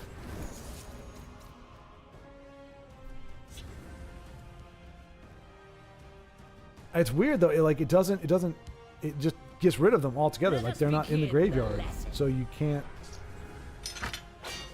Oh yeah, because it didn't send them to the graveyard. It just took them off the top of the deck. It's like, nope, we don't get these.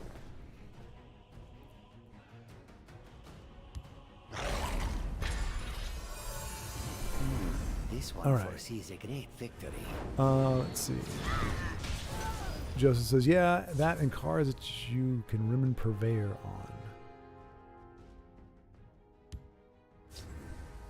This mother for Dalmora Spymaster? Nicely done. Okay, gotcha. Honey Badger says, Schwart, I personally love having Cicero as my follower in Skyrim where I am playing the listener. When I'm playing listener. You can have Cicero follow you? Is that a mod or is that vanilla? Like you can actually have him just follow you just in the game? I never tried that. I never thought you could. Fine battle. Prepare to die. Thank you. Huh. No, I mean, it would be interesting if somewhere. Tusk was able to win on like just having his opponent deck out or deck his opponent. That'd be crazy. Never get to see that really. May the Hist aid me. Hold the line. I have the alt art of Hive Defender. He is also wearing colonial style clothing. That's very true, Honey Badger. He does, yeah. He's got the monocle, and he's got the little glass of wine, and he's all dressed up in his colonial clothing and stuff. Yep, you're absolutely right. That should have really stuck out to me more than Gentleman Jim, to be honest. Baldric says Song of the Sea and the Secret of Kells. I forget the animated house's name. Animation house's name. But they made Irish and Gaelo inspired cartoons. Their style is very distinct. Yeah, there's it's really cool. Like it's that you can tell the fingerprints of the studios on there that their character designs are that unique. They're not all blended together, or they're not just. It's not just like, oh, it's. I mean, to be fair, I mean, well, but even anime has got like 7 or 8 different character type designs. Well, maybe not that many. Like there's that one style where everybody's eyes are kind of normal size, and it's a little more realistic, and those are usually the most graphic, the ones with all the really nasty stuff going on. And then you got Demon Hunter and My Hero Macadamia My Hero Macadamia. Oh, nuts. Let us begin. That with the big eyes, but they're not. But they're, I don't know. There's many different kinds, so you can kind of tell, but they're not necessarily specific to each studio. Although, well, the director that does Mononoke and those kind of things, those all have a very distinct look as well. Big forehead, small eyes usually. Akira had big forehead, small eyes. 5 head we call it. Nicely done. Secret of Kells is amazing. Again, this is so great. This is so great. We got so many folks that, again, just come out with the most random, to me, most random stuff, and somebody else is quick to be like, oh yeah, I love that.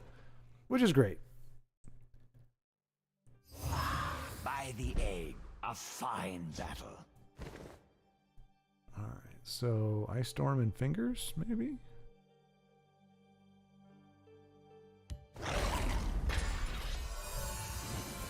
I mean, this is a pretty well-constructed deck around the Soul Shred. It's like, hey, just stay alive long enough to be able to shred my opponent's deck to nothing, and then just starts losing runes just because of... Thank you. Nicely done. All right. Concerning Starfield, Todd Howard said, it's a game that the more you give it, the more it gives. And I'm just like, if I'm not hooked right away, I struggle to get involved with it. Yeah, you can say it's a game that keeps on giving if you give enough to entice people to keep playing. It's like, but yeah, you can't just be like, hey, play my game for 2 hours or 3 hours and then it'll be awesome. And that's fundamental stuff. Like, you need to get the player involved right off the jump. I don't know that there are too many, if any, games that actually do it that way. Same when reading books. If it's utterly boring at the start, I have to really tell myself to push through. Yeah, and I mean, that's, which I don't understand too, because I mean, that's one of the things they tell you. Thank you. I mean, not that I don't have an agent or anything, but like just in terms of like a script, screenplay, you're told, look, if you need to pack in the first 10 pages, it needs to get you pretty much through the exposition and into the story, and it needs to do it in an interesting way, or you're done. Like the studio, if they're going through scripts, if it's like, oh, it gets really good in 20 minutes in, you're screwed. Like you need to front load it. Even if you're going to do a different draft later, like to get people's attention, you need to front load and put a bunch of, like make sure it's very interesting, fast paced, moves along. I mean, there's some that don't as much, I guess. You can get away with, like for some reason in my mind, automatic went to Braveheart. Like I don't remember that being a very quick start in general, but I think there was. I think it was the imagery we get very soon of the, oh no, yeah, very quickly we get the tragedy of William Wallace's family. I think that's easily within the first 10 minutes, if not less. So yeah, you get enough to really grip you and pull you in, even if it's an epic, longer unfolding story. I mean, Lord of the Rings, Fellowship. I mean, I wasn't a huge fan of how they did because it felt like a drama thing. Like it was almost like a staged thing. Prepare to die. Watch and learn. So both opponents have been preparing each other to die for a long time. And it looks like Tusk may be finally facing death. Prepare to die. Are you prepared? Are you prepared?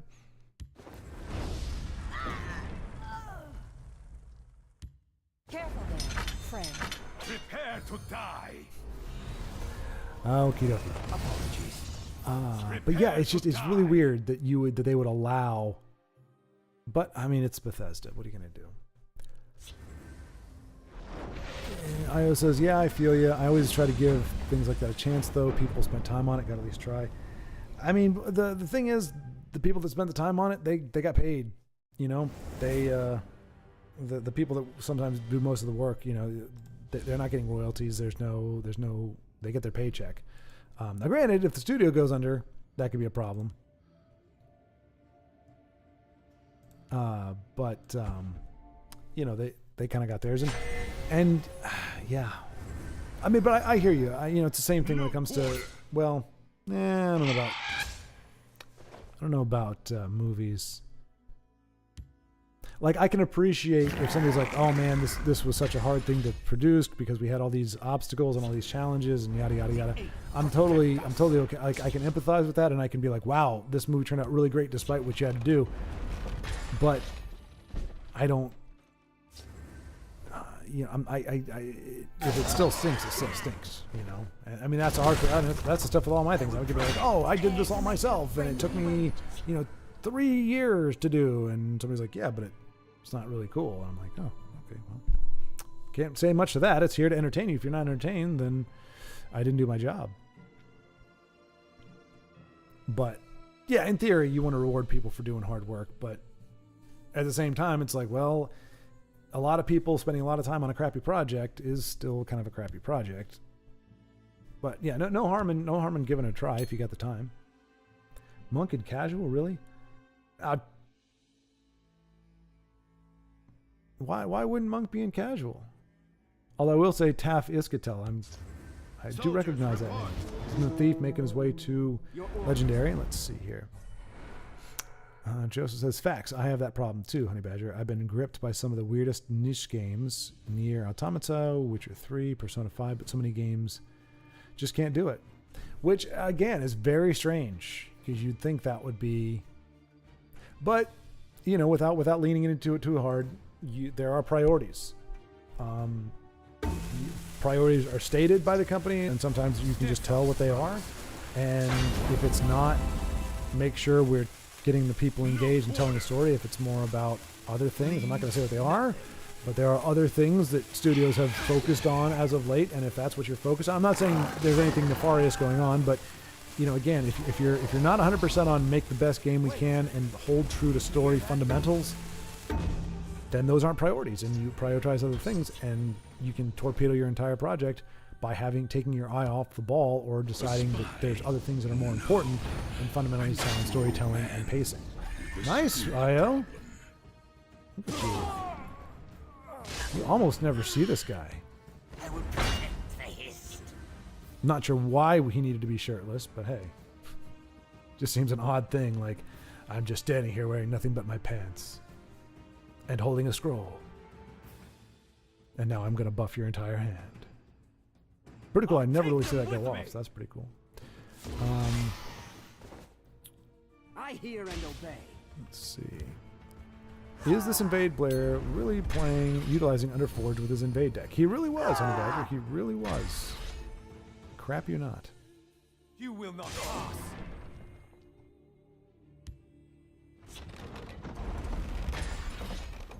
Let's see. Baldrick, one of my favorite Song of the Sea. I didn't care much for Wolf Walker's Breadwinner. Also, one of theirs is not Celtic related, but it's heart-wrenching. Oh dear, okay. Io says, Honey Badger could be a new player, could also just be a deck building, who knows?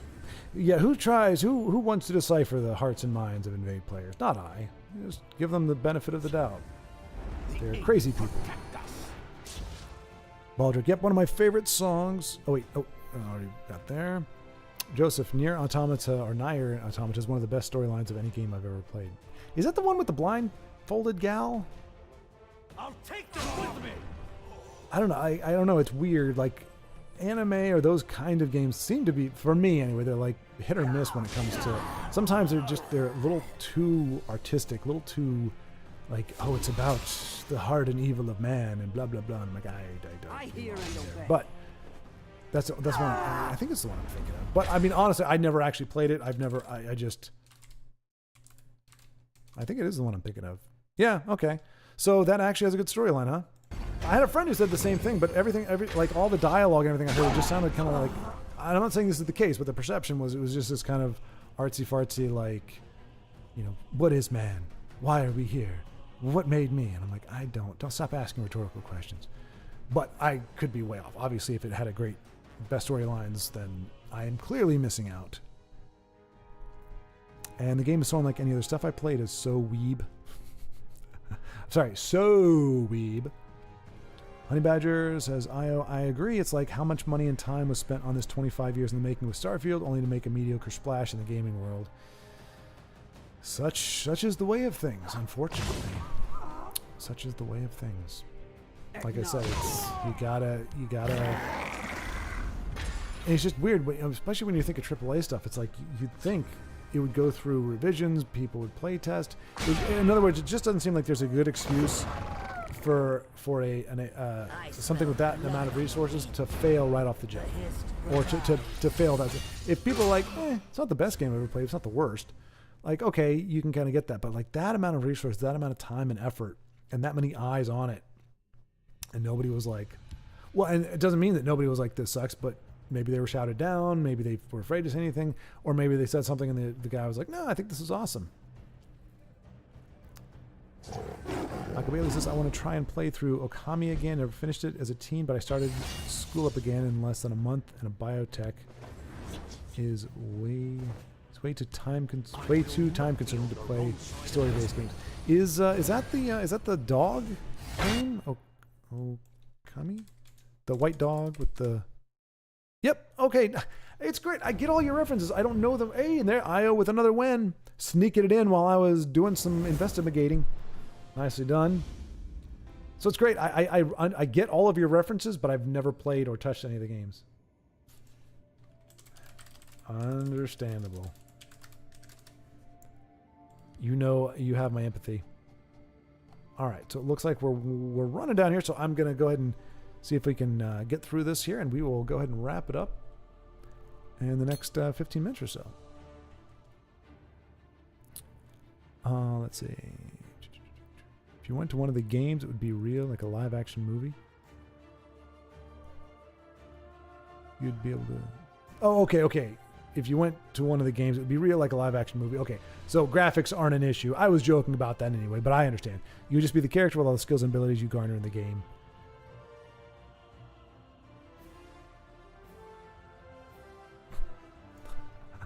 Okay, I appreciate you getting indignant on behalf of Geube, Honey Badger. His little shtick. That's his little shtick? You know why. So I'm being insulted by an apostrophe, and I don't know what it means, but he is Saint Geube, the eradicator of the winged menace. Our savior. Oh, Baldric chiming in. I thought that was a continuation. His little shtick and highly evolved brains. Okay, so apparently I trod on some sensitive territory there, not giving Geube the respect he deserves. So I do apologize. Mea culpa. I shall never speak ill of or with similar disrespect of Geube again. Honey Badger says, I think it's his opus. Geube recalls slaying like 100 cliff racers over the course of 3 days of continuous fighting, even after his longbow broke. So did he die then? Was it a tragic thing, or was it like... Because you said in his opus Geube recalls, so I guess he's still alive. So it's more like, I slay the back in my day, I killed 100 cliff racers, there and back. 3 days with my little shtick. onward to battle. Morrowind insects are more docile the bigger they get. Well, that's a nice trade-off, Baldric. I'll take that. The bigger they are, the nicer they are. The war claws earn their pay. Tusk really doesn't like his opponent. Lots of taunts. Yeah, quite annoying. Actually, I didn't want to mute the stream though. Oh, sorry guys. I actually was so focused on what was going here, I wasn't really paying attention. I mean, I was paying attention, but it wasn't registering, so I apologize. I should have muted. Can we actually mute our own? No, okay, we can't mute. So I could have maybe asked Sucks to not do so much taunting, but I didn't. It didn't even. Wasn't even going through the ears, so I apologize. I assume, like sand fleas, they also filter feed. Schwartz pronunciations are killing me. I'm sorry. Goodness gracious. That's right, I live in Texas now. So you're lucky I pronounce any daggum thing with any kind of whatever and what have yous. This is my voice 1 month in Texas. Anyone remember that TikTok trend? I don't. Stay away from TikTok. It's bad for your brains. Some were old, some were hilarious. You're given the choice to let him live, and he betrays the Brotherhood and attempts to kill Astrid. Joseph, she did, I believe. Joe, that Astrid was in Vincenzo's Babes of Tamriel. Not in mine because I was only running mage, so it was only mage colors. But I believe Vincenzo had her in his. He'll say to just walk away and he'll forget the whole thing. After a few days, he'll surprise you, claiming to want to kill you, then laugh and offer services that follow. Nice, Honey Badger. That's good to know. I might actually take him on then. Take on him. Take on him. Okay, I have lost it. But thank you for letting me know, Honey Badger. I will give him the chance to follow the next time I dip into Skyrim. This one foresees a great Yeah, you don't want to see his full list, Joe. You don't want to know. You really don't. I mean, yeah. It should be called female characters in Tamriel. If he said that, then he's pretty accurate. You know, there you had a few that weren't, that were like actions and stuff, but females in Tamriel would have been an accurate description. What he calls it, no. I think the point is that you get to decide which babes get added to the list. Okay, I gotta run. Bye, Schwart. Bye, Honey Badger. Bye, whoever's lurking. Bye, Joe. Good to see you. Thanks for stopping by.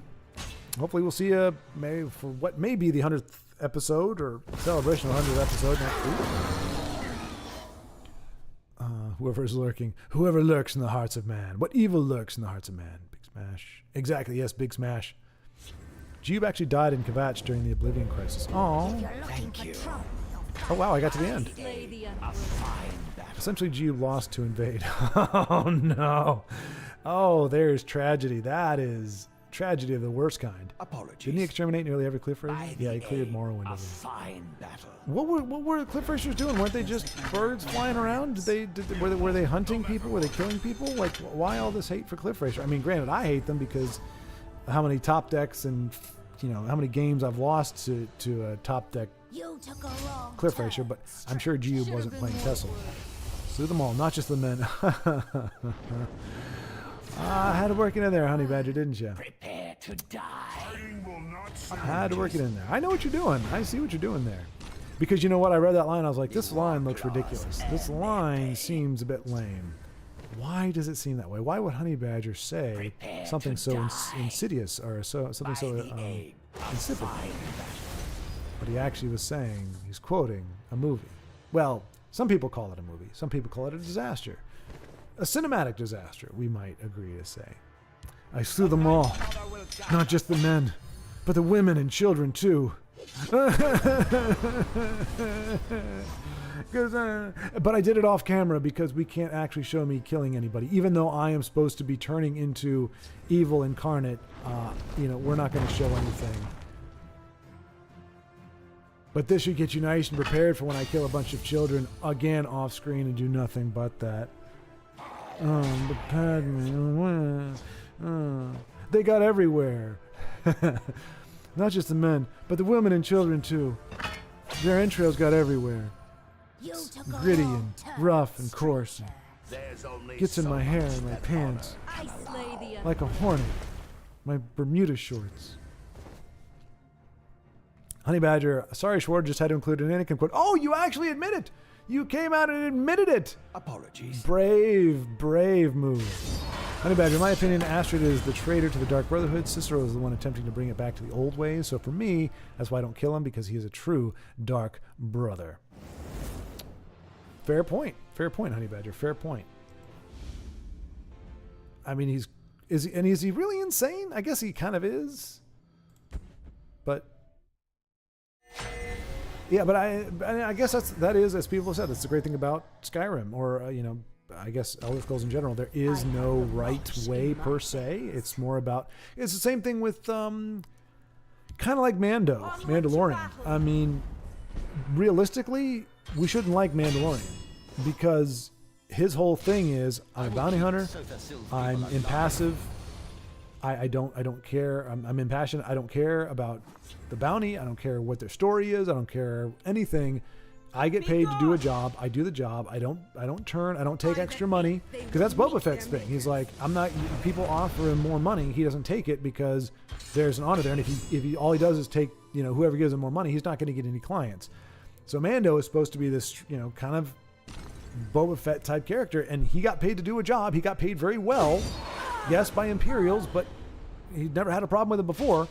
But because it's cute little Grogu, he turns on his code. He turns and makes hell for himself and for everybody else. And honestly, I'm not going to say the payoff was all that great. I mean, Grogu just killed little turd muffin. Like, really, it was no big deal. But and so it's like, so if you're going, good guy stuff, then you go, Mando did the right thing. But if you're going, this is what he committed to doing, this is what he got paid to do, and instead of actually honoring the contract, honoring his agreement, because he didn't like the idea of, or he felt a little whatever for Grogu, suddenly it didn't matter. None of that mattered anymore. And it ended up getting a lot of people killed, and almost getting him killed several times. So it's kind of like, do we really for this guy? Like, they need to do something where the Imperial stabbed him in the back. I think in order to make that work for his character, for me personally, there needed to be something where the Empire was going to turn on him, or they did turn on him, and so he survived, and he took Grogu back or something. But for him to just be like, nah, screw it, Carl Weathers. I know it's going to get you killed or get you shot at and get me killed. They're going to try to kill us both. But I'm going to break my contract, break everything, put you in a tough spot, put the guild in a tough spot, all because I've randomly decided that I care about this little green turd muffin, But